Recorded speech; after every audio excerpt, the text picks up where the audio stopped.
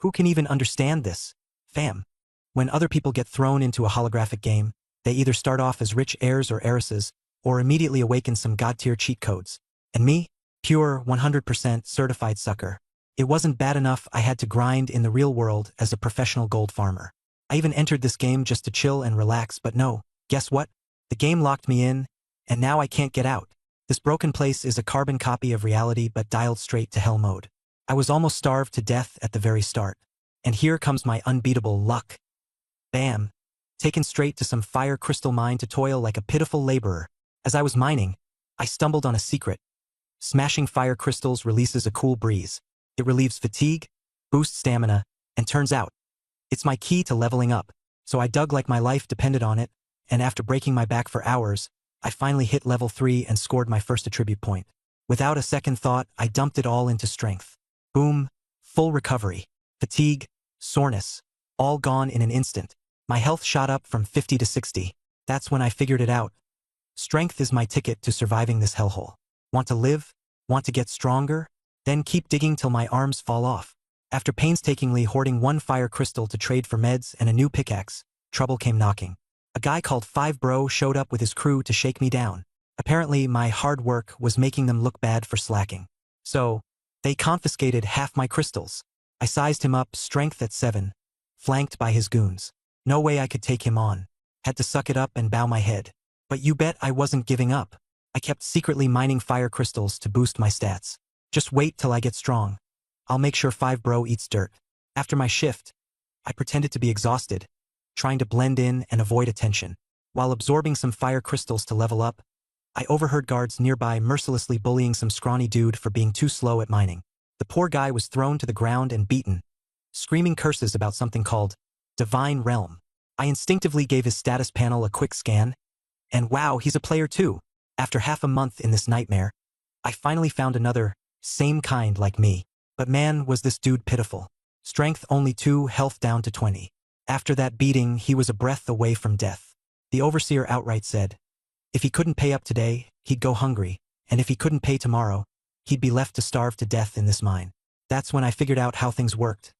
The guards here have strength stats of 10 or higher, way above us miners. Turns out NPCs can't level up, but they've got other ways to grow stronger. If I want to survive, I need to understand how they do it. My turn came to turn in my quota, and the overseer frowned immediately.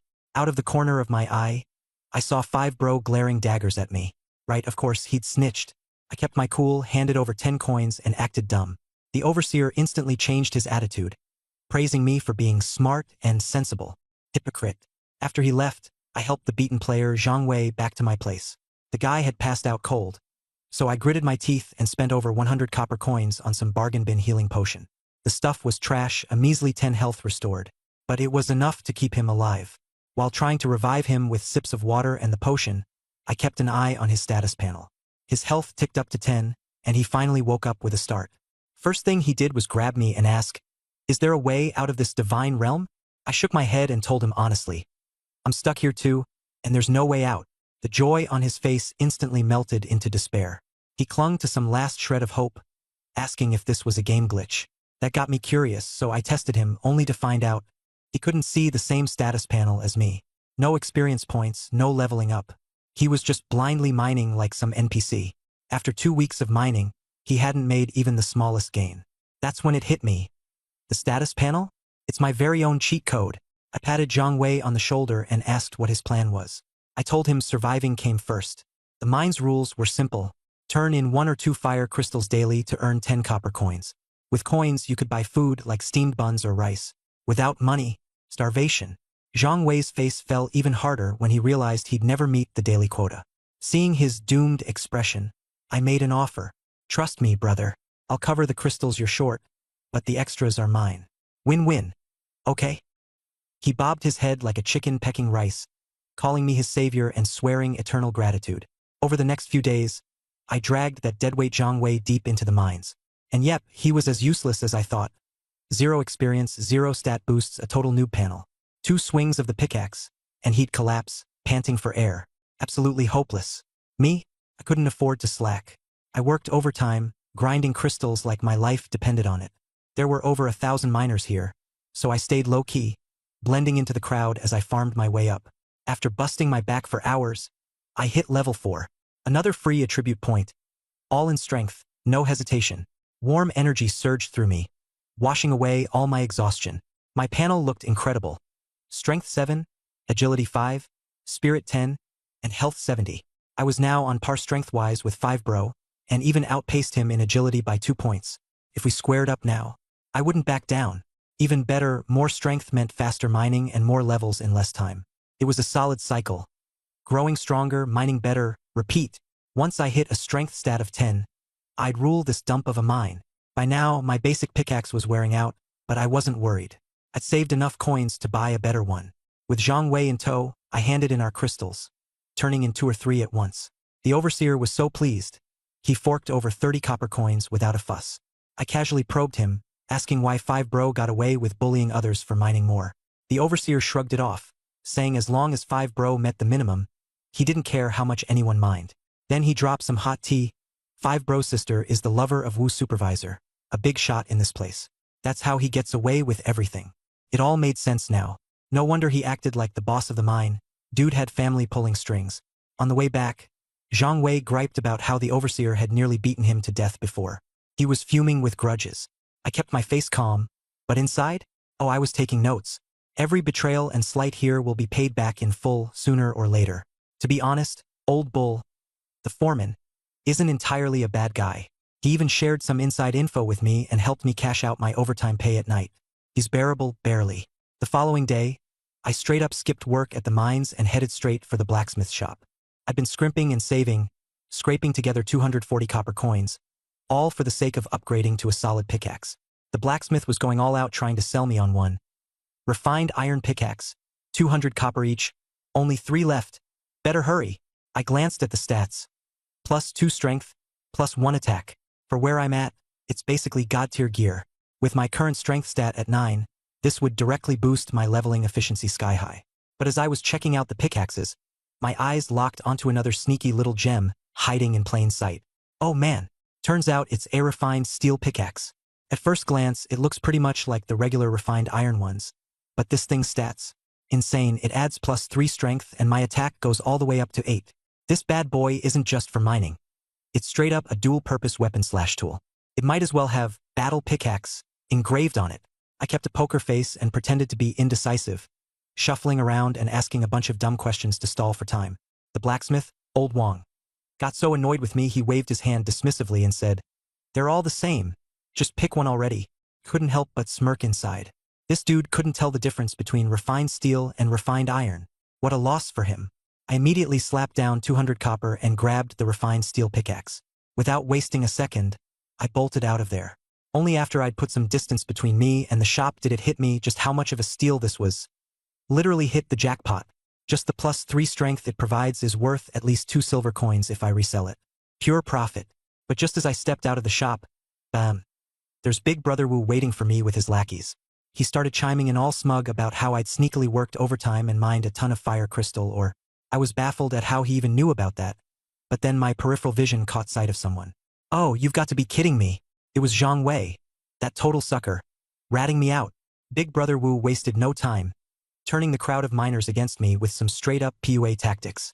He accused me of working too hard, causing others to suffer, and forcing them to overwork just to keep up with me. The brainless miners swallowed it and started pointing fingers at me, blaming me for everything. Wu didn't stop there. He upped the ante, saying he'd break one of my arms as punishment. At that moment I snapped, no way around it. Breaking my arm would mean losing my mining and leveling opportunities. That's as good as a death sentence in this place. Before his goons could land a hand on me, I struck first. One kick sent a guy flying. One punch had another on the ground wailing. The crowd was dead silent. Everyone was shook. Who could have guessed that just a regular miner like me could fight like this? I mean, it's common sense. I've got 7 strength.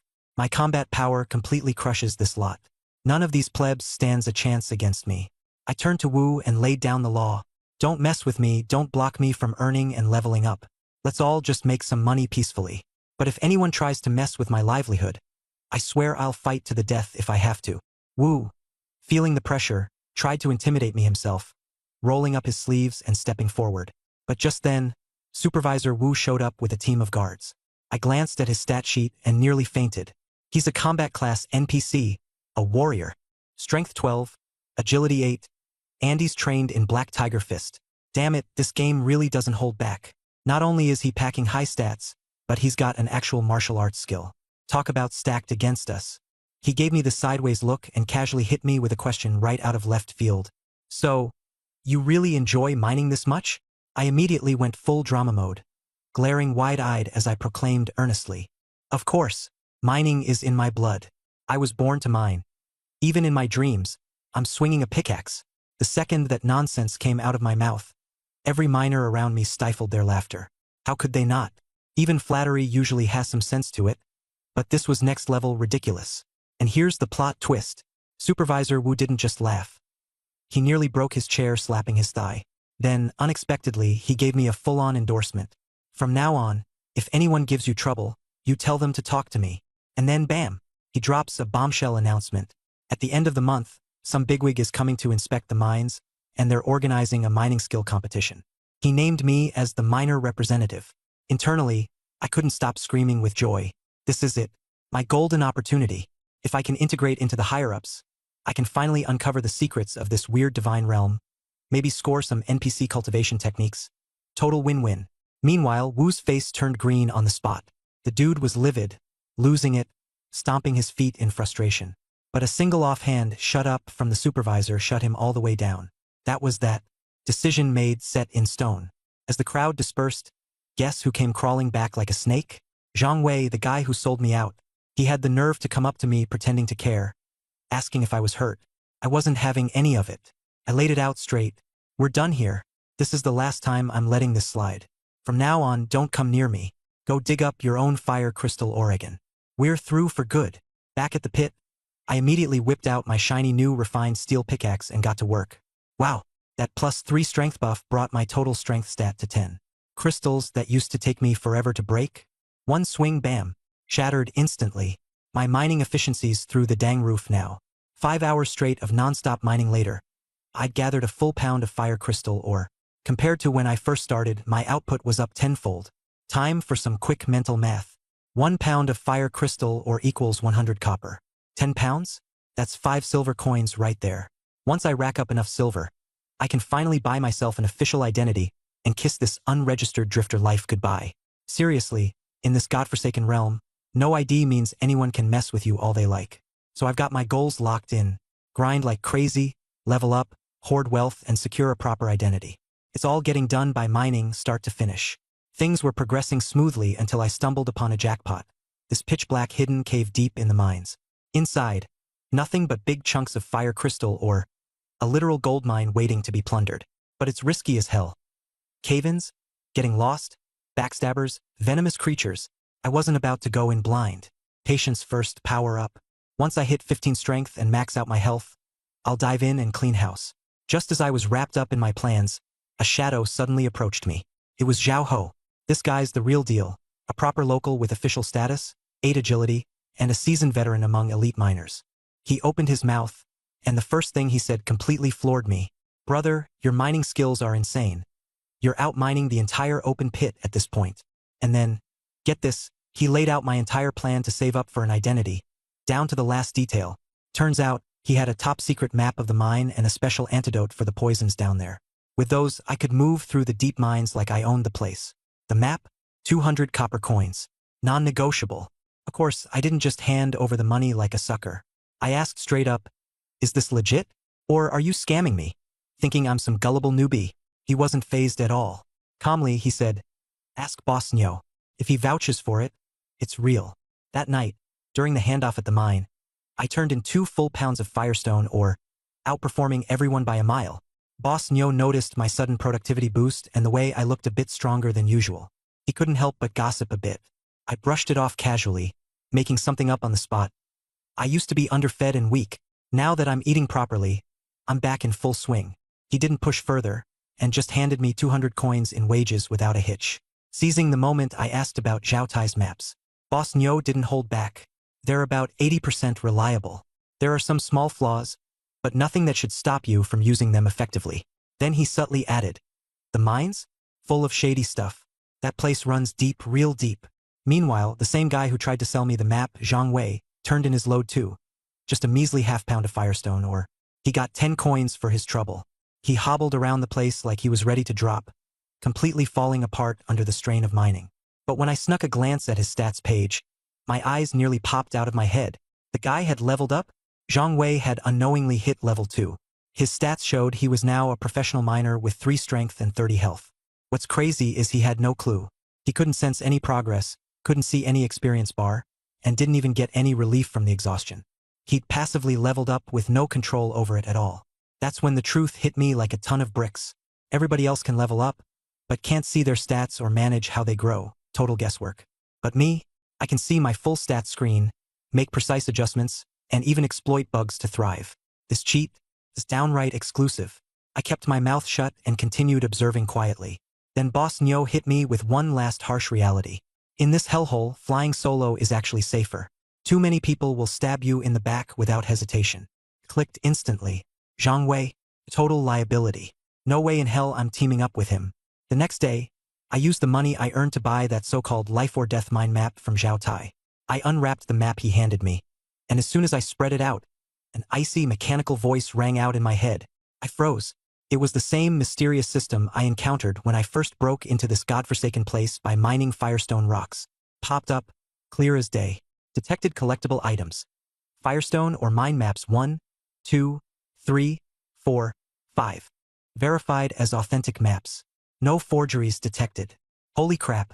The system had been quietly shadowing me ever since I crossed into this realm, lying dormant on my stat screen like it was deadweight, only activating when I found treasures or leveled up. I wasted no time paying 200 coins for the map. The moment I handed over the money, the system popped up again. Map successfully loaded. Personal map interface unlocked. I glanced at my stat screen, and sure enough, there was now a pinned map section permanently storing the entire mine layout. I couldn't help but grin. This was a killer deal. Channeling my inner conman, I played the part of a regretful buyer.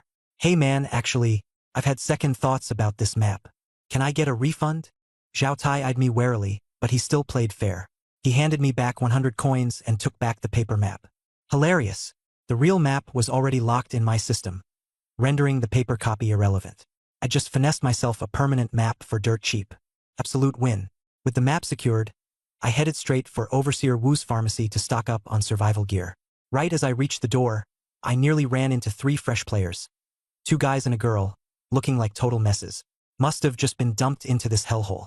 They huddled together, whispering quietly. My ears perked up, and I caught every word.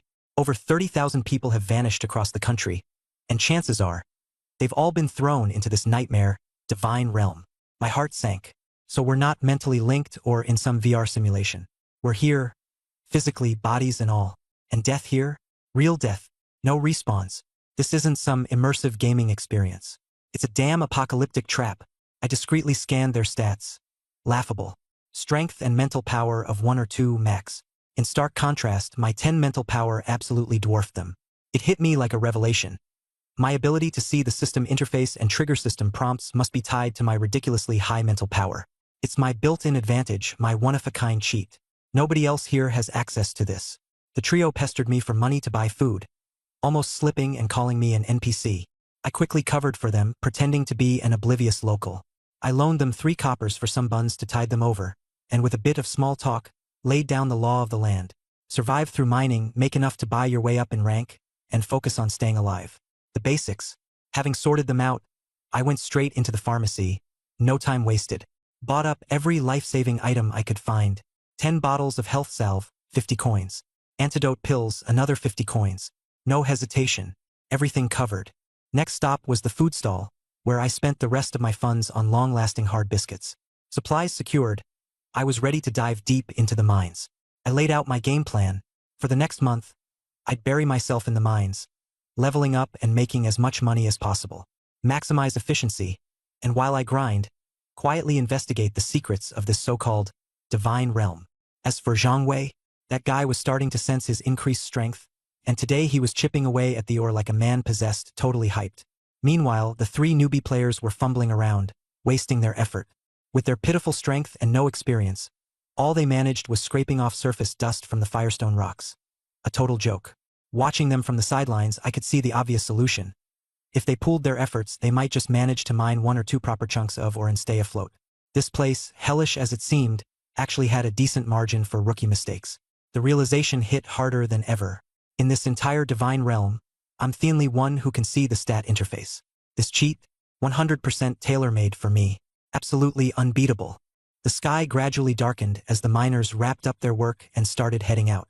Seizing a moment when no one was paying attention, I quietly made my way toward mine shaft number 1. Its complex and twisting passages deterred most people, making it the perfect cover for me.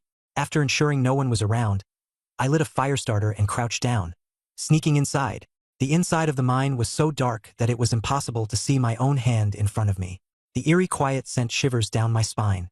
Using the faint light of the fire starter, I matched my movements with the system's recorded map, inching forward cautiously. The deeper I went, the more I noticed I wasn't alone in the mine. Faint flashes of light occasionally flickered in the distance. Everyone moved silently, tense, and wary of one another. I carefully suppressed the sound of my footsteps and continued deeper into the mine. The map made it clear. The deeper I went, the larger the fire crystal deposits. I don't know how long I had been walking when suddenly, a gleaming light flared up in the darkness. Jackpot! I came face to face with a massive chunk of fire crystal. This chunk alone could yield a full pound once mined. This was a gold mine. Just as I was about to step closer in excitement, I felt that something was off. The sound of breathing reached my ears.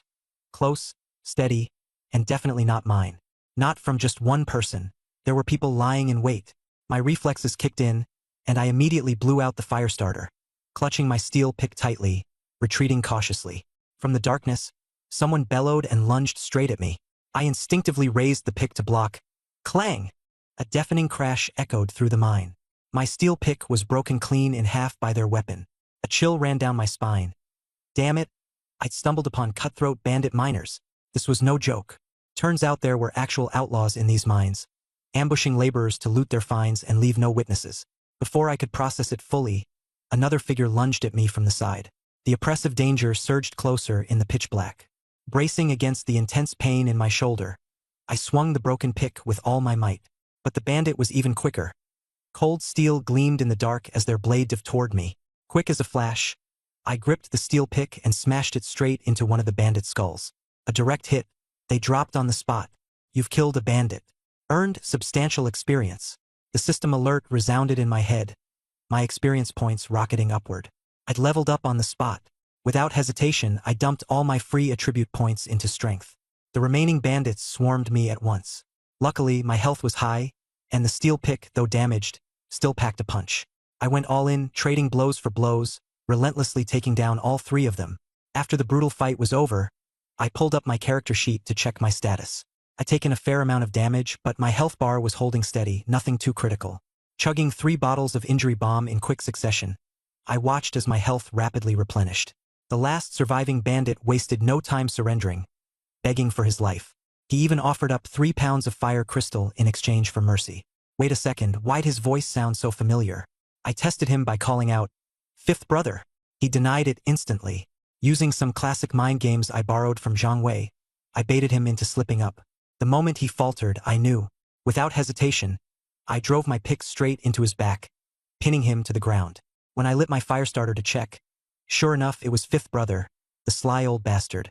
With his dying breath, he muttered cryptically, "I'll be heading down soon, too." That's when I realized something wasn't right. Killing ordinary bandits? The system handed out experience points like crazy. But killing Fifth brother? Not a single point of experience. It hit me like a ton of bricks. The system only rewarded real, head-to-head life-or-death combat. Finishing off someone already on death's door? That didn't count as a valid kill. Efficient as ever, I quickly cleaned up the scene. I dragged the corpses to a secluded corner, buried them, and destroyed any evidence. While I was at it, I looted the bandits' possessions, including Fifth brother's hidden stash of 3 pounds of fire crystal, altogether worth around an ounce of silver. Rummaging through Fifth brother's coin pouch, I even found 2 extra ounces of fragmented silver. Combined with the crystals I'd mined myself, I made a killing. Nearly 3 ounces of silver in total. I didn't rush to cash out immediately.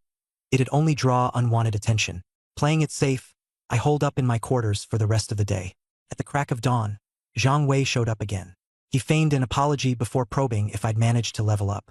Apparently, he noticed a strength boost while mining and started theorizing we outsiders had some secret growth mechanism. I didn't bother playing nice. Straight up told him, "You want free XP from me? Not a chance. Don't try to guilt-trip me with this player unity nonsense. Push me hard enough, I'll end you for real." His face turned an absolutely awful shade, but with the dirt I had on him, he had no choice but to swallow his frustration. I knew exactly what he was thinking. The guy had likely picked up on the underlying progression mechanics, but he couldn't see the system's interface. His understanding was vague at best, which meant being able to see the interface and assign stats precisely. That was still my one and only cheat advantage. Not wasting any more time on him, I headed straight for the mines again. Something felt off the moment I arrived. The atmosphere at the mining site was tense, unusually so. Every miner had been rounded up, surrounded by layers of guards. Even Overseer Wu and Manager Nyo were there in person. My heart sank. I thought they'd figured out about Fifth Brother's disappearance and the killings. Quietly pulling aside Uncle Wong, I asked what was going on. He explained. A blacklisted fugitive was hiding among the miners. A blacklist? I was immediately confused. Uncle Wong filled me in. The Zhao Kingdom kept a blacklist for wanted martial artists. Only those guilty of serious crimes made the list. Ordinary folks, they wouldn't be caught dead on it. Sure. Here's your revised and formatted translation. Right after that, Overseer Wu took out a portrait in front of everyone, cleared his throat, and shouted, "This man's name is Prison Butcher. Just escaped from Qingshan City. Let's all keep an eye out. Anyone who spots a stranger, report immediately for a hefty reward." As soon as his words landed, a miner pointed into the crowd and shouted, "You look unfamiliar." Before anyone could react, the man got his throat slit in a flash and dropped dead on the spot. The entire group of miners exploded into chaos, the scene turning into pure mayhem. I immediately tensed up, gripping the steel pickaxe by my waist with all my strength. No kidding, I've got 12 points in strength. No way I'd back down in a fight. But contrary to expectations, Overseer Wu wasn't panicked at all after seeing someone kill in plain sight. Instead, he smirked eerily. His eyes locked onto the figure darting out of the crowd as he coolly declared, "Prison Butcher, there's no escape for you." My pupils contracted as I quickly pulled up the system panel to scan that guy's stats. Zhang Hao, martial artist. Strength, 13. Agility, a whopping 18. No way, 8 of those points are boosted by equipment. Spirit, 3. Plus, he's skilled in Zhang family kick techniques. I instantly pieced it all together. This guy's crazy speed is all thanks to stacked buffs from his equipment and martial arts. Zhang Hao was sprinting full force. He was about to be blocked by constables at the front. Gritting his teeth, he turned back sharply and, bam! Overseer Wu sent a punch flying his way. Out of sheer instinct, I quickly glanced at Wu's stats too, and my jaw dropped. Wu que martial artist. Strength, 24. A full 12 points from extra buffs. Agility, 8. Spirit, 3. Martial art, Black Tiger Fist. Turns out this martial art isn't just fancy moves. It's an overpowered skill that boosts attributes like crazy. Full-on cheat mode. With a deafening boom, Wu's punch smashed directly into Zhang Hao's face. Zhang Hao didn't die immediately, but he passed out cold right there, completely silent. Every miner at the scene was dumbfounded. So was I. It was my first time witnessing firsthand the unmistakable gap between ordinary people and martial artists. A vast chasm, a spark of desire ignited fiercely in my heart. I want to learn martial arts. I need to get stronger. Not long after, a guy with a slicked-back hairstyle strolled over and started casually chatting with Overseer Wu about the broader state of the martial world. He mentioned how Black Tiger Fist was getting stronger and how it wouldn't be long before it blew its way into the prestigious top-tier sect, the Shanha sect. Wu kept up his polite, modest act, but my ears perked up. I made a mental note to remember Shanha sect. Some nearby murmuring suggested Zhang Hao, the wanted fugitive, had allegedly infiltrated the Monastery of Bitter Awareness to steal scriptures. No solid proof, though. Just some random rumors floating around the Jianghu. But those two names, Shanha sect and Monastery of Bitter Awareness, I committed to memory. Clearly, the real forces in Zhao's martial world aren't the small fries like these miners. It's the hidden elite sects that dominate everything. As the commotion settled, the miners began dispersing. I felt a mix of emotions swirling inside me. I'd been grinding for upgrades and silver so much recently, convinced I could walk around the mines like I owned the place. My guard was even starting to drop. But that scene of Wu demolishing a blacklisted martial artist with one punch shattered that confidence real quick. With my current build, I'd barely survived 3 exchanges against someone at their level. And don't even get me started on those sect disciples. Fighting them would just be pure suicide. A wild idea popped into my head. Grind for levels. Grind like hell. If my stats are high enough, I'd be able to dominate, even without martial arts. Fully motivated, I buried myself back into mining fire crystal or like there was no tomorrow. Not long after, the 3 new players Chen Su and his crew noticed me. They approached eagerly and struck up a conversation. They brought up how I lent them 3 copper coins last time and curiously asked for my name. I brushed it off casually, saying, "Just call me Ryan," and waved my hand generously. "Don't bother returning those coins." But Lin Guoyong, one of them, immediately thickened his skin and had the nerve to ask if I could teach them some mining tricks. I rolled my eyes on the spot, retorting, "Why on earth should I teach you?" That shut him up real fast. Chen Su tried smoothing things over, slipping me 5 copper coins on the sly to return the favor anyway. I took the coins without hesitation and stalked off without wasting another word. By nightfall, I rushed straight into mine shaft number 5. Shaft number 1 had the corpses of Wu Ji's gang. Too creepy, I wasn't setting foot in there again. Shaft number 5, though, was full of twists and turns with countless branching paths, perfect for me to farm experience in peace. I charged deep into the mine, hacking away like a madman at every fire crystal ore I saw. When I got hungry, I gnawed on hard biscuits. Thirsty, I downed cold water. Tired, I took short breaks. Pure relentless grinding. Eventually, I came across an enormous chunk of fire crystal ore, easily over 10 pounds in size. I zeroed in and started wailing away like my life depended on it. With each strike, my technique improved, strength perfectly controlled, everything feeling crisp and smooth. Once I finished mining that massive piece, the system notification exploded in my head. Experience threshold met. You've leveled up to level 7. Didn't hesitate for a second. Dumped the free stat points straight into strength. Base strength shot up to over 10 points, and with the steel pickaxes plus 3, my total hit 13. Holy crap, stat-wise, I've already surpassed Overseer Wu. Now all I need is just one martial art, and I'll go nuclear. Right as I was feeling smug, a sharp, searing pain suddenly shot up my ankle. Looking down, I saw a black scorpion-like mind bug had stung me hard. My health was dropping fast. I fumbled to pop an antitoxin pill, swallowing it in one gulp, and chugged some wound-healing medicine right after. Thankfully, the antitoxin worked fast, slowing the health drain and stabilizing me at 67 HP. I chugged 2 more bottles of medicine, and my health finally started recovering rapidly. Lighting up a fire torch, I scanned the ground. Damn it, the mind bug that stung me was already gone, leaving only a tiny burrow behind. That was when I got the full picture of just how nasty these mind bugs are. I've got 100 max HP, and just one sting wiped out a third of it. Considering new players in Divine Realm start with just 30 HP, one sting from these things is a clean insta-kill. Pure nightmare fuel for newcomers. No wonder every miner turns pale at the mention of mind bugs. They're absolutely terrifying. I stayed put for a full 30 minutes before my health finally regenerated to full. Once I'd recovered, I mustered my courage and continued inching deeper into the mine. Just as I turned a corner, the flickering light of my torch cast a faint glow into the darkness, and I froze.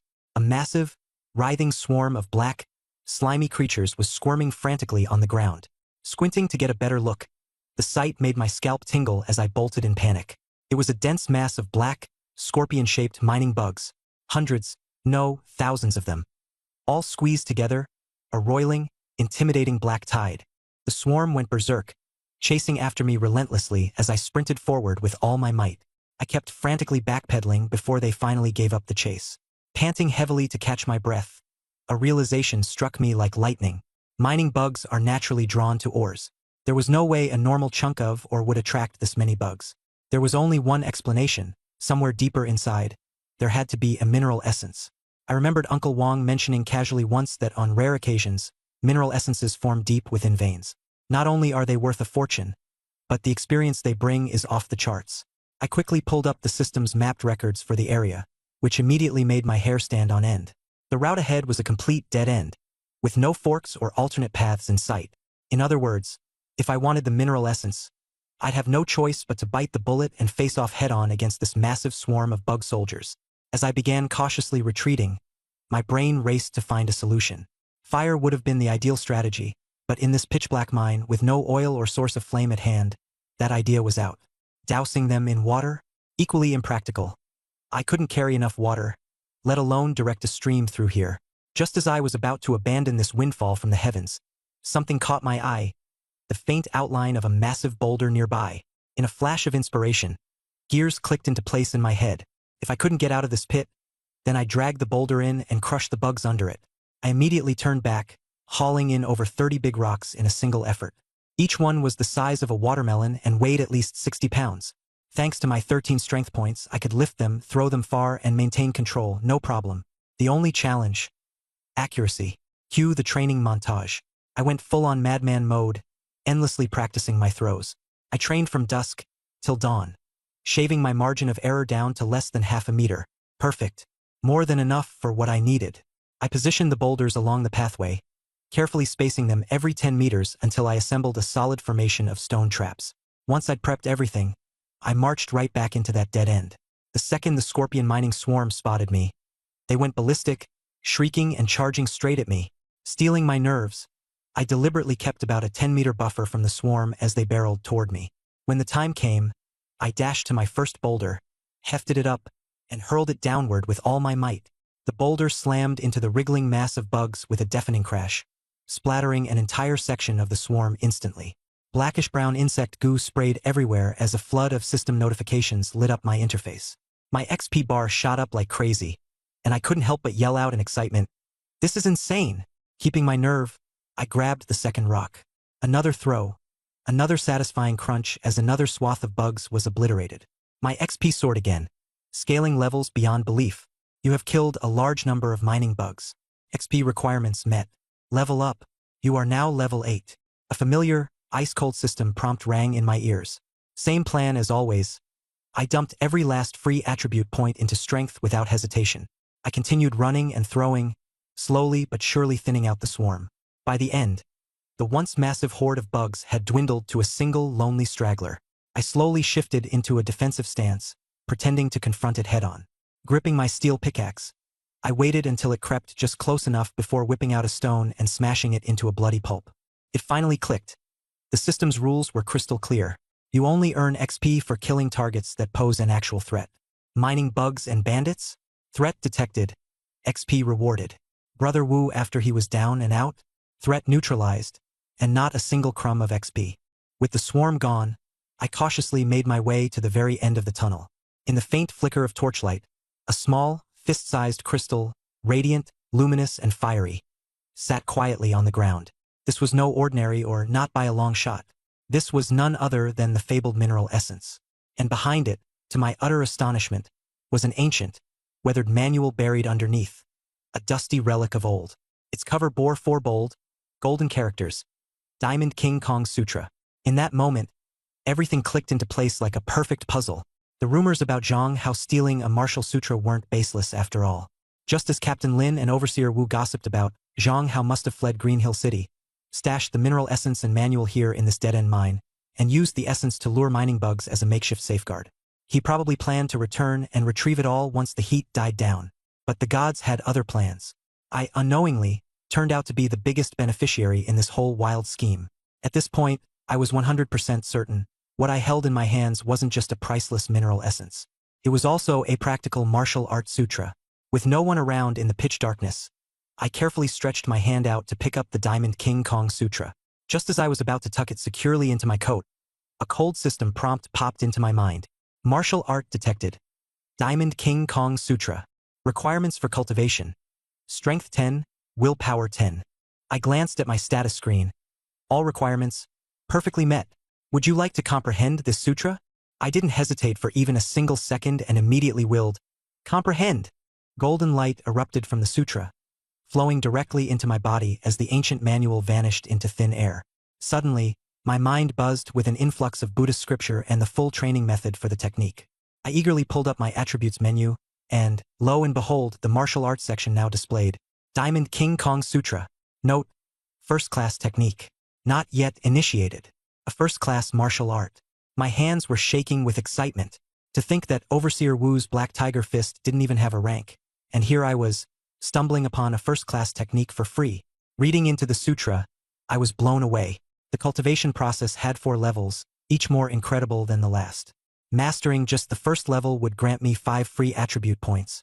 while boosting both strength and agility by 15 points each, and flat out adding a monstrous 100 HP to my health pool.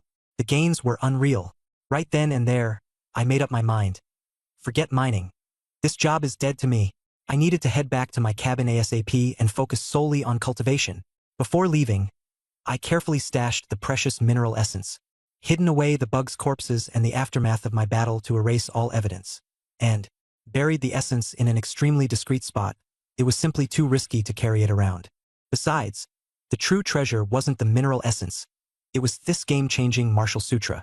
As I exited the mine, Supervisor Nyo complimented me as usual when he saw I had extracted over 30 pounds of fire crystal rock. He swiftly handed me my payment without a hint of suspicion. Clutching the silver coins, I rushed back to my shabby wooden hut without wasting a second and began studying the Vajra Bright King technique. The Buddhist scriptures and full stances of the technique were crystal clear in my mind. Following the instructions, I assumed the first horse stance, raised both palms upward, and silently recited the scripture. Within just 10 minutes, a warm current surged through my body. Success! I had officially set foot on the righteous path of cultivation. Currently, my base strength was at 11 points, boosted to 14 points with the mountain-crushing fist. But when I threw a punch, my hands couldn't unleash their full power due to the lack of explosive force. Additionally, I hadn't even fully mastered the first level of the Vajra Bright King technique. If it came down to a life-and-death fight, I clearly wasn't a match for Supervisor Wu, let alone the terrifying and formidable figures lurking in the divine realm. As I approached the entrance of mine number 1, a foul stench assaulted my senses. The rotting bodies of the Five Brothers gang had been fully unearthed and neatly arranged on the ground. It was impossible to tell how many days they'd been decomposing for, and the putrid smell made me dizzy and nauseous. At the scene were not just Supervisor Wu and Supervisor Nyo, but also Captain Lin, Monk Huining, and a new figure. A young man in white robes embroidered with a map of mountains and rivers. Clearly, he was a disciple of the Shanha Mountains and Rivers sect, and judging by his demeanor, not a low-ranking one. Even someone as slick as Monk Huining spoke to him respectfully. Meanwhile, the white-robed youth exuded an air of superiority, with a touch of ingratiation when addressing Huining. The sight made my heart race, and my palms were drenched in cold sweat. Damn, if these people were here for me today, I'd be completely doomed. Supervisor Wu fixed his steady gaze on me and asked, "Do you recognize the bodies on the ground?" With my best acting skills ready, I pulled a face of utter shock and horror. Glancing at the decayed, unrecognizable corpses, I repeatedly shook my head, saying I couldn't identify them. I inwardly thought to myself, not a lie, how could anyone recognize these mangled remains at a glance? In a calm tone, Supervisor Wu stated slowly, "One of these bodies here is Old Five, and in this entire mine, the person with the biggest grudge against him happens to be you." I instinctively took half a step back, feigning a look of both fear and panic, and pretended it was the first I'd heard of it. Monk Huining and the Shanha sect youth scrutinized me for a moment, exchanged a glance, and then nodded slightly. Their questioning ceased. In that moment, I immediately grasped their thought process. The gruesome deaths of the Five Brothers clearly didn't seem like the work of an ordinary miner like me. It was much more in line with someone like the prison butcher, a ruthless criminal. Coupled with the fact that the incident occurred at mine number 1, the clues naturally pointed to the fugitive Zhang Hao. Their mental leap was almost comedic. They had convinced themselves that the prison butcher must have hidden the Buddhist scriptures from the Temple of Suffering somewhere in mine number 1, triggering all this chaos. The white-robed youth immediately declared coldly, "I don't care if we have to dig 3 feet into the ground or turn the entire mine upside down. Those scriptures must be found in mine number 1. Internally, I couldn't help but feel smug. What a bunch of fools. They're searching the wrong place. The real scriptures were in mine number 5, safely stored in my hands. Seizing the moment, I discreetly opened my system panel and checked this young man's information. Wang Jingshen Sect Disciple. Strength, 19, Agility, 10, Spirit, 5. Proficiency, mastered 3 martial arts, with 2 already at the Adept level. His combat abilities were genuinely formidable, far surpassing Supervisor Wu. However, compared to someone like Monk Huining, he still fell slightly short. Turns out Wang Jing had originally planned to return to Qingshan City, but Huining insisted on staying at the mining village to wait for further information. Left with no choice, Wang Jing reluctantly stayed behind as well. Once the group left with their subordinates in tow, Supervisor Wu promptly put on his authoritative demeanor. He called me out specifically, praising my status as an experienced miner and granting me permission to assist in the search of mine number 1 to gain more hands-on experience. and prepare for future duels against experts. I almost laughed out loud, completely understanding his true intentions. This old fox was clearly setting a trap for me. For ordinary people, entering a mine was a life-or-death gamble. But for me, mining and leveling up were the ultimate cheat. Forget just mine number 1. If they told me to dig up the entire mountain range, I'd happily drill my way through it all. Supervisor Wu then instructed Supervisor Nyo to prepare 40 or 50 experienced miners to enter mine number 1, with guards watching over the operation. They were ordered to keep the search discreet, avoiding unnecessary commotion. Before leaving, Supervisor Nyo quietly muttered to me, "Just do your part." The message was clear. This was all just a facade to appease the Temple of Suffering. Getting oneself killed over it was not worth it.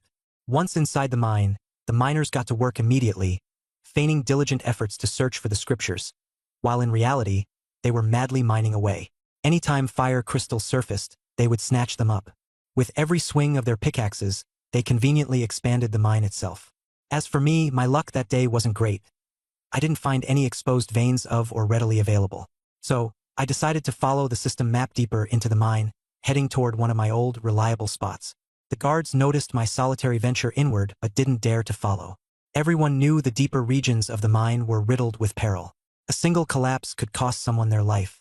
They understood the real purpose of the search. It was just for show, mostly to pacify the Temple of Suffering. Finding nothing meant no trouble. Actually finding something, however, could mean big trouble. Navigating using my memory, I finally unearthed a large, high-quality piece of fire crystal rock. With my steel pickaxe in hand, I felt increasingly skilled and at ease as I worked. Each hit rewarded me with a satisfying amount of experience points. I was on a roll. As I was intensely engrossed in the act of mining, someone nearby suddenly complimented my speed and precision. I turned around to look, and the sight immediately put me on edge. It was a young miner whose aura felt off. Quickly pulling up his stats from the system panel, my heart skipped a beat. Su Qing Shanhe sect member. Strength, 22. Agility, 17. Spirit, 7. Proficiency, advanced in 3 martial arts, with 2 already at the adept level. He was the strongest miner I had ever encountered, far surpassing Monk Huining in capability by several leagues. I kept a calm and natural facade, casually brushing him off, saying mining was just a skill perfected by practice. Who would have thought he'd directly admit he was a newbie and wanted to learn mining from me? I knew full well this was just a pretense to get closer to me, and I couldn't refuse someone this determined, so I reluctantly agreed. But I gave him a warning up front. Don't disrupt me and definitely don't steal my ores. Surprisingly, he actually followed me everywhere like a shadow. Having such a top-tier expert tagging along gave me the creeps. I didn't dare venture too deep into the cave. Instead, I stuck to the upper layers, mining steadily while leveling up. By the end of the day, I'd mined over 10 pounds of firestone. Just as I was about to wrap up, I managed to dig out a high-quality chunk of firestone. Of course, I didn't hold back and swung my pickaxe with all my might. Su Qing watched from the side and concluded that I was wholeheartedly obsessed with mining. He even started calculating. A pound of firestone is worth 100 coins. Earning 1 to 2 taels of silver a day isn't hard if you go all out. 30 taels a month. No wonder you're working like your life depends on it. What he didn't know was, I wasn't mining like crazy for the money. It was for leveling up. The moment I split that firestone open, the cold system notification hit me like a wave. Achievement unlocked. Level up. I had leveled up from level 8 to level 9, earning 1 free attribute point. This time, instead of blindly stacking strength, I poured the point into my spirit stat. I'd noticed earlier when I compared myself to Zhang Wei, spirit is the real key to improving cultivation speed. After increasing my spirit, my mind felt clear and sharp. I opened my stat screen to check. Spirit had now reached 11 points. The satisfaction was unreal. Now, I was only 1 level away from reaching level 10. Just as I was contemplating my progress, the system announcement suddenly boomed. A player had reached level 10 and unlocked their class. The Divine Realm leaderboard had officially been activated. I froze on the spot, chilled to my core, utterly stunned. So level 10 wasn't just about progression, it was the threshold for the class system and leaderboard. How had I missed all of this? Thankfully, someone else reached level 10 before me. Otherwise, if I'd rushed to break through and expose myself, I'd be in serious trouble. I glanced at the leaderboard. The top name glaring back at me was none other than Huining from Kuchuo Temple. Level 10, Class Monk. My brain short-circuited right then and there. This old monk beat me to the punch. The shockwaves from this revelation hit hard, leaving me dumbfounded. The level 10 threshold for class specialization was brutal. It was undeniable. Disciples of major sects advanced like they had cheat codes, while the rest of us were grinding our butts off in the mines. To make matters worse, the leaderboard exposed players' information outright. With that diamond Vajra technique still sitting in my inventory, which was practically burning a hole in my pocket, if I made it to the leaderboard, my name and class would be laid bare for all to see. I'd have bounty hunters knocking on my door before I knew it. In hindsight, thank heavens for Huaining taking the spotlight and tanking the hidden dangers for me. When I left the cave, Su Qing noticed my tense expression and asked if something was wrong. I quickly made up an excuse about being tired. He didn't press me further and just commented on how exhausting my intense mining must have been. Quietly, I rolled my eyes. Exhaustion? Try cold sweating from sheer terror. Amusingly enough, when Su Qing left, Niu Guanshi didn't even bother with polite small talk. It was obvious the higher-ups already recognized who he truly was, intentionally playing ignorant. When it came to payroll, Niu Guanshi counted my haul. A solid 13 pounds of firestone, earning me 1 tael and 3 maces of silver, along with a couple of compliments on my diligence. I did some mental math. The 5 taels I had spent on that shattering mountain fist technique were a big dent in my savings. But now, with this payout, I just about saved enough to purchase an official status to ensure my safety. Back at my cabin, my head was still buzzing with thoughts of the leaderboard and class advancements. Huaining's transformation into a monk suggested that sect disciples had exclusive paths to specializations. Meanwhile, someone like me without sect backing would be stuck fumbling in the dark. Would I end up with a continuation of the martial artist path? A rogue cultivator class? Or some obscure, cursed career? The more I thought about it, the more my head spun. The anxiety only grew stronger as I realized I was just one step away from level 10. What if I blindly leveled up and shot straight onto the leaderboard? I'd immediately draw attention from all the local power players, especially those slick veterans who could easily crush me under their feet. Just thinking about it made my scalp go numb. While I was struggling with my chaotic thoughts, Zhang Wei suddenly called from outside. I let him in, and the first words out of his mouth were about the leaderboard, seriously striking where it hurt the most. He even started preaching about how there were tons of players in this world, and that clutching onto the big sex was the key to survival. Without powerful backers, we'd end up flattened sooner or later. My inner thoughts were only curses at his shallow arrogance. But outwardly, I humored him, discussing the benefits of class advancements. I even tossed out some half-made-up ideas, thief, outlaw, healer, just to probe where his allegiances lay. The way Zhang Wei reacted, though, his expression turned oddly suspicious, as if he saw through my concerns. I shot him a cold smirk and retorted in a calm but scornful tone. I'm just a wanderer. What schemes could I possibly have? Don't overthink it. Having no patience for more petty exchanges, I bluntly claimed I was only level 6. The second Zhang Wei realized I was 2 levels above him. The cockiness in his face vanished, and he left, tail between his legs. As dawn approached, I trained my Diamond Vajra technique, gaining 45 EXP and feeling all the exhaustion from the night melt away. Once again, I confirmed my choice. Investing in spirit was absolutely the right call. With higher spirit, my technique and combat experience skyrocketed. Resolving to keep prioritizing spirit while developing gradually, I returned to the mines the following day. Su Qing was still glued to me like a shadow. I pretended not to notice and kept working, mining ores and racking up EXP as usual.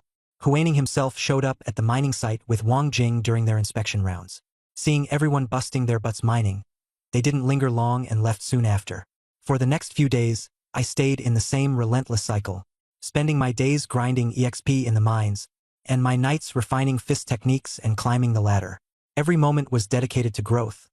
I wasn't slacking even for a second. Over the past few days, my progress in Vajra Bright King technique surged to 60 out of 100, and my crumbling mountain fist reached 87 out of 1000. I had it all figured out in my head. At this pace, the Vajra Bright King technique would definitely break into the introduction level in 8 days. And as for today, I was pretty sure I'd hit level 10. I opened the leaderboard in God's domain and oh, what do you know? The rankings had updated again. Aside from Huaining, 2 other level 10 bosses had emerged. Luo Kai from the Stargazing Academy, profession, scholar. Chi Kai from Dead Men's Valley, profession, prisoner. It hit me instantly. Turns out the leaderboard only records players who've successfully switched jobs, which means there must be loads of level 10 players who aren't even on the list yet. They just haven't obtained the necessary job transfer credentials. Switching jobs, it seems, isn't as simple as merely reaching level 10. It's about your environment, your connections. Monasteries, academies, ghost sects, each has their own exclusive class system. And me? I'm just a wandering, unaffiliated loner with no backing and no inside track. All I can do for now is grind levels quietly. Just as I was heading toward the mine entrance, I bumped into Zhang Wei. He told me that Huining and his crew had already left. He also mentioned he was planning to leave the mining village today too, aiming to find better opportunities in Qingqing City. With an air of conviction, he said mining leads nowhere, that real opportunities lie in the big cities. I chuckled inwardly at his words but didn't try to stop him. He could leave if he wanted. After asking around, I confirmed that the entire group from Kuju Monastery had indeed withdrawn. I let out a sigh of relief. After all, the Vajra Bright King technique in my hands is bona fide high-tier martial arts. As long as I keep my mouth shut and avoid revealing anything, no one's going to come after me. I'm solid. Seizing the opportunity, I snuck into the depths of mine shaft number 2. That mine wasn't a place to linger. Time was of the essence. Better to head back to my hut and bury myself in training before complications arose. Diving deep into mine shaft number 2, I made my way toward an inner cavern, targeting the mining spots rich in fire quartz. I found a promising chunk of fire quartz and dug in with everything I had. As I swung my pickaxe, waves of experience flooded into me, washing away my fatigue and leaving me feeling utterly rejuvenated. I'm not sure how long I'd been at it when the system notification exploded in my ears. I'd leveled up to 10. The free attribute points I earned? I dumped them all into spirit without hesitation, bringing it up to 12 points. Immediately after, the system rewarded me. Congratulations. Being among the top 30 players to reach level 10, you've earned a white chest. A burst of white light shot out from the chest, illuminating it as it appeared quite visibly, right in front of me. But, of course, right at that moment, Su Qing appeared out of nowhere. My heart skipped a beat, my back tensing instinctively. What great timing, huh? Thankfully, only players can see the chest, and he didn't notice a thing. False alarm. Su Qing didn't bother with chit-chat, he got straight to the point. He revealed that he was heading back to the mountain and river sect, and then dropped a bombshell. His true identity. As it turns out, he had an even bigger backstory than Wang Jing. Disguising himself as a miner had only been a cover while he secretly investigated the authenticity of the Buddhist scriptures. After extensive probing, he concluded that the scriptures weren't in this mining area at all. Kuju Monastery had changed its target of suspicion to Green Hill City. All the mining they had done here, smoke and mirrors, purely a ploy to mislead others. After covering the serious stuff, Su Qing turned to me with a smirk and casually asked, "Why not come with me? Join the mountain and river sect and give it a shot." I was ecstatic, almost laughed out loud. Was this my golden ticket dropping from the sky? A chance to attach myself to a powerhouse sect and rise straight to the top. But before I could even celebrate for 2 seconds, Su Qing shook his head lightly. His voice was brutally pragmatic. "But don't read too much into it. I was just making conversation. You're a refugee with no family, no connections, no resources. A place like our sect, with its strict rules and high expectations, you wouldn't make it in." His words hit me like a bucket of ice water, extinguishing my hopes almost instantly. The more I thought about it, the clearer his true intentions became. Su Qing had it all figured out. Turns out, mountain and river sect's leader had promised him a lucrative reward, a genuine crimson gold vein, once this mission was complete. But the vein was too vast for Su Qing to oversee alone. He needed someone trustworthy and reliable to keep an eye on things, to manage the other miners, and to maintain control of the area. He wanted me to become his second-in-command, another Wu Kei, someone to run interference and help him secure his claim over the vein. And here's the thing, crimson gold is hundreds of times more valuable than fire quartz. It's a prized commodity even mountain and river sect takes seriously. If I stuck close to Su Qing and stayed on his good side, there was a chance I might one day ascend to the role of an outer sect disciple, gaining access to their shared martial arts skills. The offer hit me like a lightning bolt. This was no ordinary opportunity. It was a jackpot. I agreed on the spot, pledging to follow Su Qing from now on. Satisfied, Su Qing reminded me that the handover for the crimson gold vein would still take some time. For now, I should stay low in the mining village, keep everything under wraps, and avoid drawing the slightest bit of attention. Once I watched him leave and confirmed I was alone, I finally shifted my focus back to the white chest on the ground, the one only I could see. Opening it, I found a solitary pill inside. Spirit Nourishment Pill. At first, I tried applying it to the Vajra Bright King technique, but nothing happened. It became obvious. This pill only works on martial arts techniques, not internal cultivation methods. So, I redirected it toward Crumbling Mountain Fist. As soon as I swallowed the pill, a warm surge coursed through my body. It felt exactly like the result of training non-stop for over 20 days. Checking my stats, I saw the skill proficiency of Crumbling Mountain Fist had skyrocketed from 87 out of 1,000 to 587 1,000ths. A gain of 500 points in one go. It dawned on me immediately. Pills and similar items are powerful shortcuts that drastically reduce training time. They're no joke. No wonder sect disciples advance at unheard of speeds. It's not just brute force grinding, they've got treasures propping them up, turbocharging their progress. With this in mind, those once unreachable, higher levels of cultivation no longer seemed entirely impossible. With enough of these resources, even someone like me might one day touch their threshold. Glancing back at the leaderboard, it still didn't show my name. This confirmed my earlier theory. The system only ranks players who've completed their job transfer.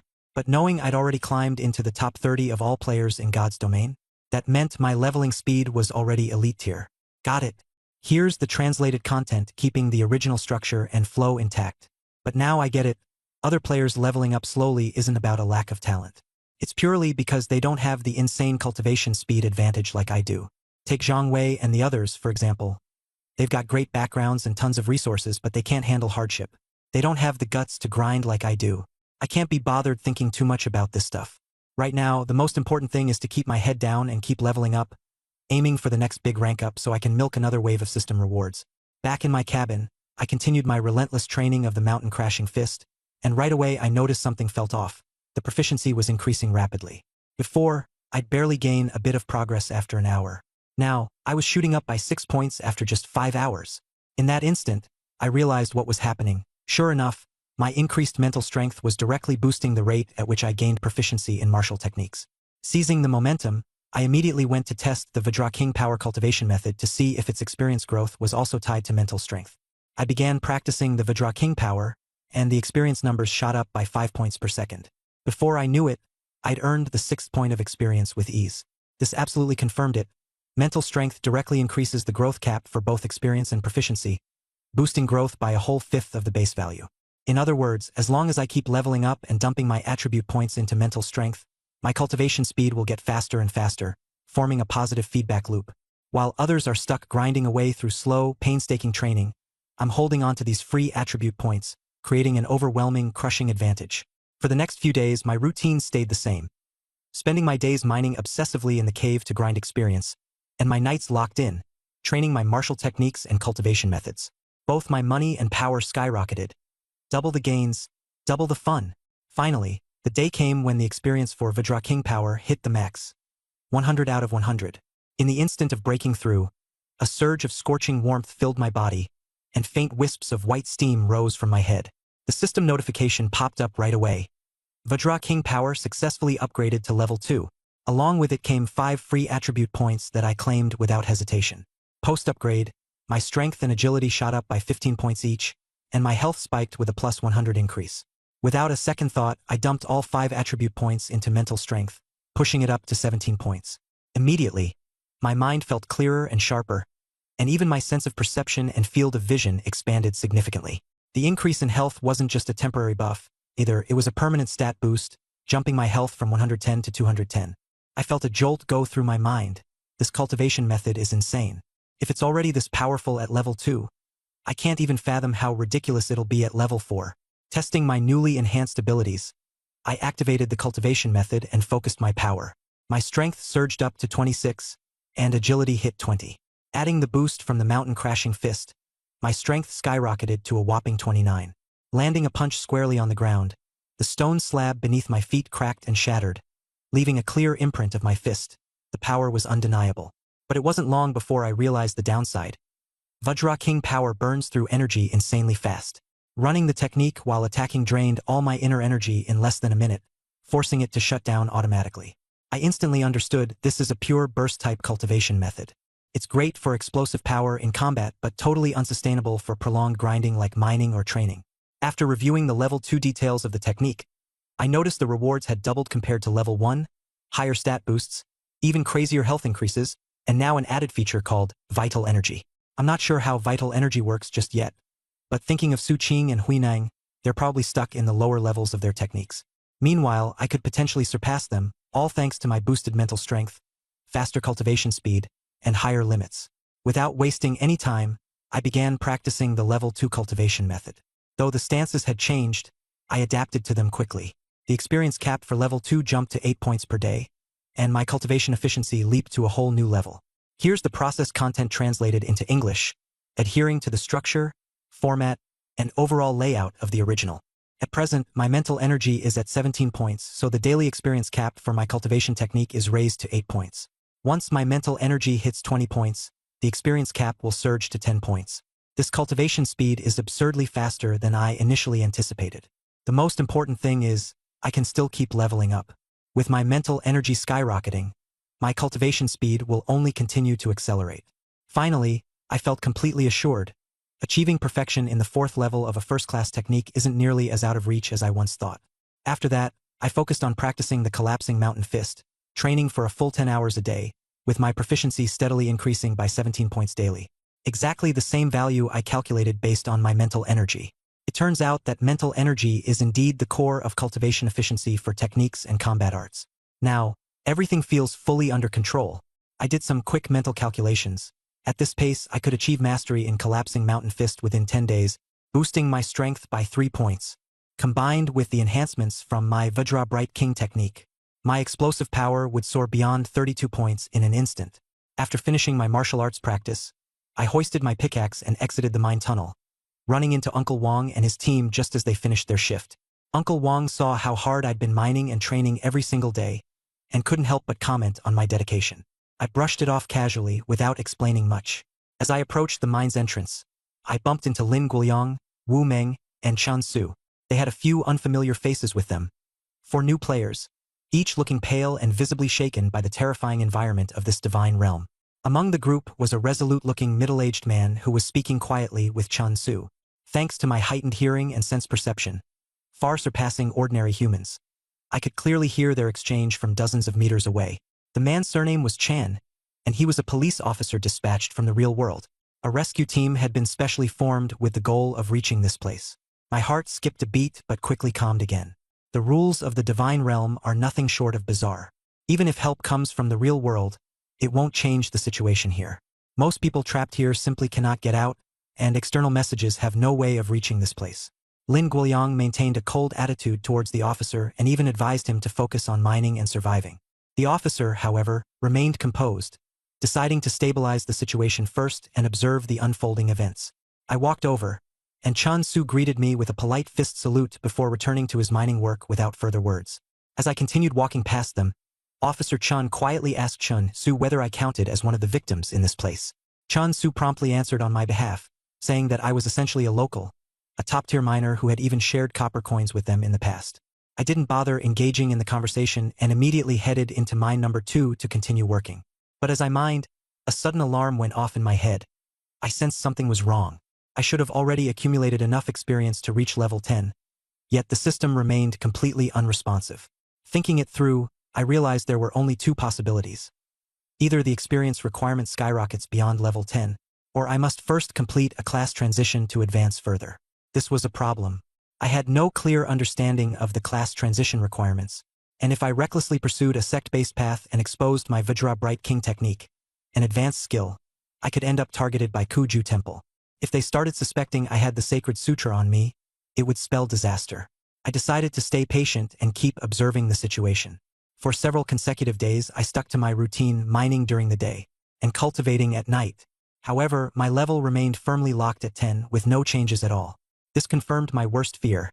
Without completing the class transition, I can't level up any further. I immediately altered my growth plan. I would stop wasting time farming experience during the day and instead focus entirely on mastering collapsing mountain fist. Meanwhile, I saved up nearly 20 taels of silver, planning to purchase a legitimate identity document as a contingency for self-preservation. In the following days, I entered an almost seclusion-like state. Aside from basic necessities like eating and relieving myself, I spent all my time holed up in my cabin, devoted to intense martial arts training. I clocked 22 hours a day honing my craft, with my proficiency in collapsing mountain fist skyrocketing, leaping by 30 to 40 points daily. After just a few days, my proficiency broke past the 100-point mark, and the system issued a prompt. Martial art leveled up to mastery. In an instant, a surging wave of warmth coursed through my body. The strength and texture of my fists underwent a complete metamorphosis. My entire physical power converged like rivers flowing into the sea, all coalescing into my fists.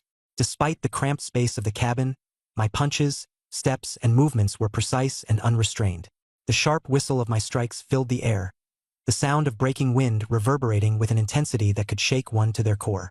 As I trained, I instinctively activated my Vajra Bright King technique, the energies from both practices subtly beginning to fuse. I checked my attribute panel. Strength 32, Agility 20, Mental Energy 17. With this stat lineup, I was leagues ahead of the average miner. But I knew all too well, I still lacked real-life life and death combat experience. Facing opponents like Su Qing, Huinang, or Wang Jing, their strength was undeniable. An outcome from going head-to-head with them would be hard to predict. But against Wu Kei, I was confident about dominating him, easily surpassing him in every respect. I began quietly planning my next step. With my level capped at 10 and no clues for the class transition, my status as a vagrant limited my mobility everywhere in the region. Getting a formal household registration in Qingshan City was urgent. It would significantly expand the areas I could access and free me from being confined to the minor sector. With this decision made, I headed straight for Wu Kei's residence.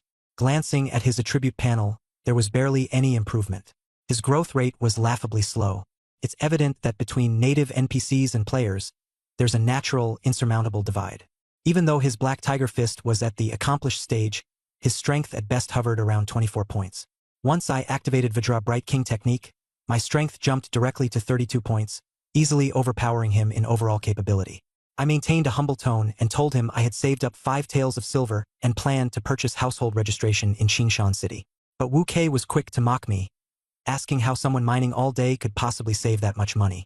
I didn't bother arguing, calmly pulling out the identity jade slip, pressing my finger on it, and instantly revealing a clear mark. After handing over the silver, I successfully obtained my identity booklet. He reminded me in particular to head to the city's administrative office to have my portrait officially recorded, warning that failure to do so would render my document invalid after 6 months and impossible to replace. He even mentioned that once Qingshan City required external assistance in the future, I could accompany him, and he'd help fully establish my household registration. This version maintains the original structure, pacing, and tone, while adapting expressions to fit natural English storytelling. I quickly returned to the cabin to pack my belongings. For antidote pills, for bottles of healing salve, 5 pieces of dried rations, a fine steel pickaxe, and the remaining 15 taels of silver, all set and ready to go. Just as I stepped out the door, Chan Su came rushing over, dripping with sweat, saying something had gone wrong with Officer Chan and pleading for my help. We walked as he explained the situation to me, and I used the moment to familiarize myself with the current dynamics. Turns out, it was Lin Guoyang and Wu Meng stirring up trouble at the Firestone mine, deliberately inciting new players to cause chaos. A large group of miners had gathered to surround the troublemakers, with the mine guards merely standing off to the side, watching indifferently. Officer Chun, trying to mediate and restore order, got hit in the head by a hard object, leaving him seriously injured and covered in blood. Chun Su had led an effort to calm things down but failed and had no choice but to come find me in desperation. I quietly reminded Chun Su to steer clear of Lin Guoyang, as his one-track mind and extreme ways would only bring trouble. Chun Su nodded quickly in agreement. Scanning his status screen, I saw he was level 4, not top tier, but he had grit. When we got to the mine entrance, Manager Nyo, visibly annoyed, was grumbling about how the new players had no sense of discipline and were constantly causing trouble. I told him sternly that if things carried on like this, someone would end up dead. After a lot of back-and-forth persuasion, he reluctantly allowed us through. The site was already in utter chaos, with miners crowding around until no space was left. Lin Guoyang and Wu Meng, alongside the new players they led, were huddled together in the middle, looking disheveled. Meanwhile, Officer Chun was slumped on the ground, drenched in blood, repeatedly bowing and apologizing. The ringleader wreaking havoc was a wiry young man called Moku. Swinging an iron pickaxe, he urged the miners to bury the newcomers alive on the spot. The mine guards were still passively spectating, allowing the tension to escalate.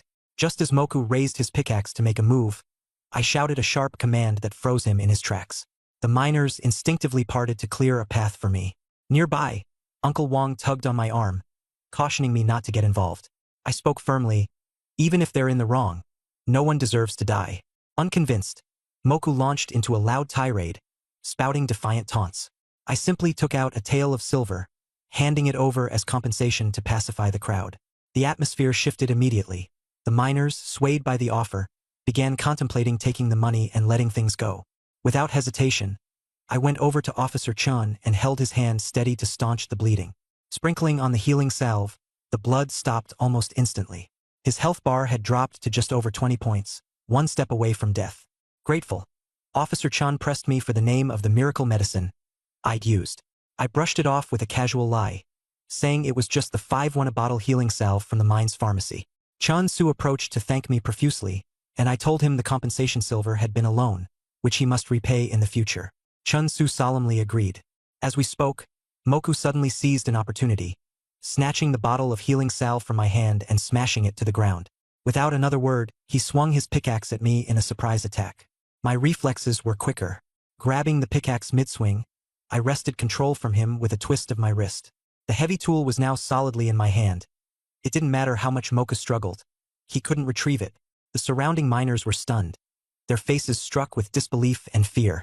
Red-faced and furious, Moku continued shouting accusations, claiming I was disrupting the mine's rules.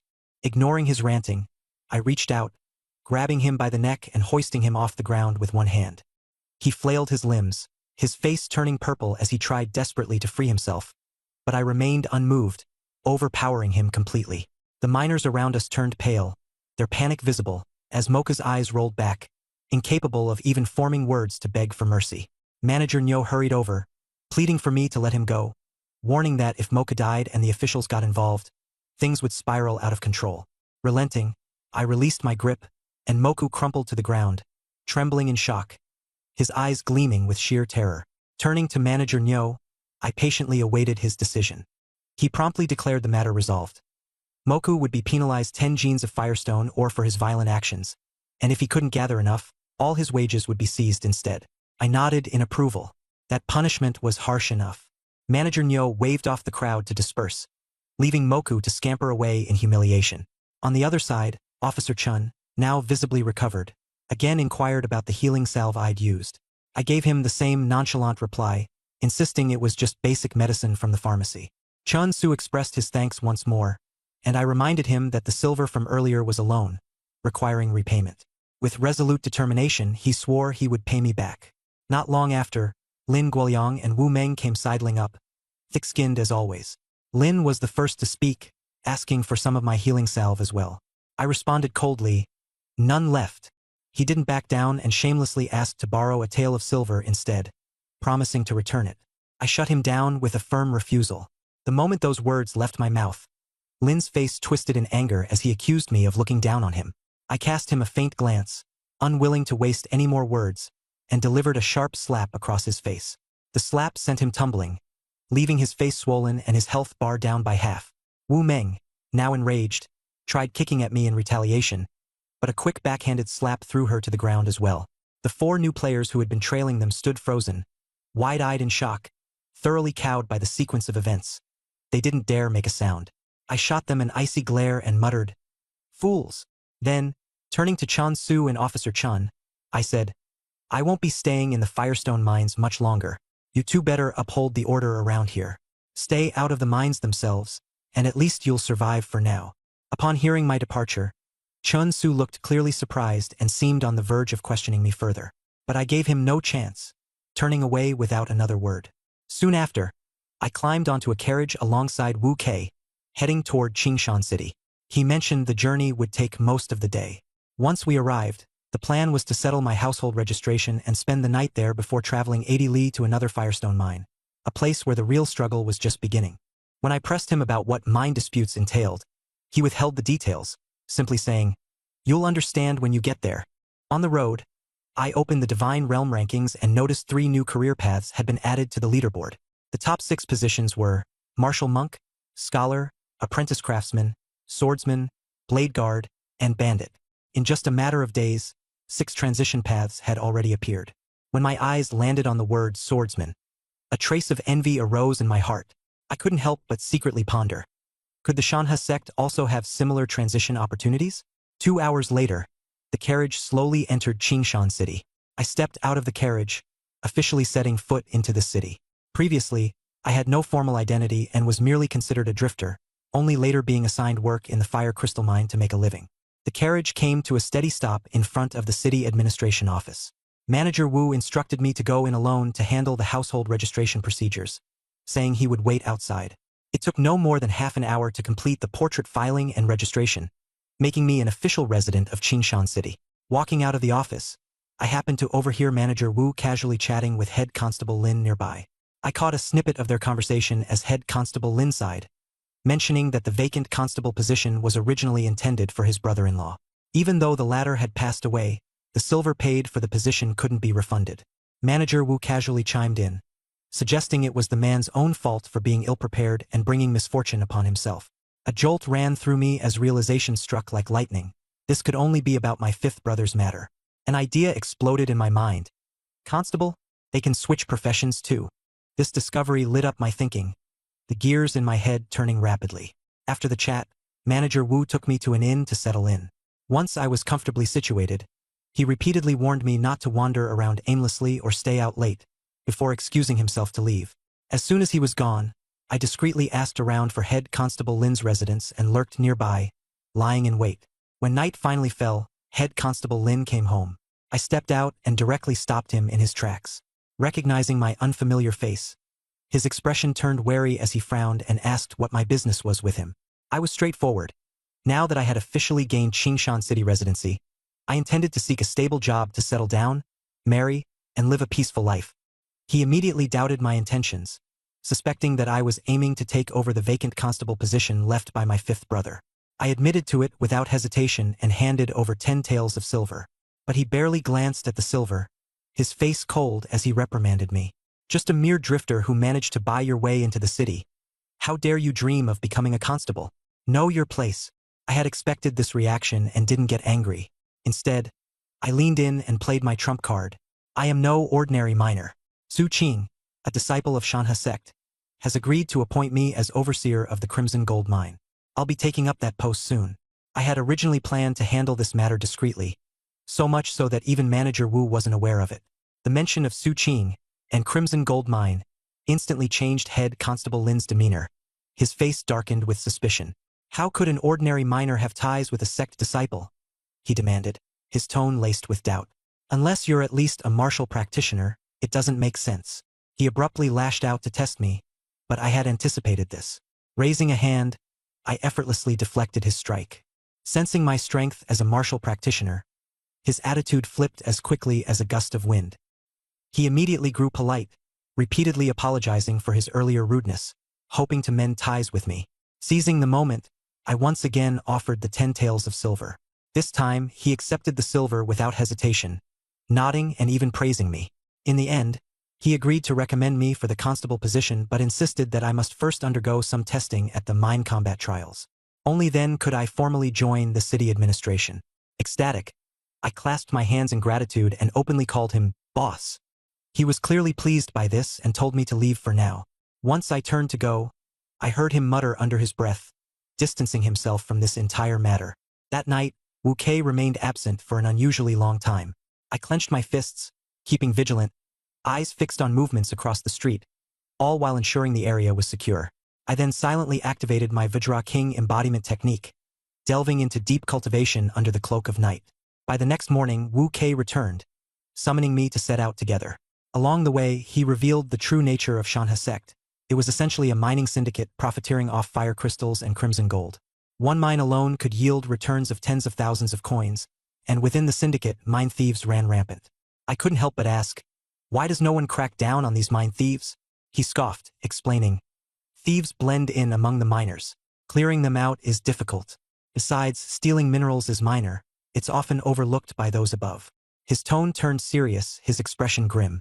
But here's the bigger problem. 3,000 caddies of fire crystal ore are missing from the mines. Shanha sect is sending people to audit the account soon, and someone will have to take the fall for it. Wu Kei admitted bluntly that this so-called mine combat trial was simply a setup to pin the blame on me. His intent behind bringing me along now became crystal clear. He planned to use me as a scapegoat and eliminate me in the process. The carriage came to a halt. Outside, a group of masked, burly men had gathered. Laid out on the ground were over 20 miners' lifeless bodies, including Uncle Wang, who had met a tragic end as well. I spoke coldly. Do you really think Shanha sect would believe they can frame me for this? Wu Kei's confidence didn't waver. He claimed that he had already spread word that I was connected to the Lai family.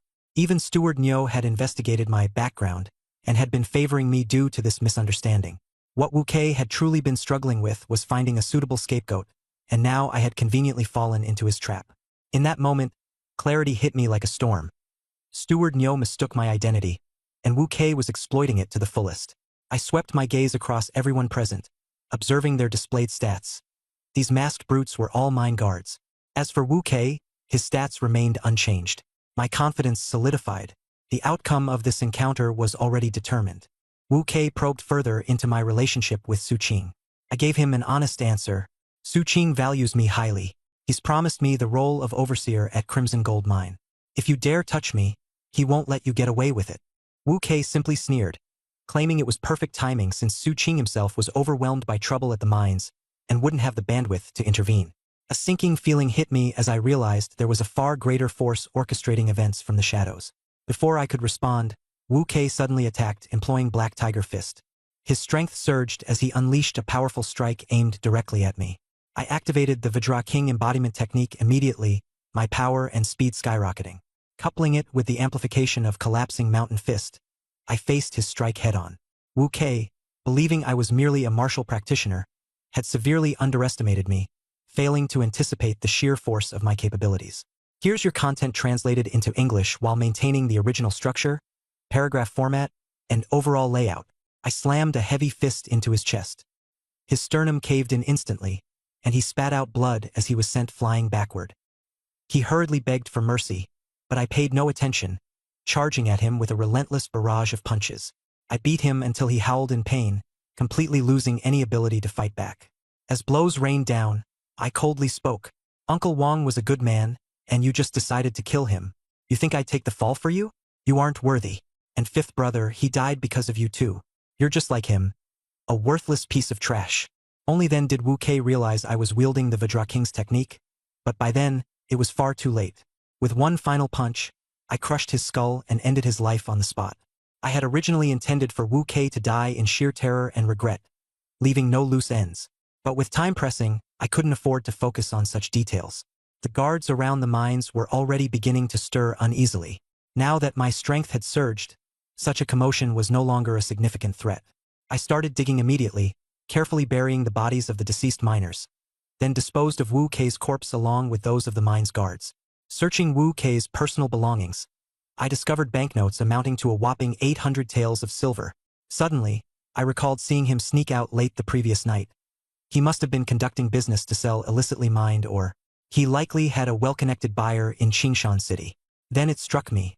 There was no way he'd have disclosed his entire scheme to the other party. Even if suspicions arose, it wouldn't matter much. After all, I was about to officially secure my position as a constable. Pocketing the silver, I erased any trace of the scene, and by the next morning, I returned directly to the Qingshan City Yamen. Head Constable Lin saw my return and asked how the mine incident had been resolved. Seeing his usual demeanor, I breathed a sigh of relief. It seemed he hadn't been in league with Wu Kei. Following the cover story I had prepared beforehand, I claimed that Wu Kei had left abruptly due to pressing matters and had instructed me to return to the city and await further orders. Head Constable Lin didn't overthink it. He simply retrieved the necessary documents and officially processed my appointment. From that day on, I became a constable of Qingshan City. At the moment I accepted the documents, a system notification appeared before my eyes. Having met all the prerequisites for a class change, I could now officially transition to a constable role. I confirmed the option without hesitation, finalizing the class change. A notification popped up. Constable exclusive skill, Insight unlocked. Additionally, I was granted 5 free attribute points. A surge of energy coursed through my body, instantly leveling me up 3 times, bringing me to level 13. I opened my system panel and officially entered my new status as a Qingshan City Constable, now holding a total of 8 free attribute points. Suppressing my excitement, I closed the system panel. Head Constable Lin began briefing me on the rules and duties. Constables operate under the Iron Robe Division, which ostensibly comes with a fair degree of authority. We are responsible for handling all illegal activities in the city. However, in reality, we are restrained by the directives of the Shanha sect. As merely a 9th-rank Iron Robe Constable, my capabilities are limited, and we have no jurisdiction over internal sect affairs. Most of the time, we're required to simply look the other way. Being a constable isn't just a title. There's a complete promotion system behind it. Head Constable Lin expressed his hopes for stability within his district, aiming for a single rank promotion before his retirement. I immediately assured him that I wouldn't cause any trouble. Soon, I'd be assigned as a supervisor at the Qijin mine. He quickly clarified that the two roles weren't mutually exclusive. I wouldn't need to reside in Qingshan City year-round. All they asked was that I promptly return whenever senior officials from the Iron Robe Division conducted inspections. This completely eased my mind. My plans to quietly grow and develop at the mines remained intact. I asked him about my chances of advancement. Head Constable Lin frankly stated that they weren't slim. As long as one's martial prowess is sufficient and they receive a recommendation from a superior and pass the evaluation, promotion is achievable. The Iron Robe Division prioritizes genuine combat ability when selecting talent. With that, he handed me a constable's uniform, a standard sword, and a manual on the criminal apprehending saber technique. Though the uniform appeared simple, putting it on instantly boosted my strength by 3 points and increased my attack power by 20 points. As he observed me don the uniform, Head Constable Lin chuckled, saying that my demeanor had transformed. I now looked like a high-caliber constable. Immediately after, he led me to meet the fellow officers training in saber techniques. He officially introduced me to old Zhao, who was tasked with my guidance. He also emphasized that I wouldn't be stationed in Qingshan City for long, so I wasn't required to adhere to strict schedules. The other constables quickly exchanged meaningful looks. Each one seemed to assume I had gained my position through connections. Couldn't care less. They weren't wrong. I did indeed have connections. Old Zhao was courteous and asked if I was familiar with the Yaman's protocols. I made an excuse about needing rest after my recent journeys, inquiring about where the rest rooms were before heading off to shut the door and relax. Alone in the room, I opened my attribute panel and began pondering how to allocate my free attribute points. Since I had officially become a constable, I decided without hesitation. All points to spirit. In the short term, boosting strength or agility would grant the most immediate benefits. But long term, spirit directly determines my cultivation speed. The higher my spirit, the faster I could advance my Vajra King's technique. Once the technique reached its second stage, my strength would skyrocket. The incident with Wu Kei had also made it clear to me, true self-preservation comes only from having sufficient power. Now a full-fledged Iron Robe constable, I had even more freedom to act openly. The results were instantaneous. I felt a significant surge in my spiritual power. My senses became extraordinarily sharp. I could now clearly perceive even the subtlest of movements around me, to the point where my mind could recreate a detailed map of my surroundings. For the first time, I fully realized that spirit didn't just represent cultivation potential. It granted comprehensive enhancements. With this massive boost in spirit, I could only imagine how much stronger my situational awareness and reaction times would become in combat. I suddenly remembered the new skill I had unlocked, Insight. The skill description appeared clearly before me. It allows me to discern all the wrongdoings committed by a person within the past 3 days. I was stunned. Though the skill seemed unrelated to direct combat, it was undeniably a god-tier ability for a constable. Used wisely, it could swiftly build my reputation and lead to rapid promotions. Eager to test it, I walked to the door and opened it, staring at old Zhao outside for a few seconds as I activated Insight. A prompt flashed through my mind. Old Zhao picked up some loose silver yesterday and failed to report it. No uses left for today. I shut the door and chuckled to myself. This skill was absurdly powerful.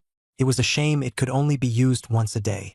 Old Zhao's minor transgression didn't interest me in the slightest. If it had been me, I probably wouldn't have handed it in either. What intrigued me more was the vast potential this skill represented. As that thought settled, I suddenly realized something. I had successfully changed classes, leveled up to 13, and without a doubt, my name would now be listed on the God Domain leaderboard. This is section 15:20 seconds. Below is the processed content as per your request. Maintaining the original structure, paragraphing, and layout. I quickly opened the Divine Realm leaderboard, just as I suspected. Hui Wu, Luo Kai, and Qi Kai were at level 14. Fang Yun, Ning Shizha, and Lin Dongdong at level 13. I was ranked 7th, prominently displayed with the title, Ironclad Pursuer. The rankings even included players from the Shanha sect, signifying someone had successfully joined a sect. A subtle unease set in. The environment was more competitive than I had imagined. Other players were leveling up at an astonishing speed, and my once solid advantage was rapidly diminishing. I was acutely aware that more people were now opting for the pursuit pathway. Inevitably, someone would catch up. I had to seize the moment to cement my lead. Without hesitation, I pulled out the Capturing Blade Technique manual, confirmed its compatibility with my current realm, and began training immediately. A wave of warmth surged through my body as the technique instantly reached the entry-level stage, significantly enhancing my perception. When I reopened the attribute panel, I noticed the capturing blade technique added to my skills. Given my current mental strength, I estimated it would take only 2 days to reach the initial stage of mastery. Upon examining the details, I saw that leveling up this blade technique would not only enhance agility, it wasn't purely a strength-centric skill. At its maximum level, it would unlock the higher-tier tiger capturing blade technique. In that moment, I understood that the capturing blade technique was merely the entry point. The tiger capturing blade technique was the true hallmark of an elite ironclad pursuer. From what I had seen, Captain Lin's panel didn't include this technique, likely because his abilities weren't advanced enough to train in it. Based on this, I speculated that mastering the tiger capturing blade technique required at least an 8th rank ironclad pursuer. Determined, I decided to head back to the fire crystal mine. First, to continue mining for experience and steadily advancing in both levels and techniques. Second, to allow the issue of Wu Kei escaping justice to fester, knowing it would eventually attract scrutiny from higher-ups. Third, to await Su Qing's return, leveraging his influence to fully secure my position. The moment I opened the door, I was greeted by old Zhao and a group of pursuers, all staring at me. One of them mocked me, implying I must have bought my position through bribes and connections. But old Zhao immediately spoke up in my defense, bluntly stating that my ties to Captain Lin suggested I came from an extraordinary background. I ignored the gossip, brushed past them, and left the city, heading straight for the fire crystal mine. At the Qing Mountain City docks, Zhang Wei was hanging around with members of the Snake Gang, wasting time. When he opened the leaderboard and saw my name listed as an ironclad pursuer ranked 7th, he froze in disbelief. Having always been slightly behind me, this realization completely shattered his confidence. It suddenly dawned on him that becoming a pursuer was also a form of career advancement available to players. In haste, Zhang Wei rushed to the government office, only to be told that the position of pursuer wasn't open to just anyone. It required a recommendation letter or backing, and the quota was already filled. That's when he finally realized that while certain pathways seemed straightforward on paper, entering them was as difficult as ascending the heavens. The leaderboard revealed the truth about the pursuer career advancement to everyone. Some players believed it to be a more realistic path compared to joining a sect, while others remained steadfast in their aspirations for sect membership. In any case, my strength and ability were no longer in doubt. Upon my return to the fire crystal mine, I stumbled upon Chan Su and Officer Chan eating noodles in the workers' dormitory. When Officer Chan saw the Ironclad Division title on the leaderboard, he immediately grew suspicious of my identity. Chan Su opened the leaderboard as well and was left dumbfounded. Soon, Lin Guoyang and Wu Meng crowded in. Lin Guoyang lowered his head and awkwardly apologized, while Wu Meng lingered sheepishly, hoping to snag a bite of food. Chan Su ignored both, but Officer Chen advised them to focus on mining and leveling up to survive. Lin Guoyang complained bitterly, claiming he had no one to guide him in leveling up, hoping someone would subsidize him instead. Officer Chen sternly refused. Frustrated, Lin Guoyang tried to strong-arm the situation by leveraging Officer Chen's position, but Chan Su, visibly uneasy about escalating the matter, handed over 4 copper coins to defuse the situation. I stepped in, grabbed the coins, and reminded Chan Su he still owed me 996 copper coins. When Chan Su finally noticed I was in full pursuer uniform, complete with a blade at my hip, he froze in shock. Officer Chun quickly confirmed that I was indeed the same person listed on the leaderboard. Lin Guoyang and Wu Meng were completely stunned by the authoritative presence of my government-issued uniform. Fixating on Lin Guoyang, I coldly said, "If you want to eat, earn it yourself. You can't even support your girlfriend. Stop pretending to be some divine realm big shot. Wake up." With that, I shook off Lin Guoyang, the useless dead weight, and walked over to calmly chat with Chun Su and Officer Chun. The miners around us silently watched me, captivated by the scene. This was exactly the effect I intended. I had no plans to stay low profile anymore. I wanted everyone to know I was an ironclad pursuer. This way, any suspicion regarding Wu Kei's corruption and disappearance would shift away from me entirely. The prestige of my official position would shield me from scrutiny. Inside the wooden house, Chun Su sighed bitterly, finally realizing I was also a player. I candidly admitted to them that I knew all along but had intentionally avoided revealing it too early. I even mentioned how I had encountered Zhang Wei in the past and his unremarkable nature. I further explained the conflict between Zhang Wei and me, pointing out that Lin Guoyang had always been a part of Zhang Wei's circle, though Zhang Wei at least had the decency to fend for himself. Chun Su looked a little embarrassed but understood my reasoning for staying hidden. Officer Chun wholeheartedly supported my approach, emphasizing that the quality of Divine Realm players varied widely, with people like Zhang Wei and Lin Guoyang being prime examples. Revealing one's identity too soon posed significant risks, and working covertly was often the better strategy. I asked if they were capable of viewing other players' attribute panels, but they both shook their heads, asking why I could. This confirmed that Zhang Wei hadn't been lying. The ability to view others' panels was tied to strict requirements concerning level, attributes, and techniques. Only those who officially became martial artists could access such information. Taking the opportunity, I examined their attributes. Chun Su had reached level 5 through mining with a strength stat of 7. Officer Chun, though at a lower level, had remarkably high base stats with strength and agility far surpassing the norm. Hearing my explanation, their eyes lit up, and they finally grasped how high the bar was to become a martial artist. I explained that becoming a pursuer offered a stable and practical career path.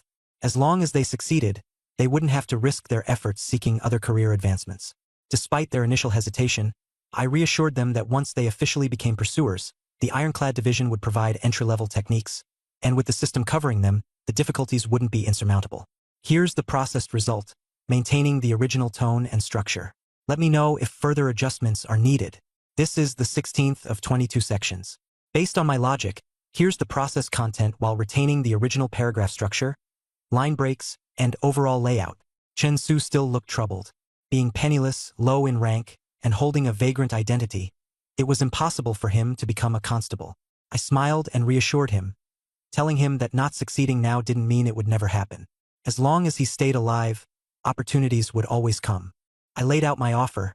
I was about to head to the Red Gold Mine as a supervisor.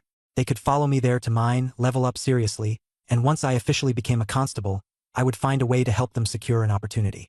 Both of them instantly lit up with joy, excitement overflowing. Outside the door, Supervisor Nyo was waiting.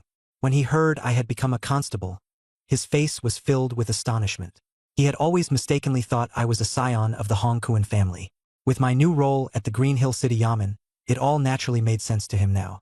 Supervisor Nyo repeatedly praised me, claiming that becoming a constable meant my future was limitless, and most of the disputes in the martial world would no longer involve me. He grew curious, asking why, as a constable, I would still return to the mines to dig. I casually replied that on days without duties, I would mine to earn some silver. His expression turned a bit odd, but he seemed to understand. After all, my mining speed was extremely fast, being able to harvest dozens of pounds of fire crystallite in one go, something others simply couldn't match. He nodded and permitted it, ensuring I'd still be paid as a regular miner but reminded me not to neglect my constable duties. As for Wu Kei's disappearance, I had already prepared my explanation. I had headed to Green Hill City that day, and Wu Kei, instructing me to wait for him the next day, never showed up again. Hearing this, Supervisor Nyo seemed pensive but left with a smile. I immediately took Chen Su and Officer Chun into the mines to start digging. This time, I didn't bother hiding my actions. I directly led the two of them into the mine. The other miners were visibly shocked, staring at me in my constable uniform as I still entered the mines to dig. But with my identity clear, no one dared comment. That evening, after we wrapped up work in mine number 3, I had harvested 10 pounds of fire crystallite. Though the money earned, just one tael of silver, wasn't much. What truly mattered to me was the continuous flow of experience points. Chun Su and Officer Chun, though utterly exhausted, couldn't hide the smiles on their faces. They knew that by following me, they finally had hope. At night, instead of returning to my cramped wooden hut, I carried my officer's blade to an open field outside to practice the subduing thief blade techniques. The small indoor space wasn't suitable. I was worried I'd damage the hut while practicing. I practiced continuously for 2 hours, raising my mastery level by 5 points, nearing proficiency. I kept going until just before dawn before retreating to the hut to focus on cultivating the Vajra King technique, grinding experience relentlessly. This time, the technique's experience cap directly increased to 13 points. At this rate of cultivation, I estimated I could gain 400 mastery points in a month, advancing to the second layer within just 2 months. But as I finished calculating, Chun Su came to summon me back to the mines. It hit me, there simply wasn't enough time. Between mining, practicing my blade techniques, and cultivating the Vajra King technique, I also had to balance training for the mountain crumbling fist. My schedule was completely crammed. So, I decided to spend money on spiritual chi pills to fill in the gaps in mastery using resources. In the following days, my life became utterly routine. Mining during the day, rigorously training the blade techniques at night, and cultivating Vajra King technique before dawn to restore energy. During this time, I occasionally encountered new players, but I completely ignored them, focusing solely on leading Chun Su and Officer Chun to grow stronger. A few days later, while I was busy mining in mine number 4, a sudden surge of warm energy coursed through me.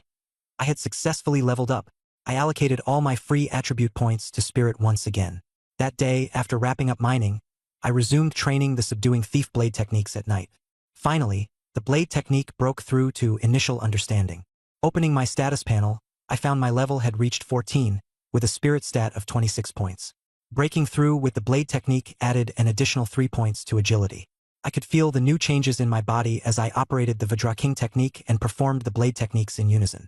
Holding the officer's blade, my strikes became significantly faster, sharper, and smoother. A drizzle began to fall from the sky. As I moved with my improved footwork, not a single drop of rain could touch me. Fixing my gaze on a nearby sturdy tree, I slashed down hard with my blade. The entire tree split into two, cleanly severed. Such power, remarkably solid. I stood quietly, gazing at the broken tree trunk as sudden clarity washed over me. Previously, relying only on the Vajraking technique and the mountain crumbling fist, my unarmed strength maxed out at 32 points, requiring 2 or 3 punches to break a tree. But now, wielding the officer's blade, I could split it in a single stroke. With the blade's innate 20-point attack bonus, weapons clearly outmatched bare-handed combat. The value of blade and sword techniques easily exceeded that of hand-to-hand combat skills. Had I not become a constable, I would never have had access to such techniques. Firmly, I resolved, I would shift all my focus to mastering the subduing thief blade techniques, while putting the mountain crumbling fist aside for now. My goal was to push the Vajraking technique to the second layer and train the blade techniques to mastery. Only then would my combat abilities truly shine. In terms of raw strength, compared to Hui Wu, I was no longer inferior, perhaps even slightly better. Against Su Qing, I was still at a slight disadvantage. But as long as I wasn't overwhelmed by Su Qing's raw power, he would find it far from easy to defeat me in an instant. As I considered all this, I turned back to the wooden hut to continue intensive training with the Vajraking technique. Suddenly, I heard Chan Su's voice outside. Speaking in a hushed tone, he told me someone important had arrived at the mines. Supervisor Nyo rushed off to Manager Wu's residence. I immediately knew someone from the higher ranks of the Mountain River sect had come to inspect the accounts. Keeping my face composed, I replied calmly, "This has nothing to do with us. Let's go back to work." Chan Su and Chan Guqing, focused solely on leveling up, immediately nodded in agreement. Not long after we resumed mining, a mine guard found me, calling for me to head to Manager Wu's residence immediately. The main event had finally begun. I warned the two, stay near the surface of the mine, don't venture deeper. Then I headed straight for Wu Kei's quarters. As I entered, I saw a middle-aged man in brocade robes, his face grim with fury. He was berating Supervisor Nyo, his voice cold as ice. 3,000 pounds of fire crystallite have vanished into thin air. Just what kind of supervisor are you? He then demanded sharply to know why Wu Kei wasn't there during the account inspection. Supervisor Nyo quickly offered flattering apologies and sent someone to fetch me. As soon as I arrived, the brocade-robed man locked eyes on me, his gaze intense as he asked, "Where's Wu Kei?" Prepared in advance, I answered smoothly, "Wu Kei took me along to the mining arena but had to leave midway due to urgent matters. He instructed me to wait, but after a whole day with no sign of him, I returned to Green Hill City on my own." This is section 1720 seconds. Following your logic and preserving the original paragraph structure, line breaks, and overall layout, here is the result. The middle-aged man in fine clothes suddenly sharpened his gaze and bluntly accused Wu Kei of stealing fire crystal or, because of my close relationship with Wu Kei, he wanted to take me directly back to the Shanha sect for questioning. I immediately refused in a cold voice and revealed my identity. I am now an ironclad constable of Qingshan City and cannot be taken away arbitrarily. Hearing this, the man was momentarily stunned and turned to Nyo Overseer nearby. Nyo Overseer quickly confirmed my constable status, which slightly softened the man's attitude. Even so, he summoned me to provide further explanation and questioned if Wu Kei had shown any unusual behavior recently. I took the lead and laid the groundwork. Wu Kei often went out at night and only returned by daybreak. As soon as I said this, he pressed me for details. I remained calm outwardly, though inwardly I recalled how I hadn't slept that night and heard Wu Kei's movements clearly when he returned. Middle-aged Deacon Li was mostly convinced and explained he had no intention to make things hard for me. This matter had caused significant uproar, so much so that even the sect leader might personally address it. Nyo Overseer then chimed in to confirm that something serious had indeed happened at the mine. An entire 3,000 pounds of fire crystal or had gone missing, making it imperative to have the authorities investigate Wu Kei. I offered a bitter smile, saying I'm merely a low-level constable and unable to handle such a massive ordeal. But Deacon Li wasn't willing to let me off and insisted that the fight over the mine was full of suspicious elements. demanding I be taken back to the Shanha sect for answers. Annoyance grew in my heart. It was clear he was just looking for someone to shoulder the blame. At that moment, Su Qing entered through the door. He walked in with a faint smile. Lion doesn't have time to go to the Shanha sect. Deacon Li's expression immediately shifted, while Nyo Overseer scrambled to offer Su Qing proper respect. With just a few statements, Su Qing set the tone decisively.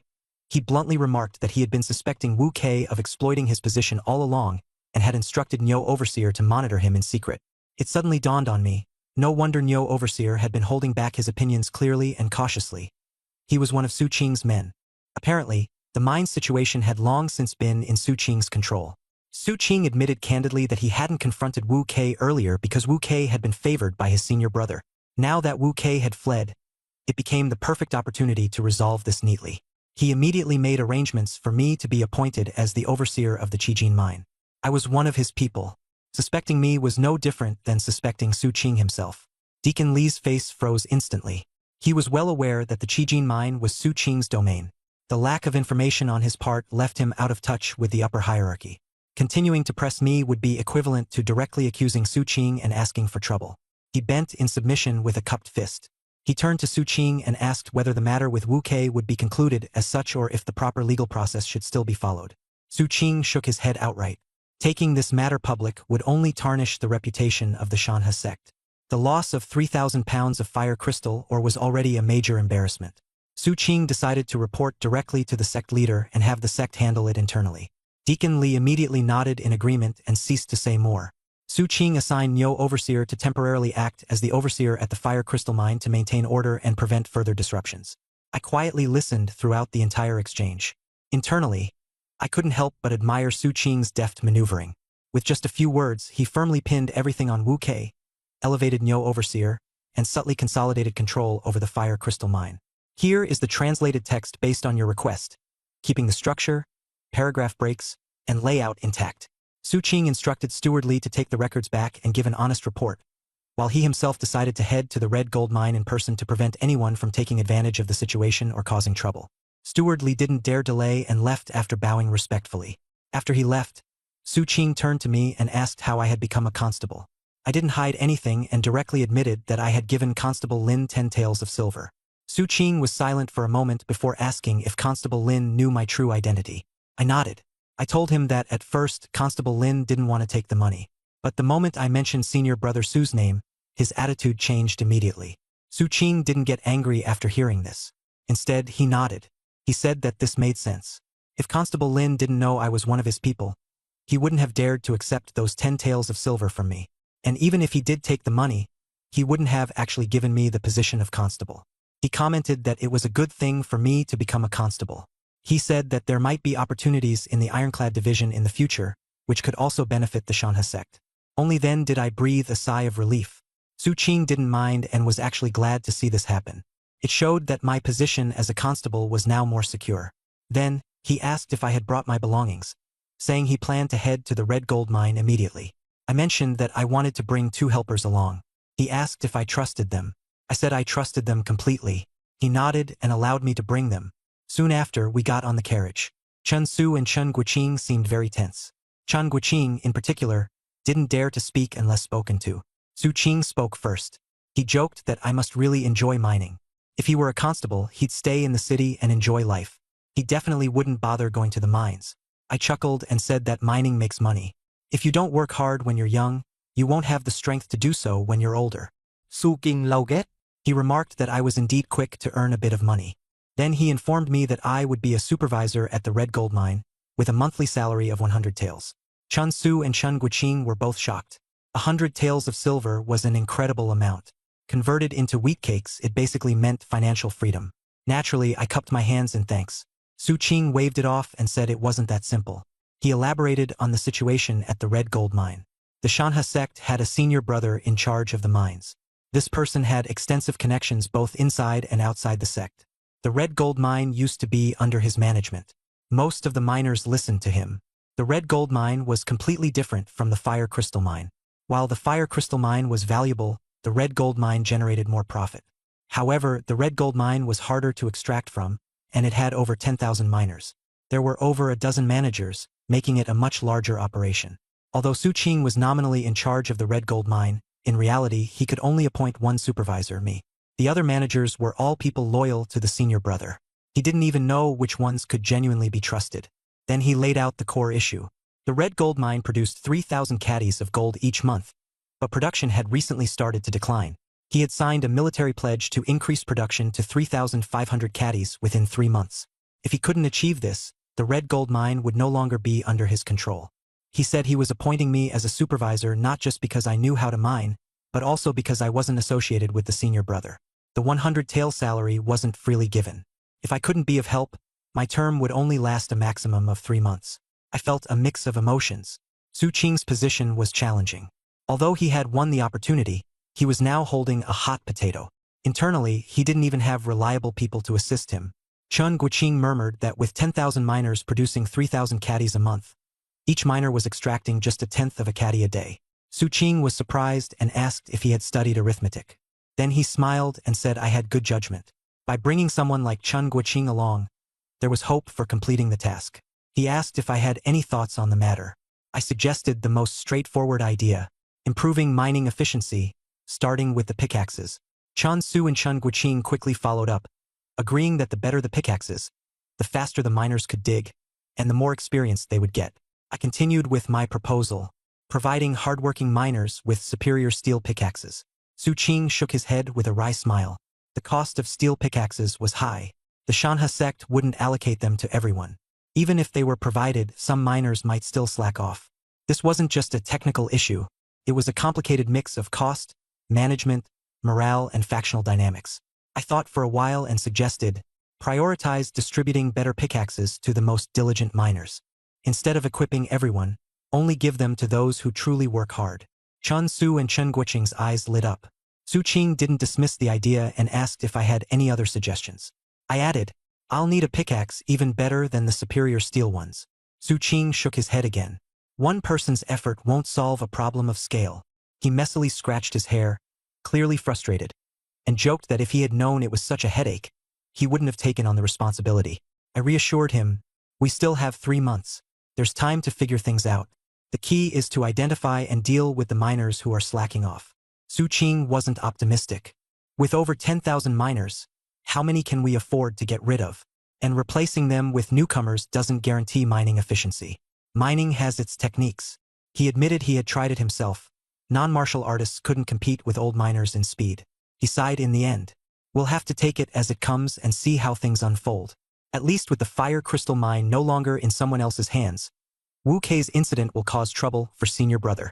Suddenly, he thought of something and asked, now that you're a constable, did you receive the catch bandit saber technique?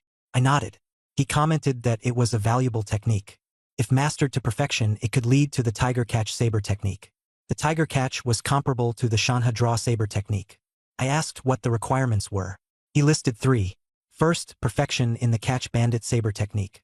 Second, becoming an 8th rank ironclad constable. Third, passing an additional assessment, though he didn't know the specifics. I realized that being 8th rank was a real threshold. Su Qing chuckled. Don't tell me you're seriously aiming for 8th rank? It's practically impossible. 9th rank is achievable, but 8th rank is another story entirely. I questioned him further. Constable Lin is 9th rank. Is 8th rank really that difficult? He compared it this way. The ironclad division is like the top sex. 9th rank is akin to being an outer disciple. 8th rank is equivalent to being an inner disciple. The two are entirely different levels. Many people spend their entire lives striving to get into the inner circle but fail. Hearing this, I understood. 9th rank was the edge, while 8th rank was the core. I gestured discreetly to Chun Guoqing. He was clever enough to seize the opportunity to ask about the differences among the martial sects. I waved him off. I'm not really one of the martial world. You should ask senior brother Su instead. Su Qing smiled finally. The road ahead is long. It's worth discussing the martial world more. His remark energized us. Information like this was immensely valuable. Su Qing countered with a question of his own. What do you think of the Shanha sect? I replied, it's strong. He self-deprecated by saying, at best, it's a third-rate sect. There are still second-rate and first-rate sects above it. Even with the wealth from the mines, compared to second-rate great sects, we're like a bug next to an elephant. I became even more convinced that the Shanha sect was third-rate. Sect rankings were tied to martial arts and techniques. Chun Su tried to flatter him. With senior brother Su here, the Shanha sect could reach second-rate or even first-rate status. Su Qing shook his head. That's impossible in this lifetime. Chun Su was shocked and asked why. Su King act like. It's because of martial arts techniques. A sect's rank is determined by the level of its techniques. The Shanha sect only possesses third-rate techniques. It's impossible to rise. For martial sects, their techniques are their lifeblood. There's no way they would share them. Unless the Shanha sect somehow acquires higher-level techniques and can keep them, there's no chance. We were stunned. This should maintain both the nuance and style of the original text while translating into natural English expressions. The martial arts manual turned out to be even more valuable than I imagined. It's practically the foundation of a sect. I felt relieved. Thought of Kuju Temple. If top-level techniques are this rare, and if Kuju Temple knew the Buddhist scripture was Vajra King technique, they wouldn't have lost it, nor disguised it as an ordinary scripture. Chances are they don't even know the truth, thinking what was lost was just a regular scripture. That means my risk of exposure just got much smaller. As I pondered, Su Qing said, "If you agree to join me at the Red Gold Mines, I'll teach you a martial art." He handed me a manual. I took it and the cover read, Black Tiger Fist. I had mixed feelings. I had just entered divine territory, so getting a martial art was exciting. But I couldn't afford the time to practice a low-grade technique now. Still, I accepted with feigned enthusiasm and thanked him. Then he started talking more. Chen Su, Chen Guoqing, and I asked him a lot, piecing together critical information. The Divine Territory Rankings list. First tier, Tie Department. Second tier, Kuju Temple, Dian Sword Sect. Third tier, Stargazing Academy, not considered part of martial circles, Deadman Valley, Heavenly Blade Sect. Originally, I'd planned to pursue the constable path as a fallback option. By some twist of fate, I ended up in a top-tier system. The Tie Department is an imperial bureau with limited freedom, but it offers stability. This also confirms Kuju Temple as second tier, and there's no Wavadra King technique is their core teaching. Their true foundational art would be Kuju Mine Sutra. Su Qing mentioned Zhao Kingdom's 4 top-tier factions: East God Sect, South Arhat Temple, West Nine Immortals Dao Palace, North Polar Flame Sword Mansion. I inquired about their strength. He replied, Middle Kingdom's Imperial Court calls the shots, respectively, East God Sect, South Arhat Temple, West Nine Immortals, North Polar Flame Mansion. Chen Guoqing doubted it. Can sects really rival the court? Su Qing used the Mining Guild as an example. The guild comprises over 20 third-tier sections. Combined, they rival second tier, and yet the guild still answers to Arhat Temple. Even Kuju Temple, with all its second-tier credibility and monk Huineng, takes orders from Arhat Temple. Su King Sai. Being an inner disciple of a top-tier sect is truly enviable. Pills of all kinds, like the Essence Nurturing Pill, are eaten by the bottle. I took note of Essence Nurturing Pill.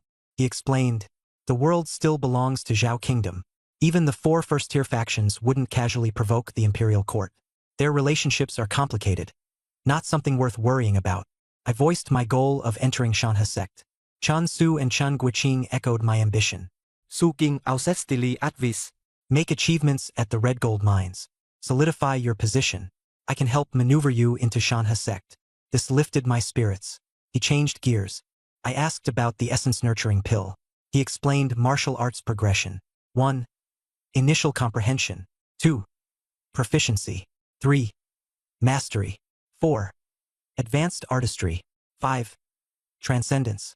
Using Black Tiger Fist as an example, 2 to 3 months for initial comprehension, 1 to 2 years for proficiency, 10 years for mastery. Each level difficulty increases tenfold. For ordinary practitioners, reaching mastery in their lifetime is commendable. With talent, they might achieve advanced artistry after over a decade. Transcendence? Nearly impossible. Inner disciples of first-tier sects achieve transcendence thanks to years of training. Relying solely on one martial art for defense is risky. However, practicing multiple techniques takes too much time. This is where the Essence Nurturing Pill comes in handy.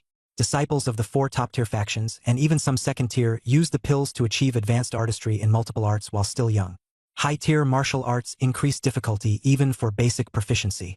Without Essence Nurturing Pills, decades would be insufficient to reach the peak. Currently, I know fist and blade techniques, but I lack a movement art. That's a glaring gap. In this context, the importance of the Essence Nurturing Pill became vividly clear. I immediately asked Su Qing where to get them. He stated only the imperial forces and the 4 top-tier factions had steady supplies. Shanha sect purchases their stock from them too. 1 pill's price was stable. 500 taels of silver. I was floored. 500 taels? Isn't that 1 tael per proficiency point? Su Qing kept his calm. At the end of the day, this world is about money. With wealth, even poor aptitude can grow. Essence-nurturing pills are remarkably fair. They work the same for everyone. He reminded me the Tie division could procure them too. Through allocation, some are available to buy occasionally.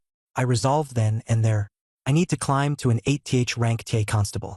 It's not prestigious, but the sense of security it provides is priceless. We finally reached the red gold mines. It's massive, far larger than the fire crystal rock mines. The moment our carriage approached the village gate, we saw 12 armed guards clearly expecting us. Su Qing muttered calmly, eyes and ears everywhere. Their leader, Fang Qingyang, stepped forward to report. He claimed to be Shanha Sect's overseer. As I stepped out wearing my constable uniform, with Chan Su and Chen Guoqing in tow, their eyes flicked at my outfit, and their expressions immediately shifted. Su Qing introduced me. This is the newly appointed supervisor, also a constable from Qingshan City, perfect to handle the red gold mine's rampant thefts and workers' grievances. Fang Qingyang and his group looked shocked but quickly switched to a respectful tone, addressing me as Supervisor Lai. I returned the courtesy with a cupped fist greeting, fully aware that my rank is but a title. True authority comes from strength. Su Qing instructed Fang Qingyang to show me around while he stayed for the next few days to handle Wu Kei's case. At the mention of Wu Kei, Fang Qingyang's eyes flickered briefly but regained composure. I was assigned a private courtyard, with a main bedroom for Su Qing and individual rooms for me, Chan Su, and Chen Guoqing. The accommodations were luxurious. Once settled, I immediately used my time to cultivate Vajra King technique. The disparity in quality between top-tier techniques was palpable. Delaying its progress was a waste. After maxing out my daily points, I switched to practicing capturing blade technique. The courtyard was spacious. My training lasted until dawn. Between sessions, Vajra King technique restored my energy and vitality. The next morning, I set out with Chun Su and Chen Guoqing. Fang Qingyang accompanied us as we toured the mines. But my actual objective? Counting the number of players. I have the unique ability to view player profiles, a massive advantage I utilized thoroughly, memorizing every name I encountered. Fang Qingyang described the red gold mines. Years ago, steady production was at 3,000 gene.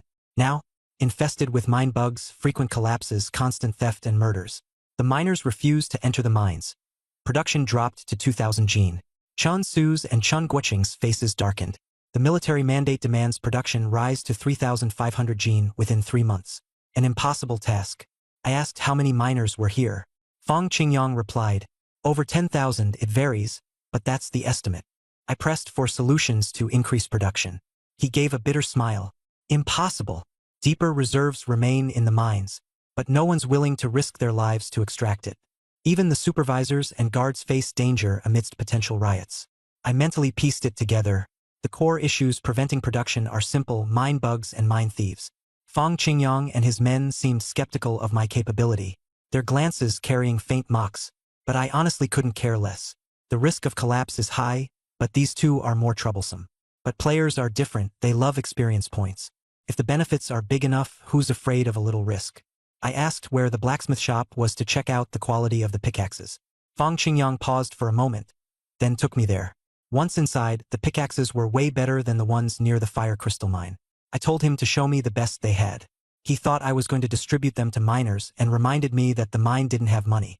I said, not for the miners, they're for the 3 of us. If we want higher output, I have to lead by example and go down to the mines myself. Fang Qingyang froze again but then laughed and led us to the storage room in the backyard. When he opened the door, I couldn't help but grin inside. A pile of treasure-like pickaxes was sitting right there. He pointed to the crimson gold pickaxe, saying the last supervisor had left it behind and suggested I give it a try. When I checked its attributes, I was tempted.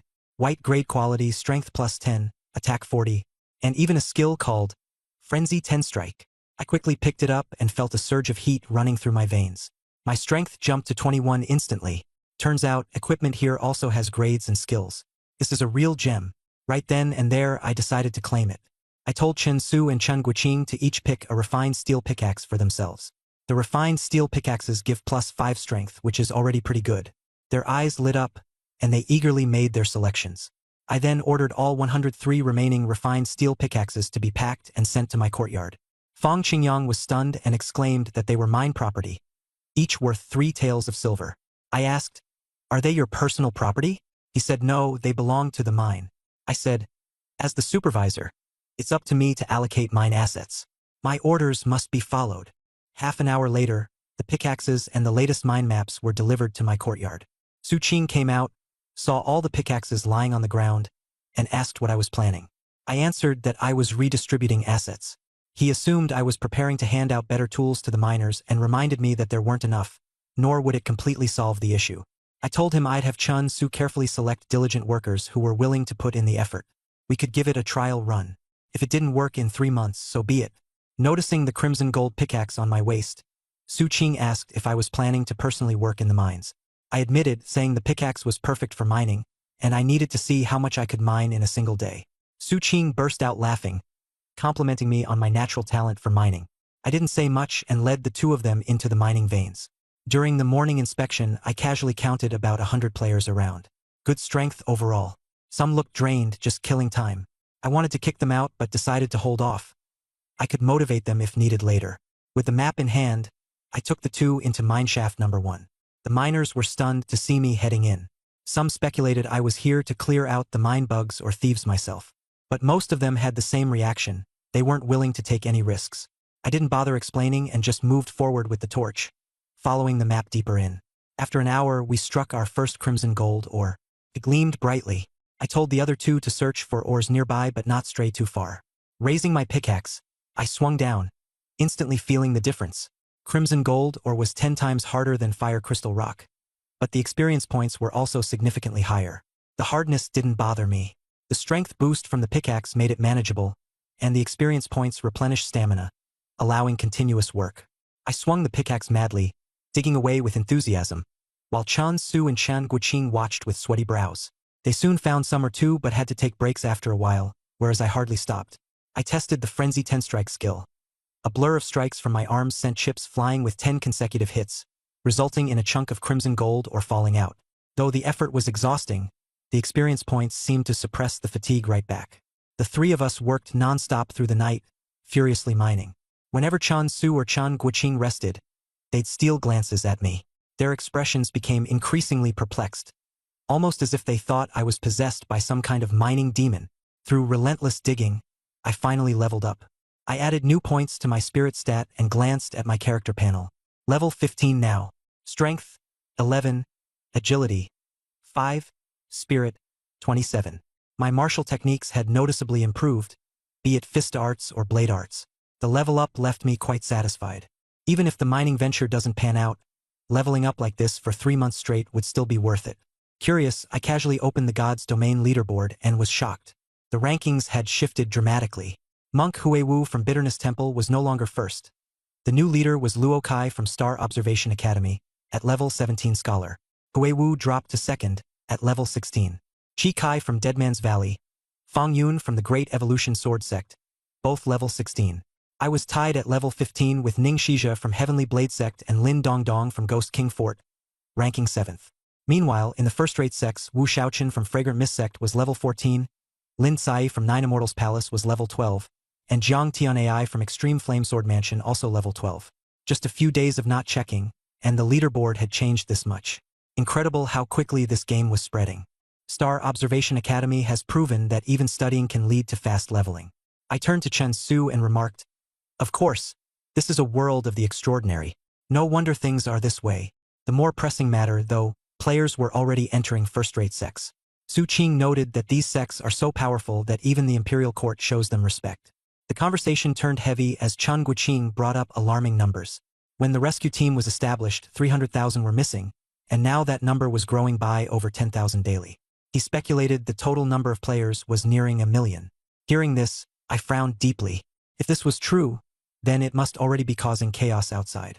I stared at Chan Guoqing and asked, "Isn't the government regulating this? Why would they let people keep diving into the game? If they know these disappearances are linked to God's domain, why haven't they shut it down?" Chan Guoqing gave a bitter smile and said, "They can't stop it. This thing is too bizarre, impossible to suppress. Its advertisements are everywhere, you can't block it. I'm honestly worried reality will spiral into chaos sooner or later. Inside, I thought to myself, how bad would things have to get? People disappearing into a game, what families could accept that? The more this drags on, the worse the chaos in the real world. I resolved to keep things under control for now. Crimson Gold or attracted many players, and I discovered a bunch of them nearby. I had them gather everyone to my residence. Time to first figure out the situation outside. Both Chun Su and Chun Guiqing immediately agreed. Chun Su then casually asked, "How much crimson gold or did you mine today?" Feeling the weight of my pouch, I replied, "Around 10 pounds. This ore is massive, finding even one piece is a gold mine. But damn, it's so hard the effort could kill someone. If not for the crimson gold pickaxe and the stamina gained from experience, managing 4 or 5 pounds a day would have been my limit." Chun Su pulled out his pouch and said he and Chun Guiqing had mined 3 to 4 taels total for the entire day. I told them, that's not bad. Crimson gold ore is tough and exhausting, 3 to 4 taels is respectable. With refined steel pickaxes, it's much easier to mine fire crystal rock. 2 to 3 pounds a day is a breeze. Chun Guiqing did some quick math. 100 people working, 3 taels each, that's 30 pounds of crimson gold ore a day. Add your 10 pounds, that's 40 pounds daily. At that rate, over a month, we could hit 1,200 pounds. Reaching the goal of 3,500 doesn't seem so impossible now. This is segment 21, 20 seconds content. Proceeding with your request while maintaining the original paragraph structure, line breaks, and overall layout, here's the result. I nodded, our direction was right. Don't get too happy yet, I thought. Reality's never that ideal. Still, there's hope. I had confidence deep down. 2 months later, my Vidra King skill reached level 2. I'd earn another batch of attribute points. To mine effectively, I'd pour points into strength. Mental strength improves training speed. Strength directly boosts mining speed. Mining levels you up. Everyone on the leaderboard is grinding like crazy. I can't fall behind. I hadn't gone all out before, balancing work with rest. But now it's different. This place gets people killed. If I slack, I'd be left behind. Once my level lags, I'd lose all rewards and opportunities. I wondered if level 20 had any rewards. Maybe a random blue chest, something decent. Suddenly, Chun Su said he heard something. I held my breath. Something was approaching. Quick judgment, it's mine bugs. But the numbers didn't add up. I told Chun Su and Chun Guiqing to stand behind me. With 27 points in mental strength, my perception was sharp. I could guess where the creatures were coming from. The two were both anxious and excited, gripping their pickaxes tightly. They knew killing mine bugs would grant experience. I instructed them, if you get hurt, don't hesitate to take wound medicine. This effect isn't fast, 1 HP per minute. But dragging it out wouldn't work. Within moments, green eyes glimmered in the dark. One pair turned into dozens, quickly into a swarm. Screeches erupted. The creatures lunged forward. They weren't scorpion-like mine bugs. They were mine rats. 1,000 of them. Retreat! I shouted immediately. Chun Su and Chun Guiqing didn't hesitate, turning to run. I stayed behind to cover our retreat, observing as I moved. The mine rats were fast, not fast enough to catch me, but they could easily reach the other two. If I left them behind, I might survive longer on my own. But I shook off that thought. I reminded them there was a narrow turn ahead. Once we reached it, I could bottleneck the rats at the passage and cover our backs. They'd take care of stragglers with their steel pickaxes. There were too many mine rats, no way to escape completely. We'd have to fight. Neither hesitated. They trusted me. Once we reached the turn, I swung my crimson gold pickaxe fiercely. I narrowed the passage, leaving just enough room for about a dozen mine rats to squeeze in at a time. After setting up, I took the front while the two of them held the rear. In my left hand, the crimson gold pickaxe. In my right, the officer's blade. With both strength stat boosts combined, the pickaxe was +10, the blade +3. Without activating skills, I had 24 points in strength. Using skills, I could push it to 39. But with both hands occupied, I couldn't use mountain-shattering fist. It didn't matter. I stayed focused on the passage opening. The first batch of mine rats squeezed through. I ignored the pickaxe and stepped forward with the blade. Using the thief-catching blade technique, I brought down 7 or 8 rats in one slash. Experience points surged into my body instantly. It's working. The bottleneck made this swarm manageable. I kept cutting down creatures. Exhaustion vanished as experience replenished my stamina. The stronger I became, the more outrageously I could recover stamina while fighting. Chun Guiqing remarked in awe. Most people would be dead tired after 2 or 3 minutes of fighting. You're like a machine. I ignored him, focused on swinging my blade. The mine rats' corpses piled up at my feet. Occasionally, a straggler made it through and the two took care of those. Even they felt stronger as the fight dragged on, leveling up. The earlier fatigue was replaced by a warm surge of energy. The longer we kept at it, the more unstoppable we felt. After an hour, the final mine rat fell. Through terrain advantage, we'd completely overcome the swarm. Chun Su glanced at the littered corpses and commented on my strategy, calling it flawless. Ignoring the praise, I told him to start bagging the rat heads. These heads would boost the miners' morale. Chun Su took off his shirt to hold the heads. As we carried them out, the miners gathered around. At first, they recoiled in fear. Minerats. There are so many heads. Did the overseer and his group kill them? Others recalled their trauma. My brother was eaten to the bone by a swarm like this. Fear and hatred were painted across their faces. Soon, Fong Qingyang, the foreman, arrived, looking stunned. He didn't expect us to return from the mines with such a haul. I patted him on the shoulder. Tend to the rat heads. The three of us headed off to bathe. Back at our quarters, there was an unfamiliar player with Chun Su and Chen Guqing. The newcomer looked nervous when he saw me. Chun Su introduced him as Wang Haodong, a player with roughly 7 or 8 days of experience. I calmed him. No need to be tense. Relaxing slightly, Wang Haodong assured me I could ask him anything. I began with a question. What were things like in the real world before you entered the game? He mentioned rumors spreading about Xinyu, supposedly linked to a cult. The cult had claimed Xinyu was their creation. Authorities quickly stamped them out. The real problem was the rise in missing persons cases. Chaos escalated. Police flooded with calls daily. Chun Guoqing's expression turned grim. I frowned, realizing the game world was spilling into reality. Wang Haodong continued, saying rumors online claimed that countries had sent special forces into the game to investigate. If we meet these forces, maybe there's hope of rescue, he added. Chun Su shook his head. No chance. Even special forces wouldn't survive much longer here. Relying on them to get us out? Laughable. Wang Haodong gave a bitter smile. Players had discussed these hopes in private, refusing to give up completely. I didn't reply, instead instructing the three to head back to the mines. I called for a meeting with all players. I had an announcement to make. The three hurried off to spread the word. Using the spare time, I trained my Vajra King skill and thief-catching blade technique. 2 hours later, most players had gathered. The majority looked uneasy as they entered the courtyard. Word had spread that the one calling the meeting was Ironclad Overseer Lion, ranked 7th on the leaderboard. Their reaction was unanimous, shock and awe. I scanned the crowd. Chun Su confirmed quietly that everyone present was a player. Those absent were either hiding their identities or hadn't been found. Close to 100 players had shown up. One female player asked cautiously, "Are you really Lion from the leaderboard?" I nodded. A male player questioned me, demanding proof. I stared him down. "Why should I have to prove myself to you? I'm the overseer. Who are you?" He turned pale and stayed silent. I didn't waste time. I asked the group, "Do you know mining can level you up?" Newer players seemed confused, while seasoned ones nodded. Those who survived this long had figured it out. I continued, "How much crimson gold or can you mine in a day?" "1 mace," someone replied.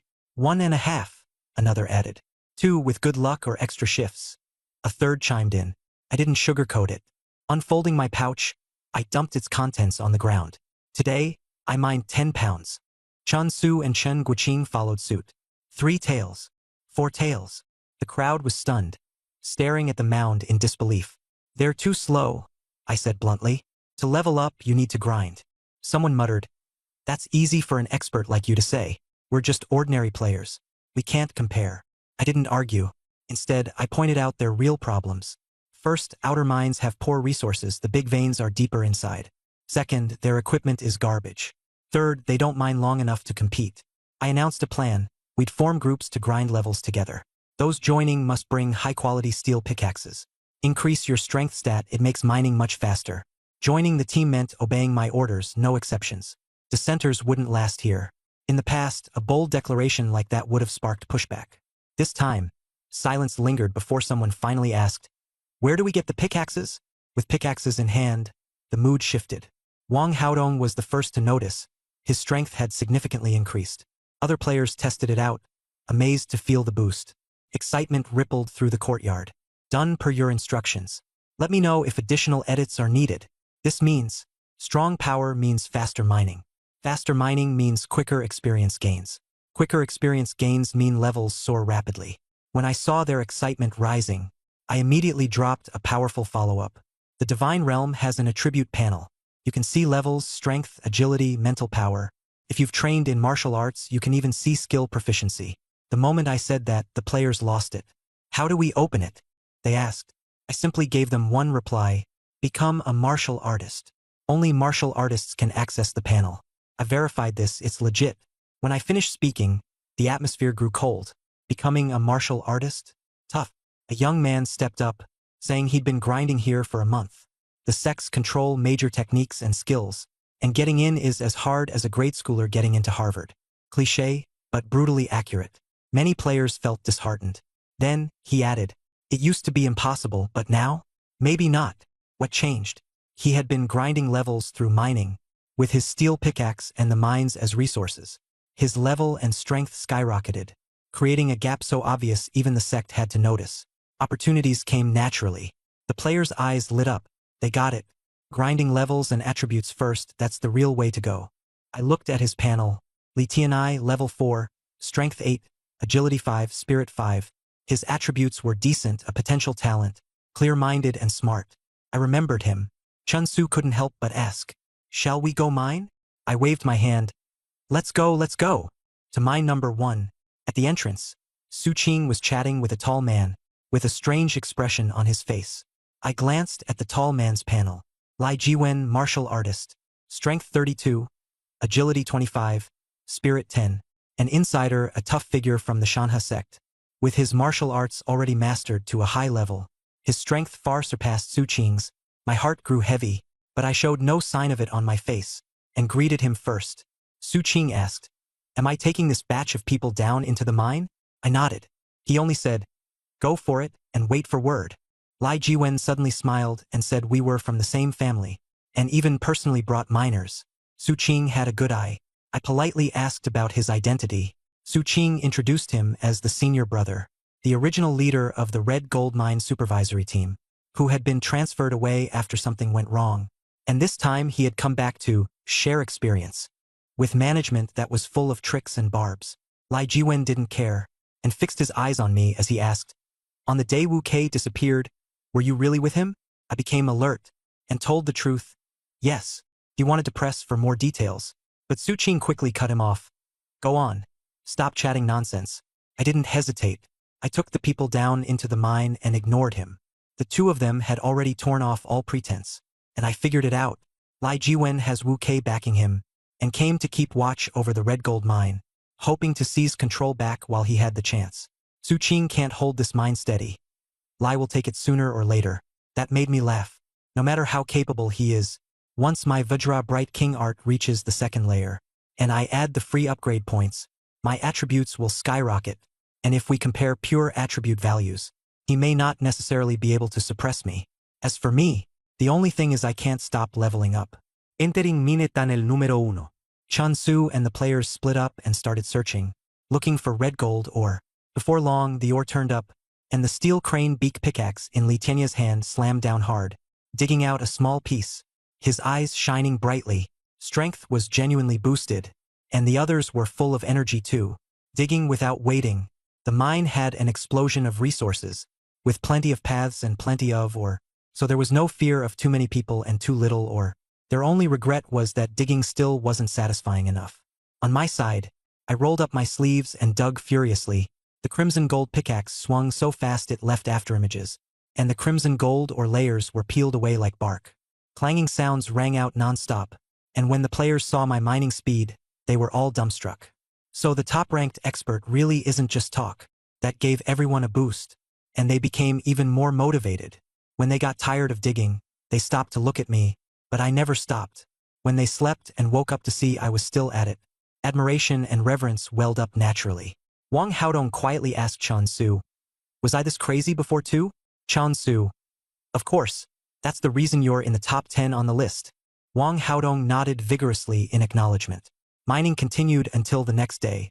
Besides me, everyone else took breaks on and off, but I remained like a machine the whole time. On the second day, people woke up. I stopped swinging the hoe and asked, how much did you all dig up? I put away the tools and called everyone over to tally up the count. The results exceeded expectations. Some had dug 3 taels. Some started at 2 taels. A few managed one tael. For ordinary miners, digging up one mace was already impressive. This group was far more skilled. As everyone reported their counts, the atmosphere got heated, and all the fatigue vanished into thin air. I summed up, the ore chunks were large, easy to dig, and time-saving. The pickaxe with added force made efficiency soar. The longer we dig and the more energy we put in, the more rewards we'll naturally reap. As levels and strength rise, speed soars too. After boosting them up, let them go wash up and rest for 6 hours, then gather again and keep digging. I adjusted the plan. Put the thief-catching saber technique aside for now. Our current focus is to launch the mining and leveling system. Once the Vajra Bright King skill is maxed out, the leveling surge will explode. Spend the remaining time mining and leveling. Looking at the numbers, today with over 100 players averaging 2 taels each, 20 gene of scarlet gold or, plus the 10 gene I brought in, that's 30 gene earned in a day, 900 gene in a month. And with the daily output of ordinary miners, the 3,500 gene target isn't far off. This isn't just a mission. It concerns Su Qing's job security. My position as supervisor is secure now. As for the mine, I'll lead everyone to work it to the end. Out of the mine shaft, the other miners stared at us, counting first to see how many people there were. Then, unexpectedly, they were dumbfounded. Someone said, "With Supervisor Lai protecting us, that's fine." Someone else doubted, "If it's just us, can he still protect us?" The awkward moment came, but the hall was there for everyone to see. A whole group producing so much or in one day. There was nothing to say, and the crowd followed along. Fang Qingyang was sitting beside the desk, with a small scale placed there too. I tossed 2 sacks of ore onto the cloth bag. These are my recent results. The ore sacks hit the table with a thud, and Fang's expression changed. One weighing, 22 gene. The miners collectively drew a sharp breath. 22 gene. Some had never dug that much in their entire lives. Fang Qingyang wanted to ride the momentum and take credit, saying I brought over 100 miners, and that with 20 plus gene a day, production was about to explode. I corrected him. Those 22 gene were dug by me alone. The atmosphere exploded again. Fang Qingyang's smile froze, and the surrounding miners and managers crowded over, their expressions turning strange.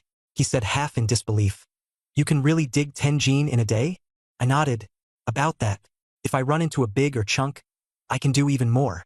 The whole place fell silent. That speed was terrifying. Seeing my condition, the players knew it was true and didn't doubt it. For them, the most outrageous thing wasn't 10 gene, but that I barely ever rested. After a moment of silence, Fang Qingyang first settled the accounts. Red gold ore was worth 21 per qian. 22 gene converted to 44 taels of silver. Chun Su's eyes were practically about to pop out of their sockets. 44 taels of silver, something ordinary miners could only dream of. After settling the bill, he counted each player's red gold ore one by one. At first, everything seemed normal. 3 mace, 5 mace, 2 mace. But the numbers surged more and more wildly as he went on. 1 tael, 2 taels, 3 taels kept jumping higher and higher. When he called out Li Tianya's name, sweat poured down his forehead. It wasn't one person giving their all, but the whole group speeding up together.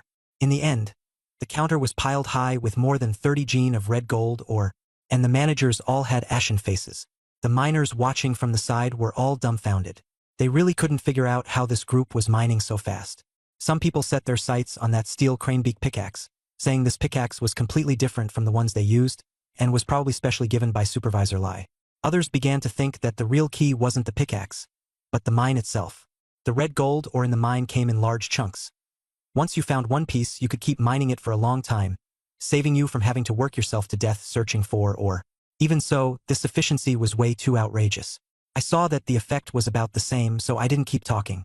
I told everyone to go back and rest first, and we agreed on a time to meet at the mine entrance. Everyone respectfully bowed to me, clutching copper coins in their hands, so excited they could hardly contain themselves.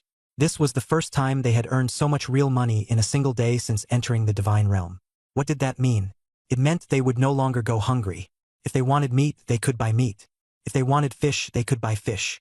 Even eggs were now within reach, no longer a luxury. To people on the outside, it wasn't much money. But for the miners trapped here, who had previously struggled even to get enough food and clothing, this was confidence. Just as I was about to leave, an ordinary miner summoned up the courage to ask me whether he could go down the mine with me. I had been waiting for that question all along. I smiled and said, of course he could. Just follow along and don't hesitate. Once the first one stepped forward, a second and third came to test the waters as well. I agreed to all of them, reminded them of the meeting time and turned to leave. From this moment on, the situation at the Qijin mine had finally truly opened up. Fang Qingyang and the stewards weren't idle either. As the onlooking miners dispersed, they immediately gathered around Fang Qingyang, all of them looking grim, because they understood more and more miners would be going down the mine with me. With more people involved, the authority would no longer be in their hands. For the people behind them, that was definitely not good news. Fang Qingyang hurriedly came up with an explanation. He suspected that the batch of red gold ore I had today was fake, and that it had been brought into the mine in advance to stage a performance and fool the miners. The foreman heard this and, as if grasping at a straw, thought of spreading that story to steady the miners. But they forgot that miners weren't fools. The truth and lies had already spread. But everyone who had gone underground with me was genuine, and doubling their income was a very real thing. The miners immediately asked back, "If you say that, does it mean you don't want everyone to make money?" Once those words were out, the situation changed. When money is on the line, even ghost stories become nonsense. In the end, the miners decided. Whether it was real or fake, wouldn't the next trip underground tell them? As soon as those words were spoken, the foreman who had been spreading the rumors panicked. As for me, I went back to the courtyard, took a bath, got refreshed and continued cultivating the Vajra Bright King art, gaining 13 experience points, then went on practicing the bandit-catching saber technique. At the appointed time, I appeared again in front of mine tunnel number 1. Besides the previous group of players, there were dozens more ordinary miners. Among them were a few real players disguised as ordinary miners, and I recognized them at a glance. No matter how well they pretended, it was useless in front of me. I didn't expose them and led everyone underground. With the previous experience, this time the movements were much more skillful. The players knew how to find ore and how to assign positions, working with high efficiency. The ordinary miners were still nervous, but once they went underground and saw everyone else burying their heads in hard work, the atmosphere quickly picked up. They quickly found the ore and immediately got to work. Clang, clang, clang rang non-stop in the mine. I found a big vein and called Chun Su, Chun Guoqing, Wang Haodong, and Li Tianai to dig with me. I stood in the front and dug straight ahead. The process was a huge shock to the rookie miners. I kept unleashing the crazy 10-hit combo. The pickaxe in my hand flashed like afterimages, and the red gold ore kept peeling away. It was so fast it made people's scalps tingle. The ordinary miners were all stunned, their eyes fixed in disbelief. Only then did they realize that when I boasted during the day that I could dig 10 jin in a day, it was absolutely no exaggeration. Some even began to suspect that I had been understating it. More importantly, they understood this. I was mining right at the front line. When the mine bugs exploded the vein, I was probably the first one to get hit. This wasn't just making money.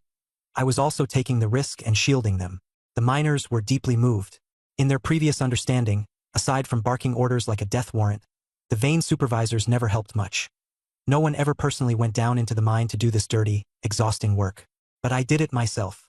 Before I knew it, my standing in their hearts had risen sharply. At the same time, 3 hidden players were watching me in secret. All 3 were level 10, stuck at the threshold of class advancement, clearly ahead of the others. I had been watching them from the very beginning. These people had their own leveling routine, otherwise they couldn't have stayed far ahead of everyone else. They pretended to be miners while discussing things in private. One of them even specifically checked the rankings to confirm that I was a constable, not a miner. Another said that my mining efficiency was absurd, that this power leveling squad had a real shot, and asked whether they should reveal their identities. The most prudent one told them to keep observing. I kept mining while keeping an eye on them. I knew they would come to me sooner or later. What I needed to do now was keep mining, increase the team's output and appeal. As long as I could prove that following me into the mine could make money and level up with relative safety, whether ordinary miners or hidden players, they would actively come to me. After another 5 or 6 hours, the mining was basically done again. The piece of scarlet gold ore in front of me had already been mined down by half. This efficiency was a huge shock to the newly arrived miners. They were both shocked and awed. They were even whispering that I mined with more dedication than I did when completing quests, as if I truly loved mining. In fact, they weren't entirely wrong. My state was different from other people's. Even if others were putting in all their effort, they still had to rest while mining, whereas I kept busy from start to finish. Under the momentum of the atmosphere, even the ordinary miners worked harder. They didn't have experience points, but the money was real. By evening, the miners were leaving one after another. Even as they passed mine number 1, they could still hear the clang-clang sounds from inside. A miner sighed. We're really going all out. Are we going to leave even eating and drinking in the mine? Though he said that, his eyes had already been tempted. He just wanted more people to prove it once again. Early the next morning, the miners began working one after another. The stewards under Fang Qingyang were clearly unsettled. Their eyes kept drifting toward mine number 1, waiting for us to come out. After how many times their gazes wandered over, I finally came out with the team. I looked relaxed while they were exhausted to the bone. When Fang Qingyang saw me walking over, he forced a smile, a knife hidden in the grin. I didn't talk back and tossed him the cloth bag to weigh. He called out the number, 13 Jin. All the miners, stewards, and guards all sucked in a breath of cold air. This was way too outrageous. An ordinary miner earned just 1 chen a day, while I dug out 13 Jin by myself. Fang Qingyang forced himself to settle the payment, then turned to Chun Su and the others. Chun Su smiled and tossed over the cloth bag. For Liang, Chun Guiqing was also 4 taels. Li Tianai was 5 taels. The players behind them came up one by one. By the time Fang Qingyang settled the accounts, he was already numb. He wasn't handing out wages but confirming, this method of mine really is something. But he still held on to a sliver of hope. The players brought steel picks, had plenty of stamina, and were strong. It made sense for them to dig a bit more. The key was the ordinary miners who followed them down into the mine. If their output was average, then it wouldn't have completely gone overboard. He stared at the ordinary miners, his face showing expectation. The first miner got 3 chen and awkwardly said he'd gotten a little less. Fang Qingyang's expression changed slightly. The second got 2 chen, and his face looked a bit better. The third got 4 chen. The numbers kept coming in one after another. Though far less exaggerated than the players, they were much higher than usual. I stood far away, grinning. This was the effect brought about by the mine's favorable conditions. Ordinary miners weren't weak. Most had 4 to 6 points. In the past, they didn't dare go down into the mines and wasted too much time looking for or. Now that the time spent searching for or was reduced, and without relying on equipment, their efficiency had also gone up. Chun Su stood beside me, and when he saw everyone's eyes light up, he sighed that he finally understood why I had formed a leveling and mining squad. Chun Guiqing looked around with a relaxed expression. He was even starting to think that if they kept pushing forward, the Crimson Gold Mine really could gain a firm foothold. He was right. Miners are, at their core, just trying to survive. Whoever can let them earn money safely is who they'll gravitate toward. At that moment, Li Tianai and Wang Haodong heard us mention the production increase task, and were shocked. I casually explained it. Shanha sect had given Su Qing a target, 3,500 Jin of crimson gold or per month. If he failed to meet it, Shanha sect would have to give up the crimson gold mine. If Su Qing fell from power, I wouldn't be able to keep my supervisory post. When the players heard this, their expressions changed. They knew this concerned them. If I left, where would they find a backer? That only motivated them to work even harder. They became even more diligent when heading back down into the mine. Fang Qingyang numbly finished calculating the accounts and came up with the daily output. 27 Jin of crimson gold ore. I alone accounted for 13 Jin. Hearing the numbers, he finally let out a breath of relief. He thought the situation was bad, but not beyond saving. It was still only a breakdown in the early stages. I ignored him, settled the bill, and went back to the manor. As soon as I walked in, Su Qing called me over. He was planning to return to the Shanha sect first. He told me to keep a close eye on the Qijin mine and not let anything go wrong. I was just about to report to him when he sighed and said things on Lai Jiwen's side would not be easy. Those at the mine were either Lai Jiwen's people, or too afraid to offend him. He planned to return to the sect first and try hard to lower the target of 3,500 Jin. I told him there was no need to lower it. He was stunned and asked why. I reported today's results. With over 100 miners, the output in one day was 27 Jin. Su Qing immediately gasped and repeatedly asked to confirm it. I then said that the players I brought all had steel picks, and their average daily output was close to 1 liang. Give me 2 months, and I dare guarantee that each person can produce 3 liang a day on average. Su Qing began calculating the figures in his head. More than 30 people, each producing 3 liang, would mean over 1,000 Jin in a month. The Qijin mine originally had a base output of around 2,000 Jin. Add that on top, and there was a real chance of hitting the target. His eyes lit up, and he said good 3 times in a row. He patted me on the shoulder and said I was truly talented. The more he trusted me, the more I had to keep an eye on Lei Jiwen's side to prevent them from causing trouble. The red gold or area is all mine to handle. He thought I was dirty and told me to go wash up myself. After he left, I rinsed off and continued cultivating the Vajra Bright King art. After 13 points of experience, I switched to practicing the Seize the Thief blade technique. My thinking was clear. Practice martial techniques slowly. Never let the cultivation art stop, and leveling up comes first. 6 hours later, night had fallen. In front of mine shaft number 1, it was even livelier than during the day. Torches formed a sea of light, and the crowd was packed tight. When Chun Su looked over, he exclaimed in shock. There must have been 400 to 500 people. As soon as I appeared, everyone's gaze turned toward me. Their eyes were not simple. They were filled with reverence. I asked the new faces, "Are you really planning to go down into the mine with me?" Someone answered loudly, "You, a supervisor, aren't even afraid of the mine shaft, so of course we aren't afraid. Following you down the mine to make money. Who would want to miss that chance? All right then, the situation is stable. Start digging." I didn't waste any words and simply said, "Down the mine." Holding a torch, he was the first to charge ahead. At this, every new miner's heart sank. If even the supervisor dared to take the lead, what was there left for them to panic about? Those who had hesitated were swept up by the momentum and followed the surge into the mine.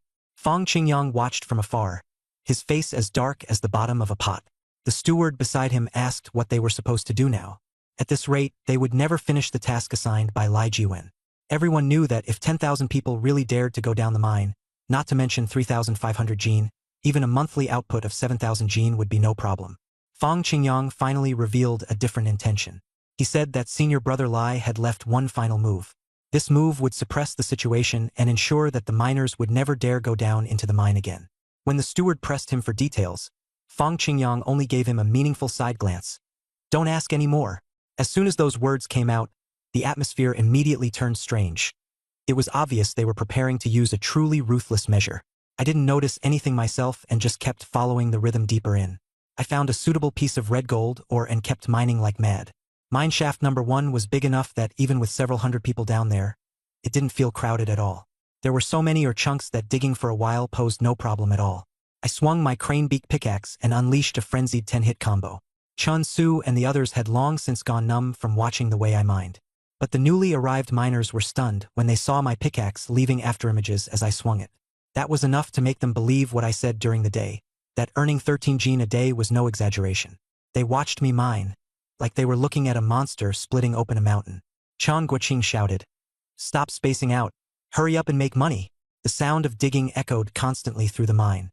Suddenly, a miner in his 20s, while digging, slowly moved toward a less crowded fork in the tunnel. He acted naturally, as if he were just changing spots to look for or, as he went, his pace quickened. After making sure no one was following him, he broke into a run. He stopped at a marked spot. He took out a wooden box and opened it.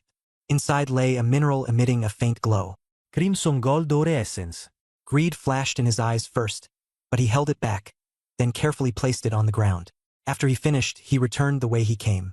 Before long, several black mantises, each as big as a fist, rushed out and clustered around the ore essence to gnaw on it.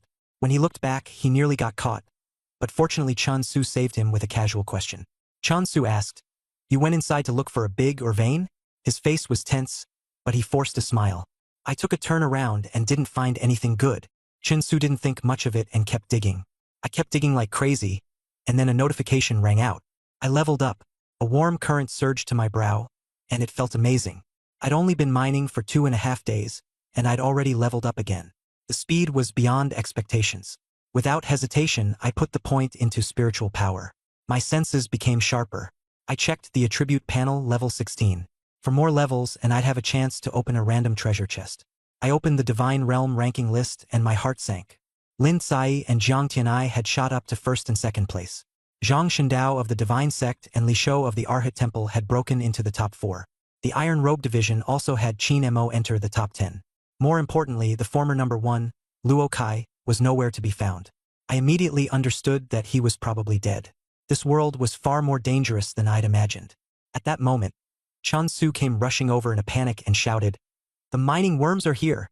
I hurried over and saw the miners fleeing in all directions. Dark shadows lunged from behind, biting people. Some were killed on the spot, their bones and flesh devoured clean. Attacked from front and back, more than 400 miners were forced into the large mining chamber. I had Chun Guoqing count the Rinsu. When we went down the mine, there were 433 people. Now there were 423. 10 had died and 1 player was missing. He was probably as good as dead. A miner questioned, "Didn't they say going down into the mine wasn't dangerous?" I calmly replied, The mine is dangerous. If you want to make money but don't want to take risks, then don't come down here. Another mining insect lunged at me, and I slew it with one strike.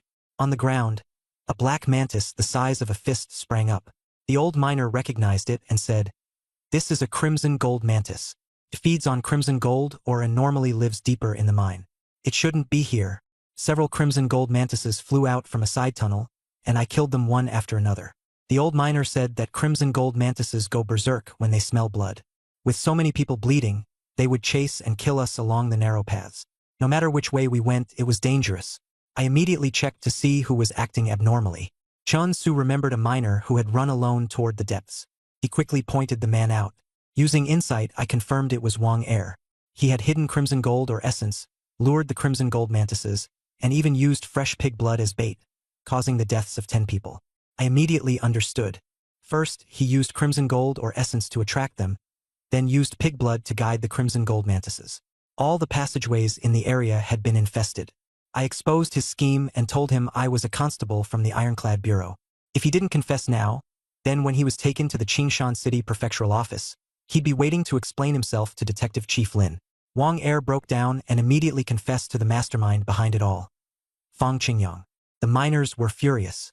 So it was Fang Qingyang who had deliberately created this disaster for power struggles, scaring the miners so they wouldn't dare go down the mine. The players were fired up, frustrated and restless. Without me holding things together, they had nobody to rely on. Everyone stared at me, waiting for my response. I suppressed their anger and started by saying that Zhao's law forbids private fights. Once we're out of the mine, I'll personally escort Fang Qingyang and Wang Er to the Tia Department for Justice. But for now, the priority was handling the crimson gold mantis. I instructed everyone to step back as I grabbed a pickaxe and started sealing off the side branches of the mining chamber. All tunnels were blocked except for one, leaving only a fist-sized opening. This was textbook monster trapping. The 3 undercover level 10 players saw what I was doing and clearly recognized the move. I turned to Wang Er and asked if there was any more pig's blood left. "None," he replied. So I filled a bowl of blood myself and poured it at the entrance of the tunnel as bait. As soon as the first crimson gold mantis crawled out, I killed it with a single strike.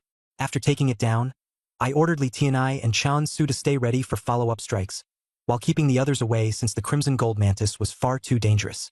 At first, there was a slight panic, but after a few encounters, their nerves settled.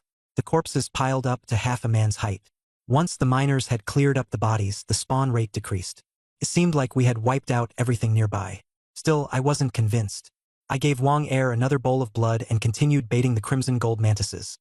Just then, a prompt sounded. The official saber was about to break. The official saber, full of notches, shattered on the spot after a few swings and chops. I switched to a pickaxe to guard the opening. Only then did the surrounding players finally realize how formidable I was. My movements were so fast they were left dazzled. Even the old miner was amazed, saying my martial arts were much stronger than the supervisors had ever been. I kept killing the insects, and the system sounded another prompt. I had leveled up. It was a little unexpected. I was only level 16. After killing over 1,000 insects in this wave, I shouldn't have leveled up so quickly. Thinking about it, the experience must have had a bonus. I didn't waste it and put points into mental power, raising it to 29. At 29 points, one more level would make it 30. I had a feeling level 30 would be a threshold. Excited, I kept blocking the passage. 2 hours later, no insects had come for 15 minutes. After confirming the area was cleared, I widened the mine tunnel. I told everyone to stand by where they were. I went to retrieve the Trujing Kongjing. I had to get evidence to nail Fang Qingyang to the wall. Torch in hand, I carefully entered the mine tunnel. Soon, I found the mine essence. When I got close, I found there was another mass of flesh behind it, wrapped in blood-red strands like it was breathing. System prompt: the great red gold mantis egg. Unowned, can be bound and claimed as its master. I bound it directly. The next moment, a tiny mantis broke out of its shell, gnawed the eggshell clean, and jumped onto my hand. White as jade, like a living gemstone. The system asked me to name it, and as soon as I heard that, I called it Little White. Its attribute panel immediately appeared. Level 1, Strength 5, Agility 10, Spirit 2. Special skill, Gold Seeking. It looked impressive at a glance. I called it, and it turned to look at me, full of spiritual energy. To test its speed, Little White flew out, circled the mine several times, then returned to my palm. The speed was astonishing. My own agility could reach 20, yet it was still so nimble. I was impressed. To test the gold-seeking skill, at first it didn't understand, so I said seek gold again. Immediately, it flapped its wings and flew deeper inside. I followed it there and swung my pickaxe to dig more than a meter deep, uncovering a huge chunk of red gold ore. There was no doubt about this skill. It really could find ore. I had it lead the way, and it found dozens of ore deposits in a row, all marked on the map. After I finished that, I tucked Xiao Bai into my collar and hit it. It immediately burrowed in and curled up into a ball. I was overjoyed. I had the evidence and I had a spirit pet too. When I opened the attribute panel, the class column had gained Constable, Beast Tamer. I guessed that this was a secondary class. Looking at the rankings, I had leveled up to 17 and charged into 5th place, surpassing Hui Wu. But the panel still only showed Constable, which meant the secondary class wasn't exposed. After confirming that, I led the miners out of the cave. Fang Qingyang had arrived early and was putting on a concerned act, asking about casualties. They stood there in silence, staring at Fang Qingyang. Wang Er's face was deathly pale as he stood beside me. I didn't waste words and directly said that he was involved in the case. He still tried to play dumb and I exposed him loudly. For his own gain, Fang Qingyang had ordered Wang Er to use red gold or essence to attract the red gold mantises. Then use pig's blood to lure the worms, deliberately causing the mining disaster. I took out the red gold or essence. Chun Su and the others dumped the red gold mantis corpse onto the ground. The evidence was laid out plainly, and Fang Qingyang felt as if he had been struck by lightning.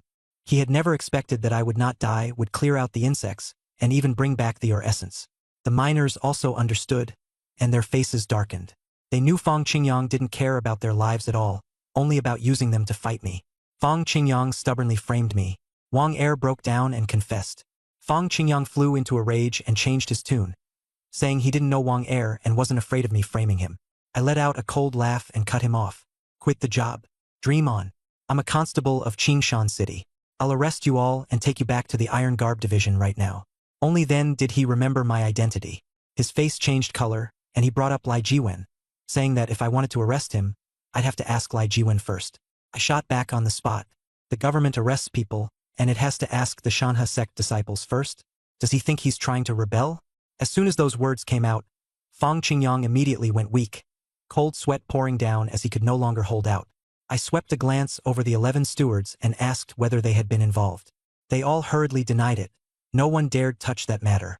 I didn't press further, only saying that once I returned from Qingshan City, if anything happened at the mine again, they'd end up like Fang Qingyang. After saying that, I acted at once, instantly flashing in front of Fang Qingyang. He tried to resist, but my strength overpowered him, and I snapped both his arms and legs in one go. He cried out in agony and collapsed limply to the ground. The 11 of them turned pale, realizing Fang Qingyang couldn't withstand me. I escorted Fang Qingyang, Wang Er, and a few of the miners with their employment records back to the Iron Garb Division in Qingshan City. Constable Lin was a little surprised to see me. After hearing the whole story and examining the evidence, he was even more shocked. When he heard that I had taken down so many crimson gold mantises, he kept glancing at me. I showed him the broken official saber and said the blade was ruined. He said that the red gold mantis had a hard body, so it was normal for an ordinary official saber to get damaged. He would give me a new one later. I asked him how Fang Qingyang and Wang Er would be dealt with. He said they had caused the deaths of more than 10 miners, a grave crime. He also asked whether any of the dead miners had been refugees. I said 3. He nodded and had them locked up in the prison. I immediately understood. They would be executed after the autumn trial, and once they went in, they could forget about staying alive. After everything was handled, I was about to take the new saber back to the mine when Captain Lin stopped me. He said that an official from the Ironclad Guard superiors had come to investigate the Wu K case. I froze. Wasn't the Wu K case already over? He sighed and asked if I knew where the fire crystal or Wu K had sold had gone. I didn't know. He said Wu K had sold it to the Northern Rong tribe, Zhao Kingdom's mortal enemy.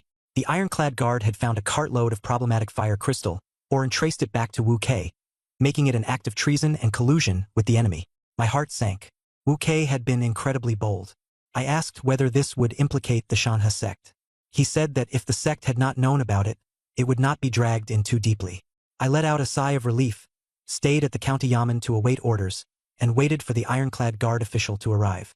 I sent a few miners back to the red gold mine first and told Chun Su that I wouldn't be back for a few days, so mining should be suspended for now. That night, I practiced cultivation in the yamen's resting room, continuing to train both the Vajra Bright King skill and the capturing thieves saber technique.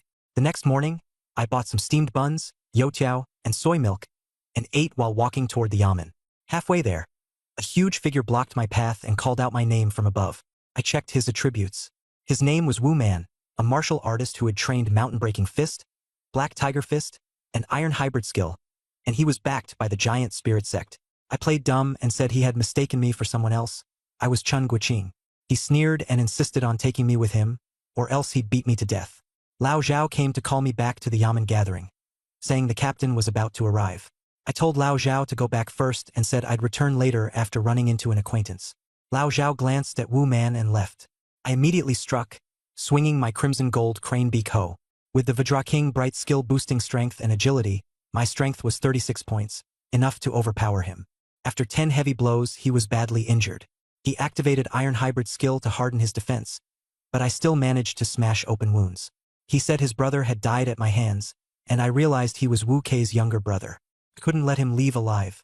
I shouted for Lao Zhao to hurry back and report to Captain Lin, and he fled in fright.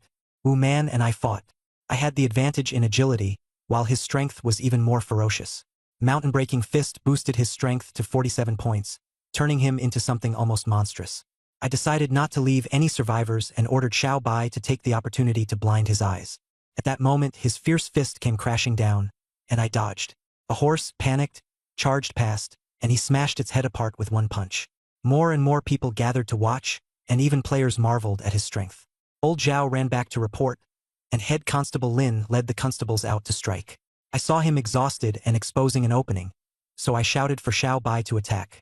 Xiao Bai flashed forward and gouged out both of his eyes. He screamed in agony and lost control, wildly flailing his hands. I took the opportunity to smash him with 3 more rounds of the crane beak hoe, striking straight into his eye sockets. He froze, then fell to the ground, his brain matter spilling out. My Vajra Bright King art state vanished, and my hands and feet went weak and sore. In an instant, a cool surge of energy rushed through my body, restoring more than half my strength. The system prompted me that I had leveled up and gained 1 free attribute point, so I added it to my spirit power, bringing it to 30. Head Constable Lin brought his men over and asked me how I had killed him. I said I could only blind his eyes. Nothing else would work. He asked if I knew who Wu Man was, and I said he was Wu Kei's younger brother. He was thrilled. The giant spirit sect was a Rong tribe sect, and Wu Kei was a Rong tribe spy. I had done them a huge favor. Collect the body and take it back.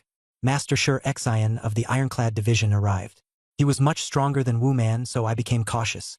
As soon as he arrived, he questioned Head Constable Lin, saying that he did not even understand the Wu Kei case, and that his relationship with Head Constable Lin was unclear. Lin hurriedly explained that Wu Kei was a Rong tribe spy, and that I had also killed Wu Man. Shi Xian examined the corpse and confirmed that Wu Man was a 9th-rank martial artist and Wu Kei's younger brother.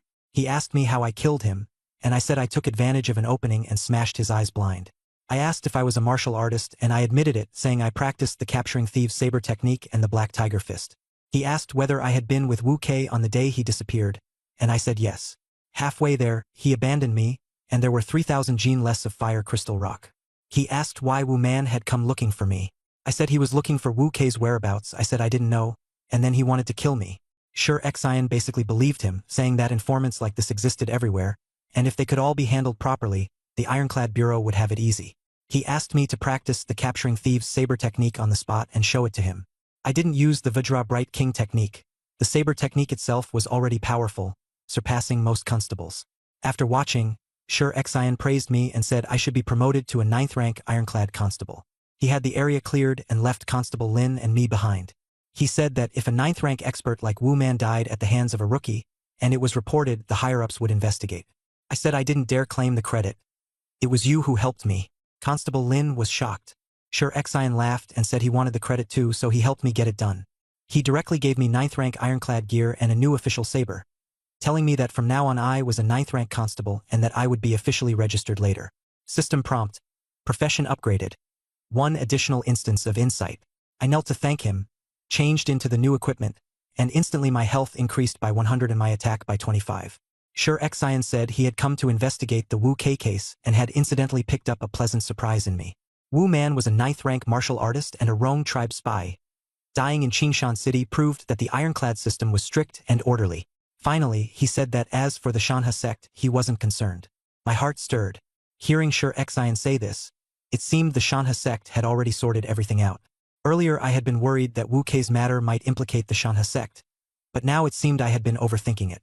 I casually asked a question I was quite concerned about. What does it mean to be registered as a 9th rank martial artist? Sure Xian said that all countries rank martial artists into levels, from 9th rank to 1st rank. Once someone reaches the standard for 9th rank, they must be compulsorily registered. After registration, both the Iron Armor Division and the Imperial Court can access their identity records. To become a 9th rank martial artist, one must cultivate at least one technique. It does not matter whether it is third-rate or inferior.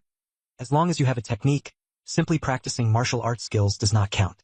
Also, your strength must meet their respective standards. Only then did I realize the threshold was even higher than I had imagined.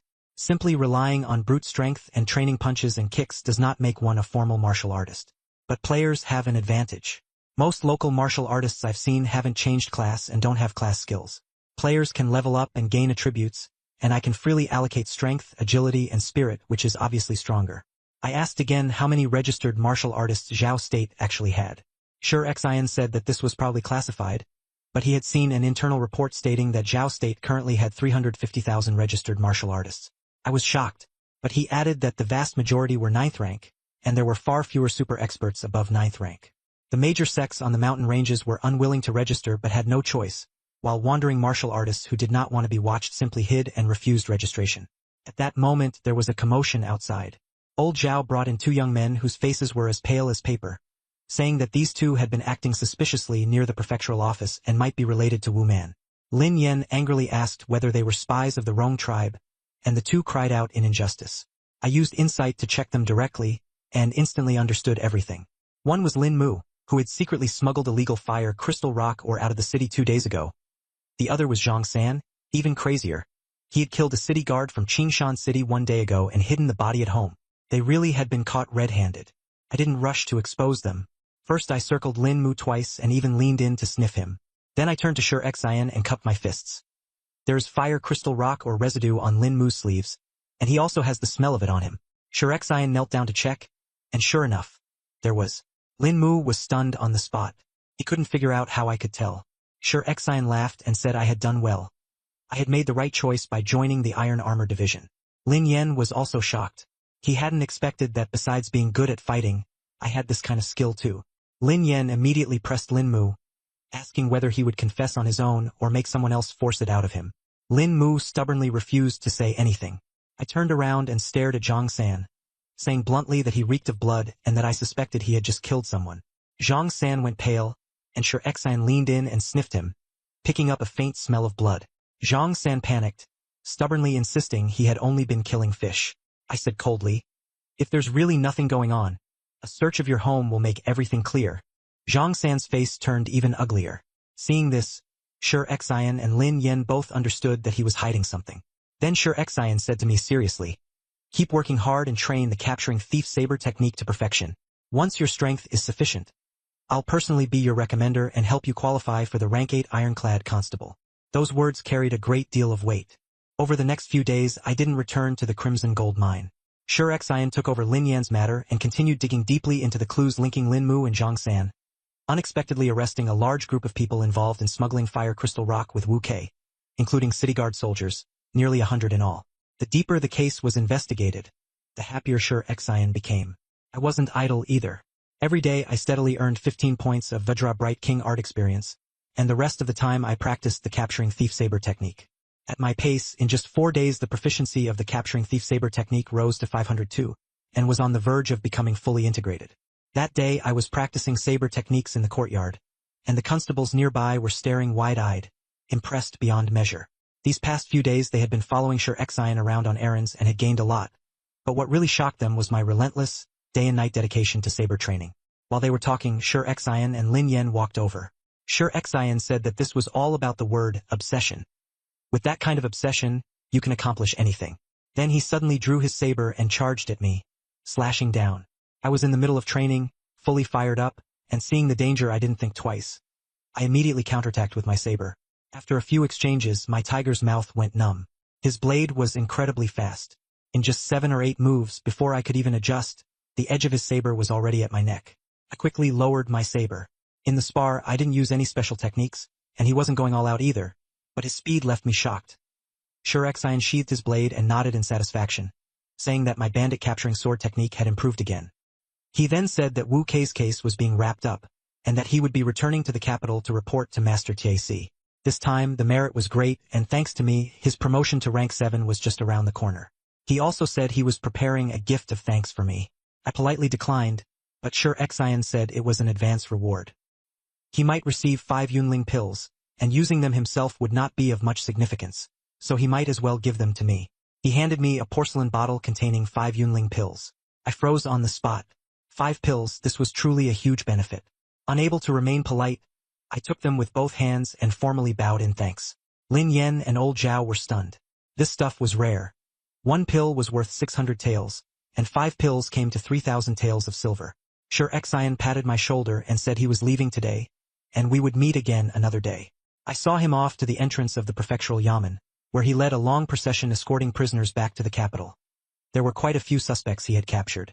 After he left, Lin Yen and I stood at the gate and watched the convoy recede into the distance, both feeling a sense of relief. Lin Yen looked at me with great envy and said that since Sure Xian hadn't asked me to take over Qingshan City, it meant he had other plans. When I made it big in the future, I shouldn't forget him. I was very modest and said that everything I had today was thanks to his support. Lin Yen laughed. This wave of trouble had finally come to an end. I was fine and had even caught Sure Xian's eye. My chances had increased dramatically. Back at the mine, I asked Chun Su and Chen Guoqing about the situation there, and it was better than I had imagined. What happened with Fang Qingyang had intimidated the stewards, and no one on the mine was slacking off. The daily output of red gold ore had surged to over 100 jin. That increase was extremely rapid. With me leading the team, the monthly quota was easily met and even exceeded. Chun Su excitedly asked me when we were going down the mine, and I decided to gather at cave number 1 at dusk. After relaying the message, the yard fell quiet, and I took out a spirit-nourishing pill and swallowed it. Instantly, the medicinal power exploded, my proficiency skyrocketed, and the seizing thief saber technique reached 1,000, achieving complete mastery. A buzzing rang through my mind, and every detail of the entire set of movements became incomparably clear, fully wrung into my body. I drew my saber and slashed out. The blade whistled through the air, and I knew the saber technique had matured. The seizing thief's saber technique added 6 points of agility, and Sure Xian's hint was clear. From now on, I could start practicing the seizing tiger saber technique. I glanced at the panel. 2 martial skills had reached complete mastery, and 1 cultivation method had just begun to reveal its basics. My strength was about to surge. I weighed the 4 spirit-nourishing pills left in my hand. They could raise my proficiency by another 2,000 points, and at my current pace of training, for months would be enough to reach great mastery. But time was tight, so I'd focus on leveling up first and not get hung up on saber techniques. I immediately swallowed all 4 pills at once, and my proficiency rose by another 2,000 points, saving me more than a month of grueling practice.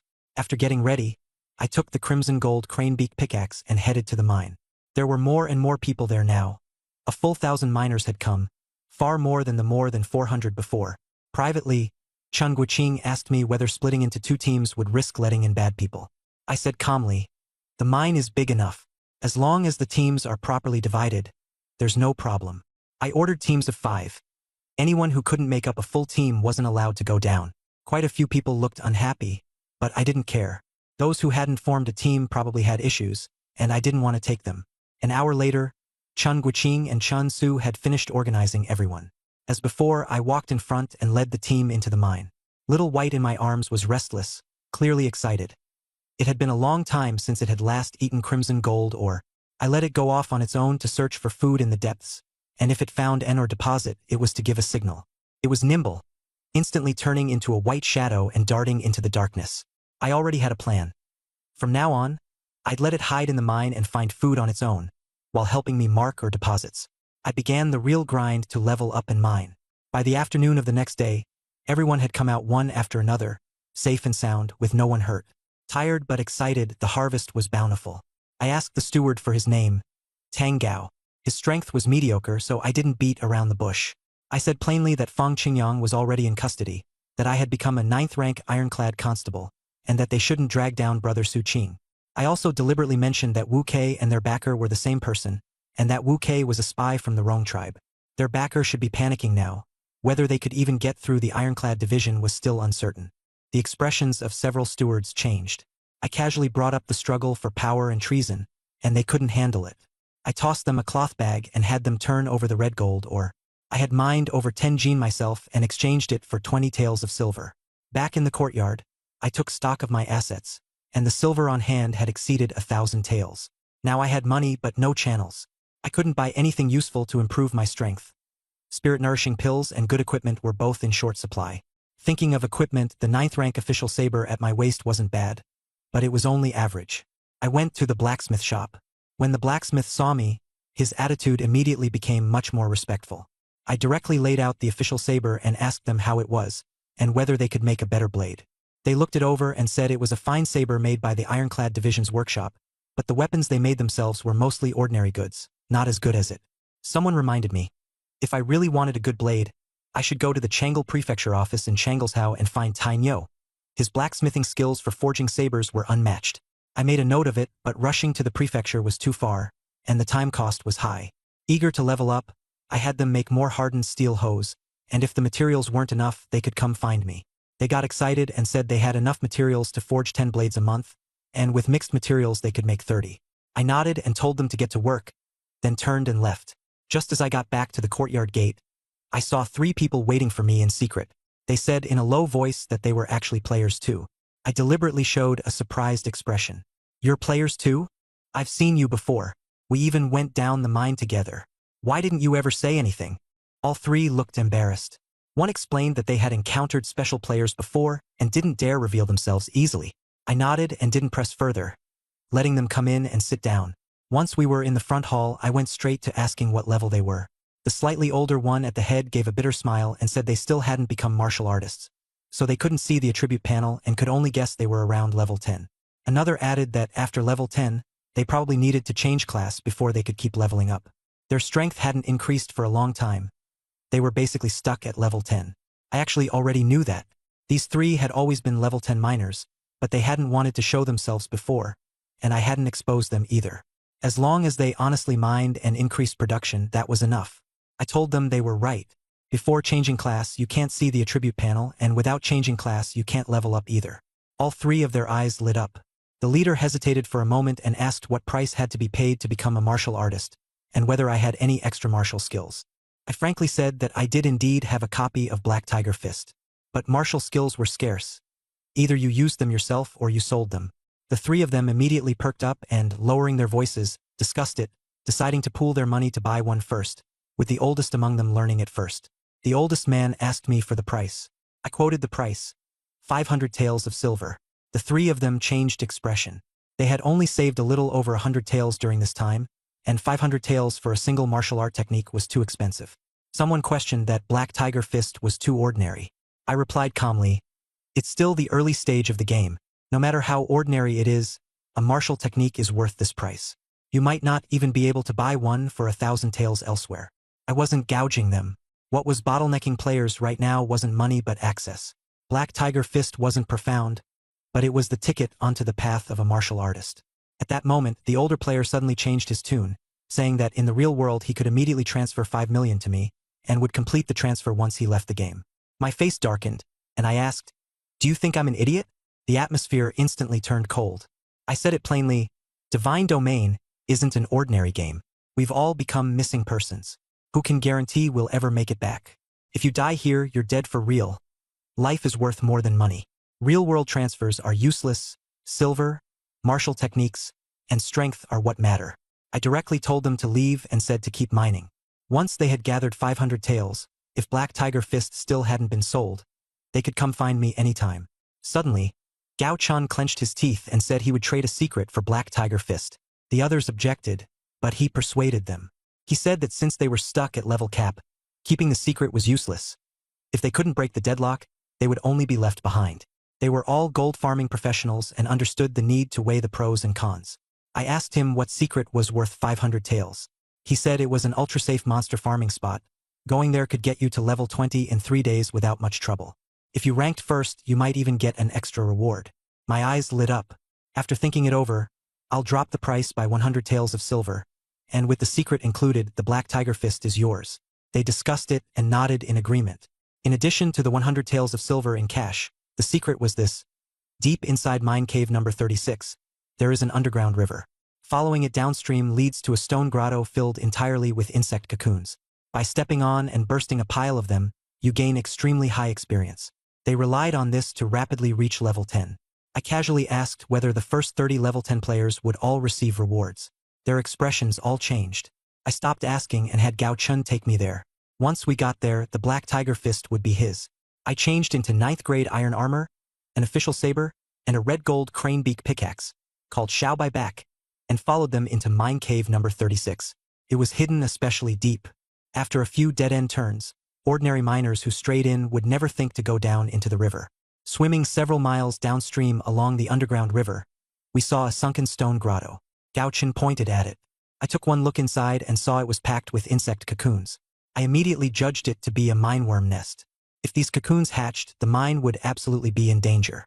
I tried stepping on one of the insect cocoons.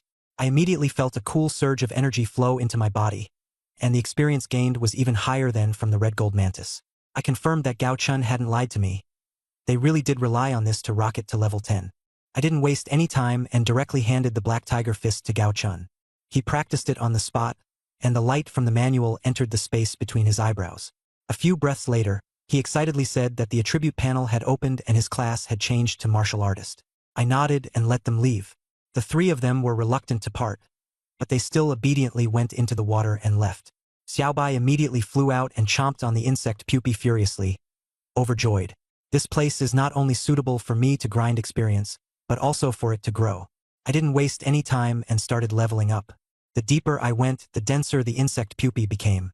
One step down crushed more than a dozen of them, and my experience skyrocketed. In less than an hour, I reached level 19 and gained one free attribute point. My first instinct was to add it to mental power, but the system prompt said my mental power had already reached the current cap. Without a matching cultivation method, mental power couldn't be increased any further. Only then did I realize mental power wasn't something you could just raise whenever you wanted. It required a cultivation method to go with it. Helplessly, I added it to agility. From 5 to 6, my body felt lighter, and both my sword strikes and movement became faster. Continuing to step on the insect pupae, I quickly leveled up to 20, gained another one free attribute point, and kept adding it to agility, raising it to 7. Just as I hit level 20, a system pop-up appeared. I was the first player among the million players in the Divine Realm to reach level 20, and I received a random treasure chest reward. I saw a silver treasure chest appear before my eyes. The first reward was white, but this time it was directly silver, a clear improvement in quality. I hurriedly opened the chest. It wasn't a pill or equipment, but a martial skill Engsu step. Just reading the description made my heart race. When Engsu step is cultivated to the extreme, one can step across the void. At the beginner level, it increases agility by 12 points. At mastery, 24 points. At great mastery, 36 points. At expert level, 48 points. And at transcendent mastery, it boosts agility by a massive 80 points along with the treading the void skill. This wasn't some ordinary top-tier item. It was a divine skill. For now, I couldn't train it very high, but I could at least push it to mastery first, and my agility would surge dramatically. Stacking Vajra Mingwang's skill, Seize the Thief Saber technique, and my base attributes, my speed would become unbelievably terrifying. At the very least, I could break away from a master's grasp, and even seize an opening to counterkill. Without hesitation, I learned the Engsu step on the spot. Memories flooded into my mind, and my movements became nimble. While practicing Engsu step, I also stomped on the worm cocoons, gaining both experience and proficiency. Soon I leveled up to 21, but it took even longer to confirm that after level 20, the requirements for leveling up increased greatly. The worm cocoons were basically all stomped to pieces, with only a small number left to be eaten by Little White. Looking at Little White's attributes, it was now level 5 with Strength 9, Agility 14, and Spirit 6. When it was level 1, it only had Strength 5, Agility 10, and Spirit 2. After leveling up 4 times, all 3 attributes increased by 4 each. This shows that its growth stage is different from humans. It doesn't train martial arts. Every time it levels up, all 3 attributes increase. That was reassuring. In the future, it would definitely be a powerful help. I called it back, and it flew onto my shoulder. My shoulder felt heavy, like I was carrying an iron block. I knocked on its shell. The texture was hard as pure gold. I checked my own panel. Level 21, Strength 11, Agility 8, Spirit 30. Vajra Mingwang's skill had reached the initial glimpse stage, Mountain Crushing Fist and the Seize the Thief Saber technique had been thoroughly integrated, and Engsu Step had just entered the beginner level. I opened the rankings. I was first, level 21. Lin Cai, Jiang Tianai, and Zhang Shindao were level 20. Li Shou was level 19, Hui Wu was level 17, and the 10th place, Qin Ma, was level 15. I was 4 levels ahead of Hui Wu and 6 levels ahead of the 10th place. The gap was widening. The grotto wasn't worth staying in any longer, so I took Xiaobai and pulled out.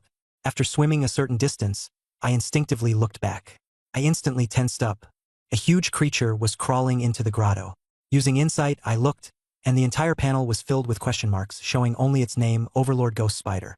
Its level, strength, agility, mental power, and skills were all blacked out. My heart sank, and I knew this wasn't something I could touch at my current stage. I immediately swam desperately until I safely reached shore. I thought to myself, could that group of insect pupae be its offspring? After leaving the mine, I felt something was off. The Overlord Ghost Spider's panel was all question marks. It was not an opponent I could fight. The pupae in the grotto were probably all its. If left alone, it would blow up sooner or later. I told the manager to seal off the entrance to mine number 36 immediately. The reason was simple. There were terrifying mine insects inside, and no one could go in. When Gao Chun and the other two saw this, their disappointment was obvious. With the entrance sealed, it would be harder for them to level up in the future. I couldn't be bothered to explain. That place had turned into a bomb. From then on, I would only spend 2 or 3 hours a day patrolling the mine, occasionally digging a bit. I spent the rest of my time cultivating Vajra Bright King technique and Engsu Step. Yangsu Step had only just reached an initial understanding in 2 days, and my training efficiency was insanely high. After reaching the basics, I realized I'd made a mistake. I'd consumed the Yuling pills too early. If I had saved 2 pills, I could have pushed Yangsu Step straight to mastery, gaining 24 points of agility for free. I remembered this. Don't dump all your Yuling pills at once. Keep some for emergencies. The first 2 stages of proficiency are fixed, and with pills you can break through quickly at any time. This made me understand why first-rate factions are so strong. Same aptitude, same time, but one person practices divine techniques while I practice ordinary martial arts. The results are completely different. My efficiency was decent, though 3 points of proficiency per hour. My leveling speed slowed down, so I put all my focus on Yangsu Step and pushed for mastery. Half a month passed. During this time, I spent only 3 to 4 hours a day mining. My level rose from 21 to 22, and I also gained agility from leveling up. Because leveling was slow, my ranking fell from 1st to 5th. Lin Cai reached level 23 and took 1st place back. Li Shou reached level 22, and with higher experience, he ranked ahead of me. The top 4 were still the 4 major first-rate players. I didn't mind. My biggest gain over the past half-month was Yangsu Step. After practicing footwork for a day, my figure was almost like the wind. In an instant, I could leap from the corner of the courtyard to 7 or 8 meters away. Suddenly, a warm current surged through my body. Proficiency broke through 1,000 points. I had fully mastered it. I immediately stopped, shifted my thoughts, activated the Diamond King Bright King technique, and then stacked the boost from the Graceful Void Step. My base agility was 9 points. The Diamond King Bright King technique added 15 points. The Graceful Void Step added 24 points. In an instant, my agility shot up to 48 points. As soon as I stepped forward, my whole body turned into a streak of afterimage, covering 10 meters in a single stride. I drew the 9th rank official blade and unleashed the Capturing Thief blade technique, adding another 6 points of agility. With the blade technique, cultivation technique, and movement technique all fully activated, my agility broke through 50 and reached 54 points. At that moment, I felt like a completely different person from half a month ago. My speed had increased dramatically, enough to decide life and death in real combat. I sheathed my blade and stood still. A few seconds later, the dust settled. I checked the attribute panel. Level 22, Strength 11, Agility 9, Mental Power 30. The Diamond King Bright King technique had just entered the beginner stage, while the Mountain Crushing Fist and Capturing Thief blade technique had both reached full mastery, and the Graceful Void Step had also reached full mastery. I felt reassured. Now, if I were to face someone like Wu Man, a 9th rank martial artist, I wouldn't need to fight while kiting them like before. With my speed, he would find it hard even to defend. I couldn't help wondering if I was already touching the edge of the 8th rank. Still, thinking about it, sure, Xian was an 8th rank martial artist. Without activating his technique, his base strength was 43 and his agility was 28. By that calculation, I was still behind an 8th rank martial artist, but not by much. At that moment, there was a knock at the gate outside the courtyard. Is Ryan here? I went out to take a look, and it was 2 men and 2 women, all wearing the disciple robes of the Shanha sect. Their strength was about on par with Wu Kei's, stronger than ordinary stewards, but clearly not at the level of Wang Jing or Su Qing. The young man at the head glanced at me and smiled. You must be Ryan, right? I was sent here by Senior Brother Su. I asked, may I know your honorable name, Senior Brother? He said, my name is Su Shan. Their gazes fell on the 9th rank official saber at my waist, clearly recognizing it, and their attitude carried a bit more respect. Su Shan asked me whether, in the major case in Qingshan City, I had joined forces with Tie Division's Shi Xian to kill the Rong clan scout Wu Man. I said it was also thanks to luck. After all, Wu Man was a 9th rank martial artist. I only played the role of harassment and the outcome was determined by Shi Xian. He said Wu Man was a 9th rank martial artist of the Giant Spirit sect, and his mixed iron art was not weaker than the Shanha sect's inner methods. So he was indeed not easy to deal with. He then asked whether I was a 9th rank Tie constable. I nodded, and their attitude became noticeably more respectful. Su Shan said he was Su Qing's younger cousin, and that this trip was to escort this month's red gold ore back to the sect, while also serving as a guide. Su Qing's master wanted to ask about the details of the Wu K matter, so this time he had me escort the ore back to the Shanha sect. I didn't have much of a reaction. If it had been before, I would have definitely been uneasy, but now it was different. I already had the identity of a 9th rank Tie constable, and I had also taken part in the Wu K case with the Tie division backing me. As long as the Shanha sect didn't lose its mind, they certainly wouldn't dare to do anything against me openly. From the way they looked now, there was no problem on the surface. I suggested first going to the storeroom to inventory the red gold ore, and then setting out today after the count was finished. Su Shan immediately agreed. A group of people went to the warehouse, and the 11 stewards also rushed over. The inventory results came out quickly. 3,782 Jin, 5 Liang, 4 Qian. Su Shan sucked in a breath of cold air, his face full of delight, and said that Su Qing's position was now secure and that the military pledge had been fulfilled. The 11 stewards looked complicated. They weren't trying to hold him back. They simply didn't have the ability. The miners numbered over 10,000 in total, with 2,000 to 3,000 going down the mine every day. The mine bandits couldn't be bothered to stir up trouble, so they could only honestly dig for ore.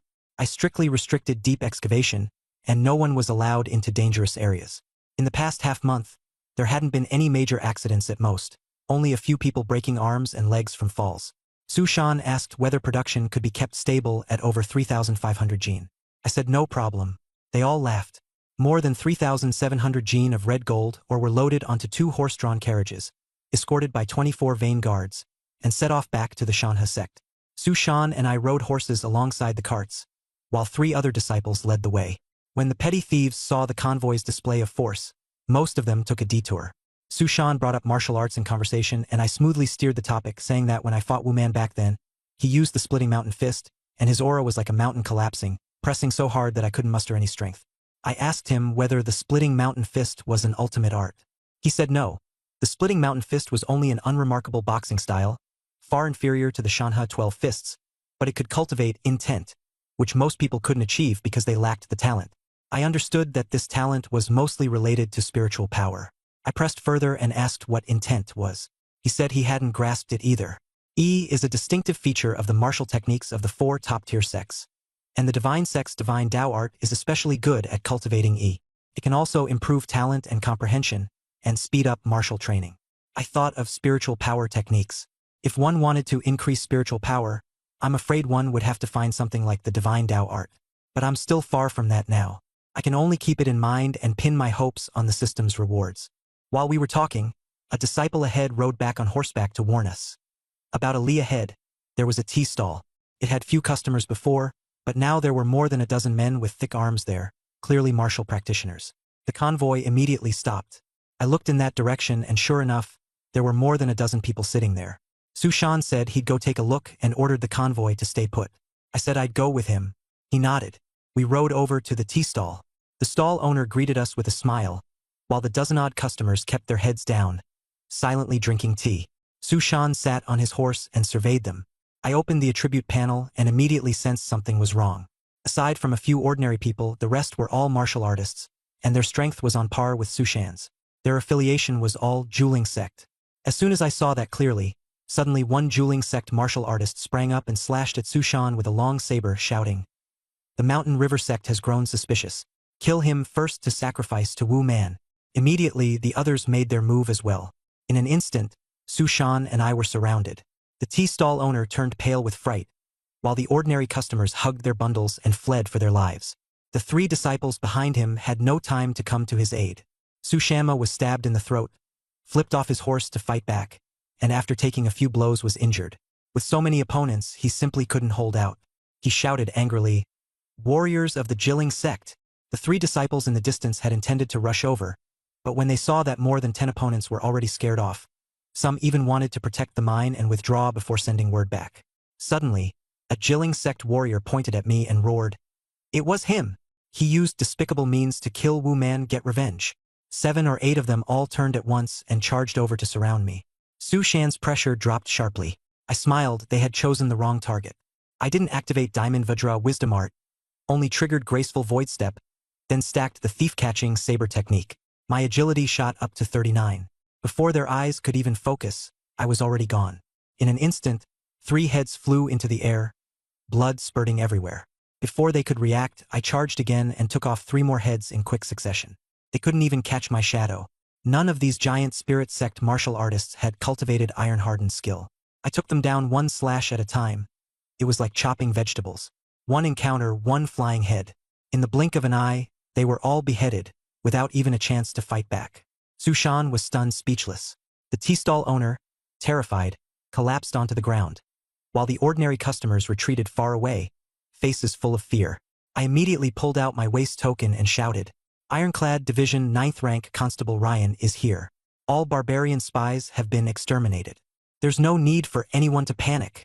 Hearing me shout Ironclad Division, the tea stall owner's face eased, and the customers also let out a sigh of relief. After the experience points in my body were fully absorbed, I clicked my tongue inwardly. This experience was far too little. I might as well dig a few more shovels of ore. Only then did Su Shan come to his senses. Stammering, he said, "Elaine, your strength." The 3rd disciple arrived with the caravan and, seeing the corpses on the ground, was all stunned. I ignored Su Shan and only smiled as I said, "Senior brother Su Shan, send someone to Qingshan City to inform Constable Lin Yan and ask him to come collect the bodies." Su Shan nodded and immediately sent a disciple off.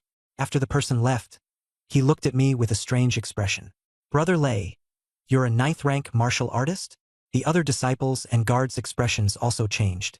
I replied calmly, "The assessment hasn't been held yet, so I haven't been officially registered, meaning the strength is there, but the title isn't." Su Shan understood and sighed. "Brother Lai, thanks to you, otherwise all of us would have died. And these 2 carts of red gold or would have been lost too." Then his expression suddenly changed and he asked, "Did the Ironclad Bureau already know there were Mang tribe spies in the ground? So they specially sent a 9th rank martial artist like you to lie low?" I didn't answer, only smiled. I understood that this misunderstanding was beneficial.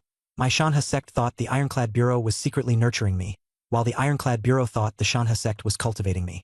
When both sides fully realized the truth and my strength had risen even higher, these guesses would naturally no longer matter. A little over half a day later, Lin Yan arrived with his men. Seeing the corpses, he asked solemnly, "Xiao Lai, were these martial artists from the giant spirit gate?" I nodded. I briefly told him what had happened with Su Shan. Lin Yan had already heard a rough version of it, and after seeing the scene again, he immediately understood. The case was clear, and the merit was enormous. I sighed. "Boss, you said there would be Mang tribe spies retaliating, and sure enough you were right." Lin Yan froze, then solemnly patted my shoulder. "Without you, something huge would have happened this time. I'll report it up. You get first credit." I pulled him aside and lowered my voice. "Boss, I want to earn a bit more from the red gold, or if the merit is too great and my promotion is too fast, the prefecture office will transfer me away for debriefing, and then the arrangements in Qingshan City will be thrown into chaos. This time, you should take the first credit. If I'm promoted 1 more step, the Qingshan City constable position would suit me better." Lin Yan was shocked. He stared at me for a long while, then asked excitedly, "You really want to give me the first credit?" I nodded. "You're the rightful one." He was overjoyed, probably remembering how he had once looked down on me. He clasped his hands solemnly. "Xiao Lai, I saw long ago that your martial cultivation is higher than mine. You're definitely destined for great things in the Ironclad Guard. I'll take the credit then. As long as I can go 1 step further, the position of constable in Qingshan City is yours and yours alone." I believed him. He had already figured it out. Tying his interests tightly to mine would only benefit him. I took the opportunity to ask Lin Yan whether the number of refugees in Qingshan City was increasing. Lin Yan nodded. "Yeah, there have been quite a few more lately. I'm guessing some disaster struck somewhere again. I immediately said, the Qijin mine is shorthanded. If there are refugees, send them all there to work. Lin Yen was pleased. That's easy. I'd be delighted if you could help resettle the refugees. Once I'm done with things here, I'll send them over right away. I smiled and thanked him. Not long after, Lin Yen led people to clear away all the corpses of the martial artists from the Juling sect who had died, and we continued escorting the Qijin mine convoy on our way. A day later, we entered the Shanha sect smoothly. The Shanha sect was even more imposing than I had imagined, and its mountain gate was frighteningly large. I was taken to the sect master's hall, where quite a few people were already seated. An elderly man in purple robes was sternly reprimanding a middle-aged man, saying that Wu Kei was a spy of the Rong tribe and had even brought in Wu Man, a 9th-rank martial artist. If not for the ironclad guard's timely intervention, the Shanha sect would have had a hard time explaining itself this time. At a glance, I could tell that this purple-robed elder was the sect master. The man being scolded could only nod and admit his fault. Beside him, a mature, beautiful woman chuckled and chimed in, saying that since Su Qing was in charge of the Qijin mine, nothing would go wrong again. The middle-aged man was unconvinced. He sarcastically said Su Qing was too young, which would affect production, and in passing questioned whether Su Qing had fulfilled his promise of producing 3,500 gene per month. Su Qing nervously said that initial results had already been achieved, and that the target would be met within 3 months. As soon as he finished speaking, the middle-aged man sneered. Perfect. This month's or has just been delivered too. Let's see whether your output has increased. The other elders all looked on indifferently, clearly unwilling to get involved. At this moment, a disciple hurried in to report that news had come from Su Shan's side. While transporting the ore, they were attacked by giant spirit sect martial artists. Everyone's expression changed. Su Qing turned pale, while the middle-aged man looked delighted at the misfortune. The sect master asked about the casualties. The disciple gave a strange reply. No one died. All the Rong clan spies were taken out by a 9th-rank ironclad constable from Qingshan City. Lai Jiwen suddenly looked up, as if unable to believe it. Su Qing was overjoyed and immediately said, that man was the lion I invited. I'm already a 9th-rank ironclad constable. Everyone's expression changed instantly. They hadn't expected Su Qing to have someone like me, a top-tier helper. Soon after, another report arrived. The warehouse inspection had been completed, and this shipment brought back 3,700 gene of red gold ore. The hall went silent. Su Qing was almost delirious with joy. The middle-aged man's face darkened. The sect master smiled and said that, judging from those 3,700 gene, Su Qing had indeed shown good judgment in choosing me. The red gold ore would officially be entrusted to him for management, and any stewards that needed replacing should be replaced. Su Qing bowed and thanked him. The sect master then called me over and questioned me personally. When I entered the hall, the first person I saw was that purple-robed elder. Using insight to check him. Strength 63, Agility 43, Spirit 17. His draw sword technique and fist arts had both reached the mastery level, and his inner cultivation was well established. My heart sank. This old man was far stronger than Sure Xian, absolutely at the level of a 7th-rank martial artist. I cupped my hands and said, Ironclad Division Lian, greetings to all present. The elders' expressions shifted as they remembered that my identity was no simple matter.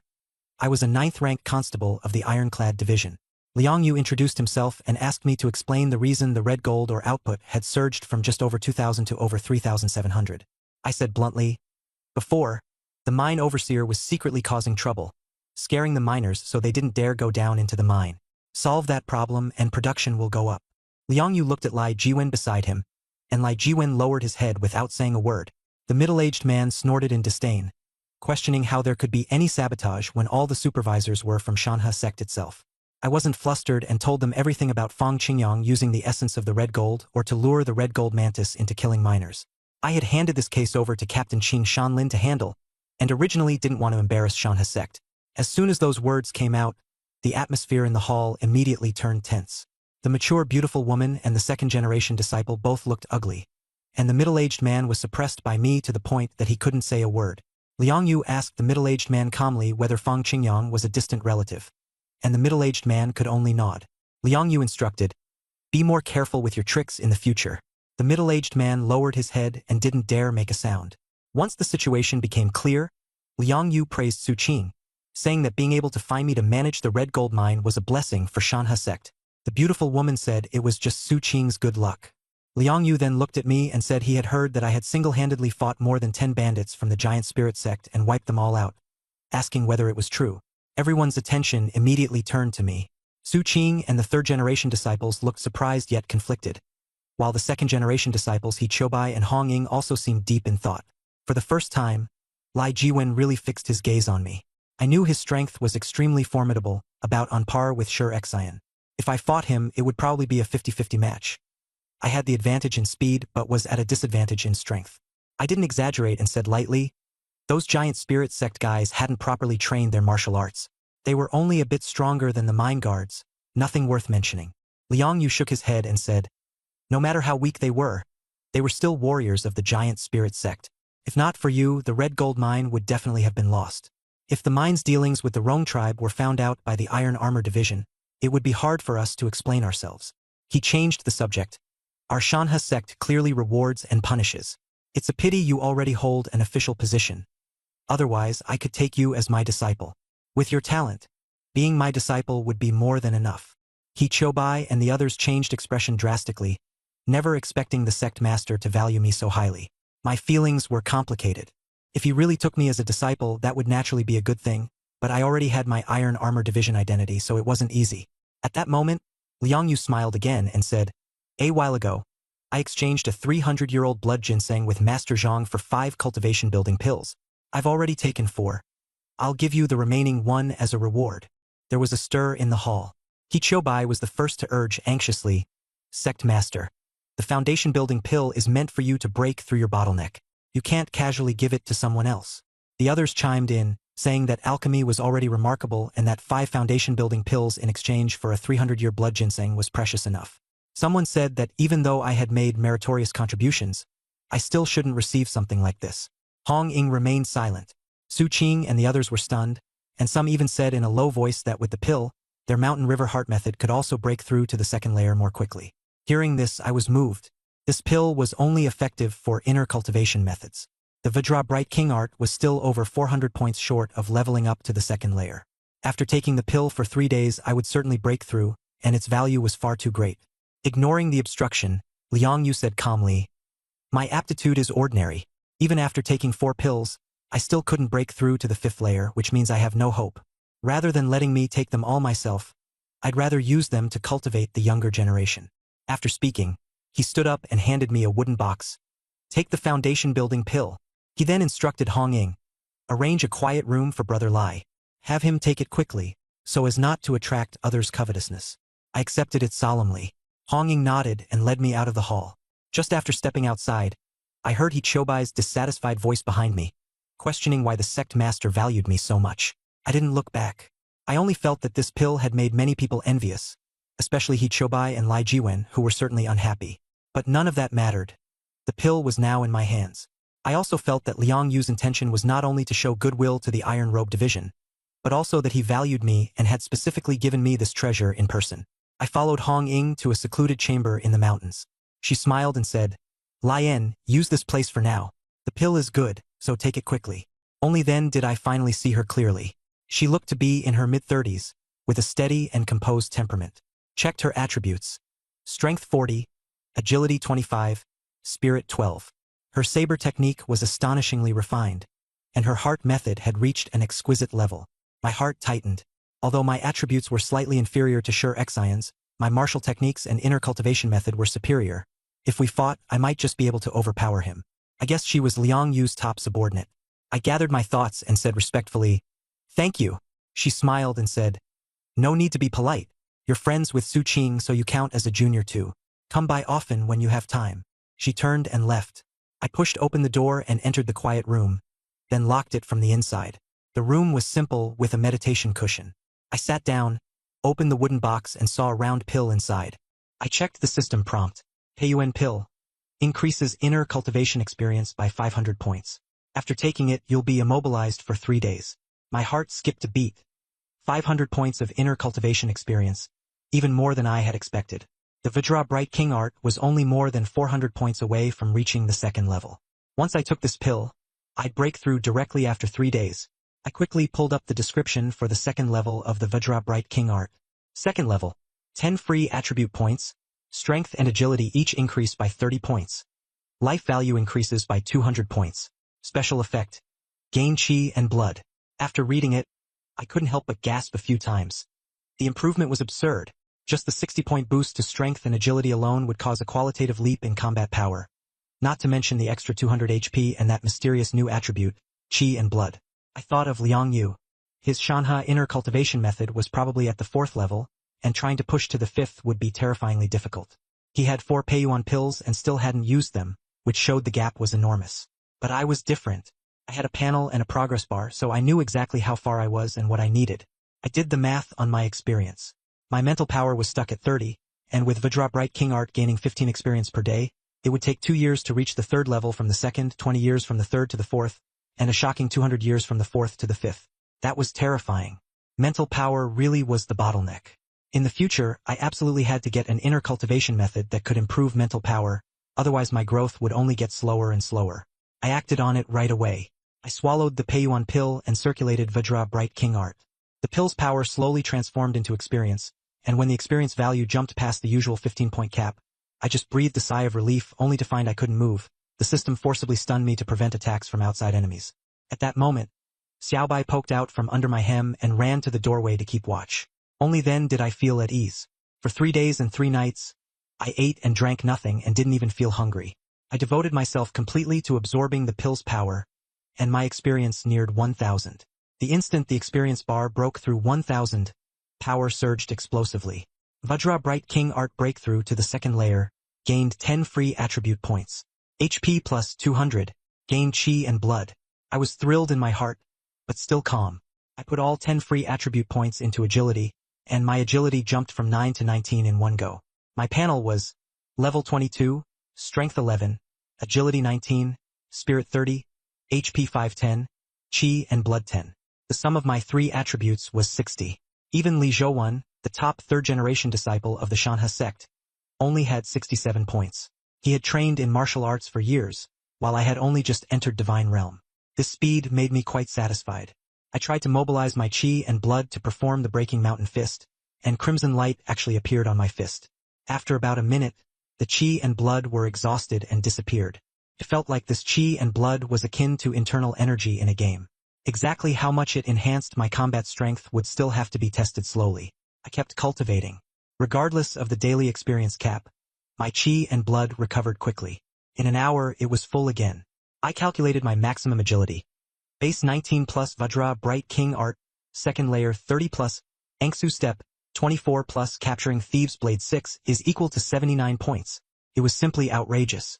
Feeling the qualitative change after this breakthrough, I left the quiet room to look for Su Qing. His expression was complicated. It was obvious he knew I was no ordinary person. He asked me whether I was an official martial artist, and I nodded. He was envious to no end, saying that among the 3rd-generation disciples of the Shanha sect, only Li Zhouwen had become official, and that he still needed another 3 to 5 years of hard tempering.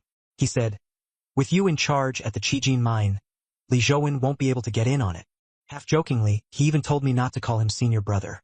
I replied very earnestly, "You're my senior brother because of your kindness. Whether I'm officially ranked or not, I have to call you that." He nodded, and the atmosphere instead grew closer. Taking the chance, I asked him for guidance. I asked directly, "Is our sect Master Liang a 7th-rank expert?" He smiled and said, "Who in the martial world wouldn't know? Liang Yu is a 7th rank." I was sure of it in my heart. My guess was that Sure Xian was an 8th rank. I was more or less at the threshold of 8th rank myself, but my strength relied more on the boosts from advanced internal arts and martial techniques, so whether I could handle a veteran 8th rank was still uncertain.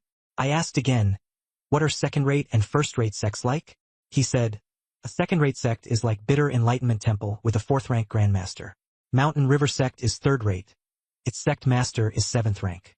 There's a full 3-rank gap between 2nd-rate and 3rd-rate sections." My heart sank, the gap was too huge. He said, "Mountain River sect has a 180-year inheritance and has only produced 7th ranks. Bitter Enlightenment Temple, relying on a 2nd-rate inner cultivation art inheritance, has nurtured grandmasters at 6th rank, 5th rank, and even 4th rank. 1st-rate sects are on another level altogether. They have 1st-rank earthly immortals.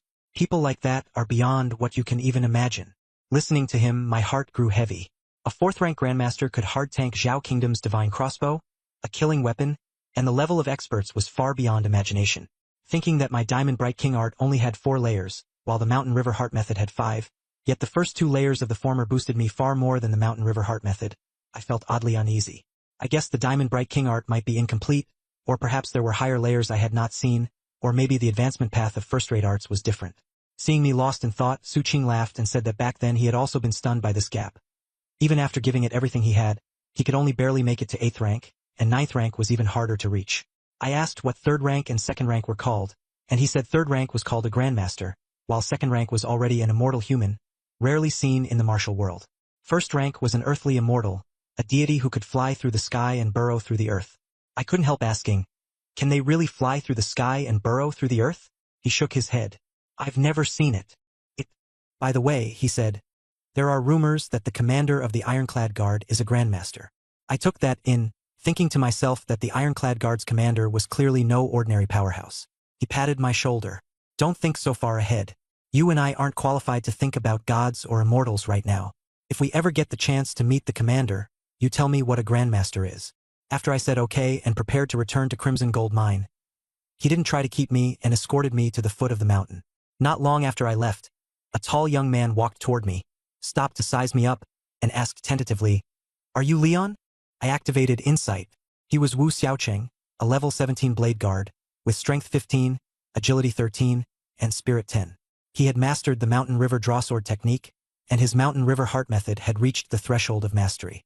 His attributes were clearly better than those of ordinary players, but the difference in martial arts level directly widened the gap in combat power. Level was only a facade. What really mattered was the level of one's martial arts and free attribute points. My mind raced with all sorts of thoughts, but on the surface I just smiled calmly and cupped my fists, saying, "I'm Lane, and you are." Wu Xiaocheng stared at me for a few seconds, then suddenly asked in a low voice, "You're a player of Divine Realm /I, aren't you?" I pretended to be puzzled and asked, "What?" He gave a bitter smile. "Stop pretending. You're a 9th rank constable of the Ironclad Division, and also 5th on the Divine Realm /I level rankings. I know you must be a player." I smiled and nodded in acknowledgement. "This place is dangerous. I usually don't want to reveal my identity." Hearing me admit it, he became much more enthusiastic. We found a shady spot to sit down and started talking about how we got into the game. Wu Xiaocheng was quite straightforward, and he told me how he got into the Shanha sect. His luck was really good.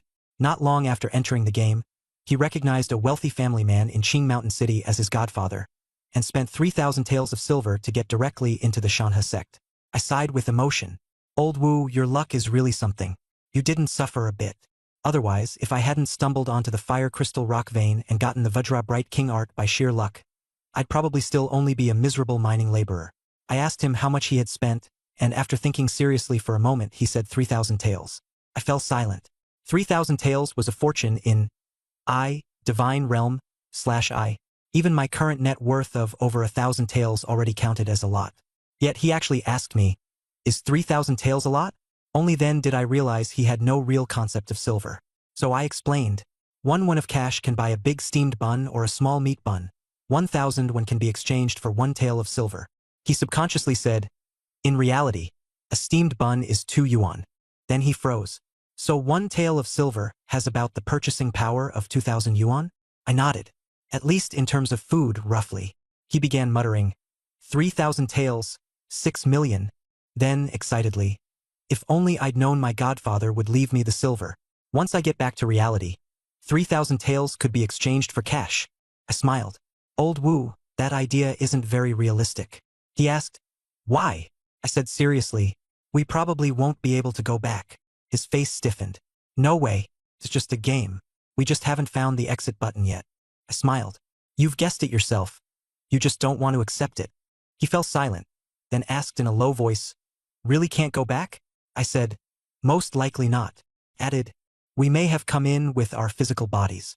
This isn't an ordinary holographic game. Even birthmarks and old injuries came with us. If we die here, we may really die. Silver is more valuable than cash. Use it to save your life and buy cultivation resources. The 3,000 taels your godfather spent weren't wasted. They were worth every bit." He froze. How many players now can't even get their hands on ordinary martial skills, let alone the Shanha Heart method? I nodded. Shanha Mental method is only 3rd-rate internal skill. He gave a bitter smile. Spent 6 million yuan on a third-rate internal skill. I stopped provoking him and shared some information I had about divine domain. He had a straightforward personality, unlike Zhang Wei, and we chatted very well. Half an hour later, his eyes began to light up. Ryan, so you're saying I've shot up the ranks in one leap? I smiled. Why do you think you made it into the top 10 on the leaderboard? There are 1 million players in the whole game. Only a few hundred truly learn martial skills, and only a few dozen cultivate internal power. Shanha mental method isn't ordinary. With just the 4th layer, the sect master can become a 7th rank expert. He was curious about what a 7th rank expert was, and I nodded seriously. 7th rank means superhuman. Way more powerful. He couldn't even imagine it, so I didn't explain further and instead asked him how he leveled up. He said he went to the back mountain every day to chop Vajra bamboo and practice the Shanha drawn blade technique, gaining experience. I believed him. After he had trained it to mastery, it increased his agility by 8 points. He said martial skill training was very slow. Training martial skills for 12 hours a day increased proficiency by 12 points, and the remaining time was spent training internal skills. I told him his strength was already greater than that of ordinary disciples who had joined for 7 or 8 years. He said I was leveling up aggressively, and I said, mining. He looked at me strangely. You can level up by mining too? I said that mining was inefficient at first, but once your level went up, the gains got faster. He didn't care about efficiency. He squeezed 1 day's worth of my 10 coppers. He was shocked and begged me further. Ryan, there's no one left at Shanha sect. I'll go mine with you too. The Shanha sword technique can't break through to masterful perfection in the short term. Focus on leveling first. I smiled. I'd been waiting for him to say that. I agreed, sure. Come back to Qijin mine with me. I'll keep you on as a foreman with a salary. He was overjoyed. We returned to the mining area and ran into old Zhao, who was leading 300 to 400 refugees. Half were players, all in tattered clothes and pale-faced, clearly having gone hungry for a long time. I called out to old Zhao, and he immediately came up with a few constables, calling me Lord Lei. In front of everyone, he said Captain Lin had predicted that I would be promoted to captain in Qingshan City, and even to the rank of 8th grade ironclad constable. The atmosphere changed at once, and everyone's expression shifted. I asked old Zhao whether the refugees had been sent by Qingshan City. He said Captain Lin had given the order that refugees were to be sent to Qijin Mine first. I took out 5 taels of broken silver on the spot and persuaded him to split it among his brothers. Although he didn't dare accept it at first, he eventually took it. After he led the others away, I announced to the 11 foremen, I just went to Shanha sect. The sect master gave Lei Jiwen a severe scolding. The sect master knows someone has been dragging down Qijin Mine, so he ordered that the foreman appointments be led by senior brother Su Qing, and I'll manage the mining area on his behalf. Then, Fang Qingyang is a cautionary tale. These people are useless now. All of them are to leave immediately. The 11 of them turned pale. None of them objected. They obediently stepped down. Wu Shaoqin was shocked. If all the foremen are removed, what about the mine? I said, you're a foreman too. Naturally, mine affairs are your responsibility. With the extra manpower in hand, 12 foremen was already too many. At this moment, Chan Su, Chan Guiqing, and Li Tianai also arrived. I hereby announce, Wu Shaoqin and 4 others are promoted to overseers of the Crimson Gold Mine, with a monthly salary of 8 taels of silver. Wu Shaoqin was excited, and Chan Guiqing and the others were pleased as well. I instructed them to arrange accommodation for the new players in Minor Village, then took a group of veteran players back to the small courtyard. The small courtyard quickly gathered over 100 players. I introduced Wu Shaoqin and highlighted his identity. Ranked 9th on the level rankings in Shenyu, the Divine Realm, and a formal disciple of the Mountain and River sect. Everyone was shocked. Wu Shaoqin humbly said it was just luck and that he would level up together with everyone else. The atmosphere was lively. After briefly explaining the situation, I let everyone disperse and told them to gather at Mine Cave number 1 in about 3 hours. Back in my room, I locked the door and opened the attribute panel to check the 3rd level of Vajra King Ming art. It grants 20 free attribute points. When circulating the technique, strength and agility each increase by 60, and extra health increases by 500. It also adds 100 health and the indestructible Vajra body skill. With health support, defense increases tenfold. My heart jolted. This wasn't a simple enhancement, it was a qualitative transformation. Once the 3rd level is mastered, health breaks past 1,000, defense is multiplied tenfold, and durability becomes insane. I sighed that the terror of a top-tier internal art is beyond comparison with ordinary techniques. Even if it isn't a complete top-tier art, it is definitely a top-grade internal skill. Even disciples of first-rate sects like Lin Tsai might not come across it. In a great mood, I first trained Vajra King Ming art to gain 15 experience points, then took the Crimson Gold Cranebeak pickaxe to the Crimson Gold Mine. In Mine Cave number 1, Wu Shaochen was mining. With his high strength and having practiced the mountain and river cleaving blade technique, he swung the steel Cranebeak pickaxe with efficiency far beyond ordinary players. Although he still wasn't as fast as I was, he had already shocked everyone. This time, nearly 2,000 miners went down into the mine. I estimated that the Crimson Gold Mine's monthly output would stabilize at over 3,500 gene. After digging for half a day, Chun Guiqing came to find me and said that several of the new players were his co-workers. I sensed something had changed outside and asked what was going on. He said the stats showed that the number of players in Divine Realm had already exceeded 2 million.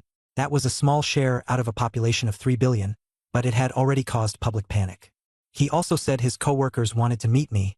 They were from a higher-level department. I asked Wu Shaochen to keep watch over the mine shaft and went back to the courtyard with Chun Guiqing. Soon, the group he brought arrived. The leader, Luo Yu, was a senior inspector from the emergency department.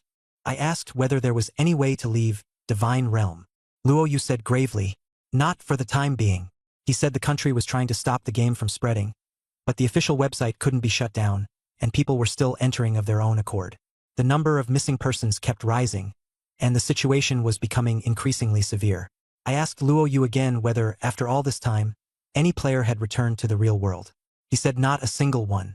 That made me even more certain. If you died in Divine Realm, you were truly dead. I comforted him, saying that since they were here, staying alive was the most important thing. Just as everyone was thinking that, a female team member spoke up from the side.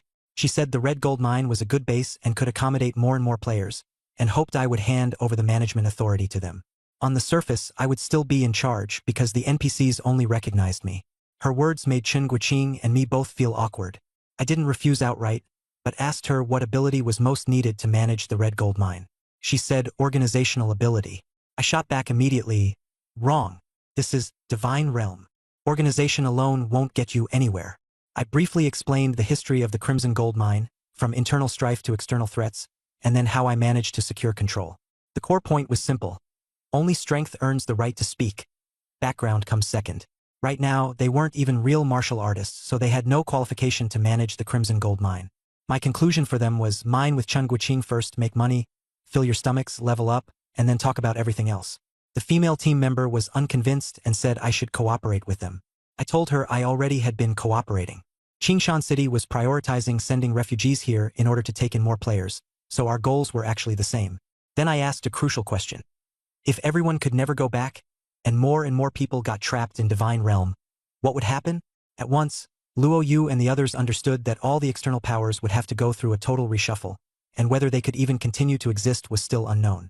I told them they had to adapt to the rules here, and see themselves as part of Divine Realm, if they wanted to survive. I reminded them that they were still undocumented refugees. Even if they were killed, no one would care. They had to spend 5 taels of silver to buy identity status. Only after handing the money over to Qingshan City could they practice martial arts, grow stronger, and then talk about managing things like this. As soon as I finished speaking, that female team member and the others fell silent. Chun Guiqing took the opportunity to persuade them to accept reality and stop looking at Divine Realm through the lens of the outside world. Luo Yu finally agreed, saying his earlier demand had been too abrupt, and also admitted that I had done well in keeping the Crimson Gold Mine stable and ensuring there was food to eat. He hoped I'd take good care of any players who came here in the future. I agreed.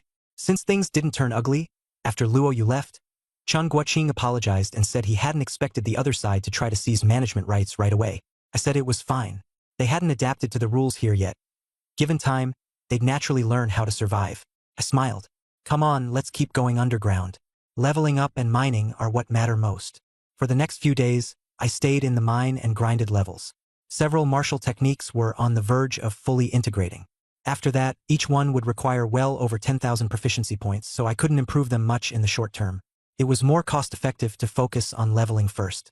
I used Berserk 10-hit combo to dig out 14 or 15 gene of red gold or in a single day.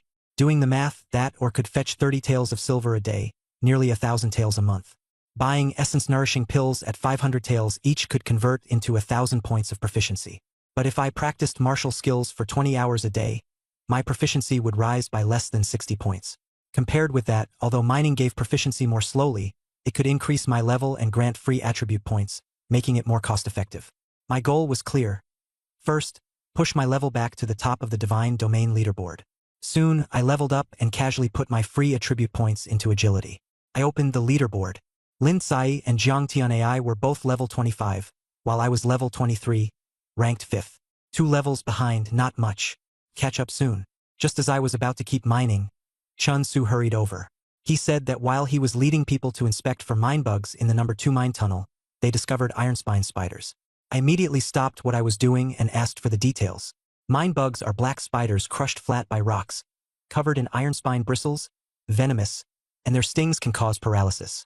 At the thought of the Overlord ghost spider I'd encountered in number 36 mine tunnel before, my expression darkened. I felt the underground river might be connected, and that the Overlord ghost spider could come tunneling out from somewhere else. I immediately told Chun Su to take me to the number 2 mine tunnel. At the entrance, I told them to stand guard and not let anyone in. I'd handle it alone, and I released Little White to scout ahead. When I reached the place where the iron spine spiders had been found, I looked around and suddenly felt something was wrong. Looking up, I saw the ceiling packed densely with iron spine spiders. Without hesitation, I drew my 9th rank official saber, activated the Vajra Bright King art, and my strength and agility surged by 30 points. Using the Engsu steps in coordination with the capturing thief saber technique, I charged in. The iron spine spiders surged at me like a cloud of black mist. My blade danced like a curtain, cutting them down steadily. With sword techniques, cultivation methods, and footwork all stacked together, my agility was extremely high, and my speed was as fast as the wind. After each iron thorn spider died, experience kept pouring in, far more than when mining. I killed them with machine-like smoothness. Before long, 2,000 or 3,000 iron thorn spider corpses had piled up beneath my feet. After finishing the slaughter, I checked and saw that the experience bar had already risen halfway, not far from leveling up again. Seeing the blade edge had already chipped and broken, I knew the sword could no longer keep up with me. I would have to go to the prefectural city and trade it for a better one. I put away the official blade, switched to the scarlet gold cranebeak pickaxe, and continued deeper into the cave. A few hours later, with Xiao Bai leading the way, I found a small opening, only the size of a watermelon. Beneath it was the underground river, with many iron thorn spiders floating on the water's surface. They came along the underground river and climbed up through the opening below. I set up an ambush on the spot, crouched there with my pickaxe, and killed everyone that came. All along I kept my nerves taut, guarding against the Overlord ghost spider emerging. If it did, I would withdraw immediately. After several hours, I still hadn't seen the ghost spider, only iron thorn spiders continuously coming out. After clearing out this batch, my experience rose again dramatically. I didn't let the opening be exposed. I secretly sealed it up and made a mark. There was only one thought in my mind. I had to deal with the Overlord ghost spider. A monster of that level lurking beneath my territory was a major hidden danger. The Overlord ghost spider was definitely not low level. If I killed it, it might even drop something good. The question was, how could I kill it? Thinking of the divine crossbow Su Qing had mentioned, even 5th rank experts could be shot dead by it, so it should be enough for the Overlord ghost spider. But I can't get hold of that thing right now. I thought of fire attack again. If I could lure it up and burn it to death with fire oil, the success rate would be high. I can get fire oil through my status in Qingshan City. I decided to find time to go to Qingshan City and ask Lin Yan, Constable Lin, for some fire oil. However, I wasn't in a hurry to go for now, and for these next 2 days I would keep mining and leveling up. Right now, out of 10,000 miners, 3,000 worked the mines regularly, while the rest were afraid of the danger and didn't want to make money. I didn't force them. The output was enough. 2 days later, I leveled up again and continued adding agility. A look at the attribute panel showed I was level 24, with 20 points of agility. Combined with my cultivation method, my combat power had climbed to a new level. With my condition stable, I headed straight for the Iran Division Yamen in Qingshan City. As soon as I entered, Lin Yan excitedly pulled me over. He said that last time he had turned in the spy's head, and the provincial Iran Division had recognized his merit, so they were going to promote him to chief officer of the 3rd section in the inspection office. Smiling, he asked me, Xiaolai, do you think that's a big official position? Does it count as being promoted 3 ranks?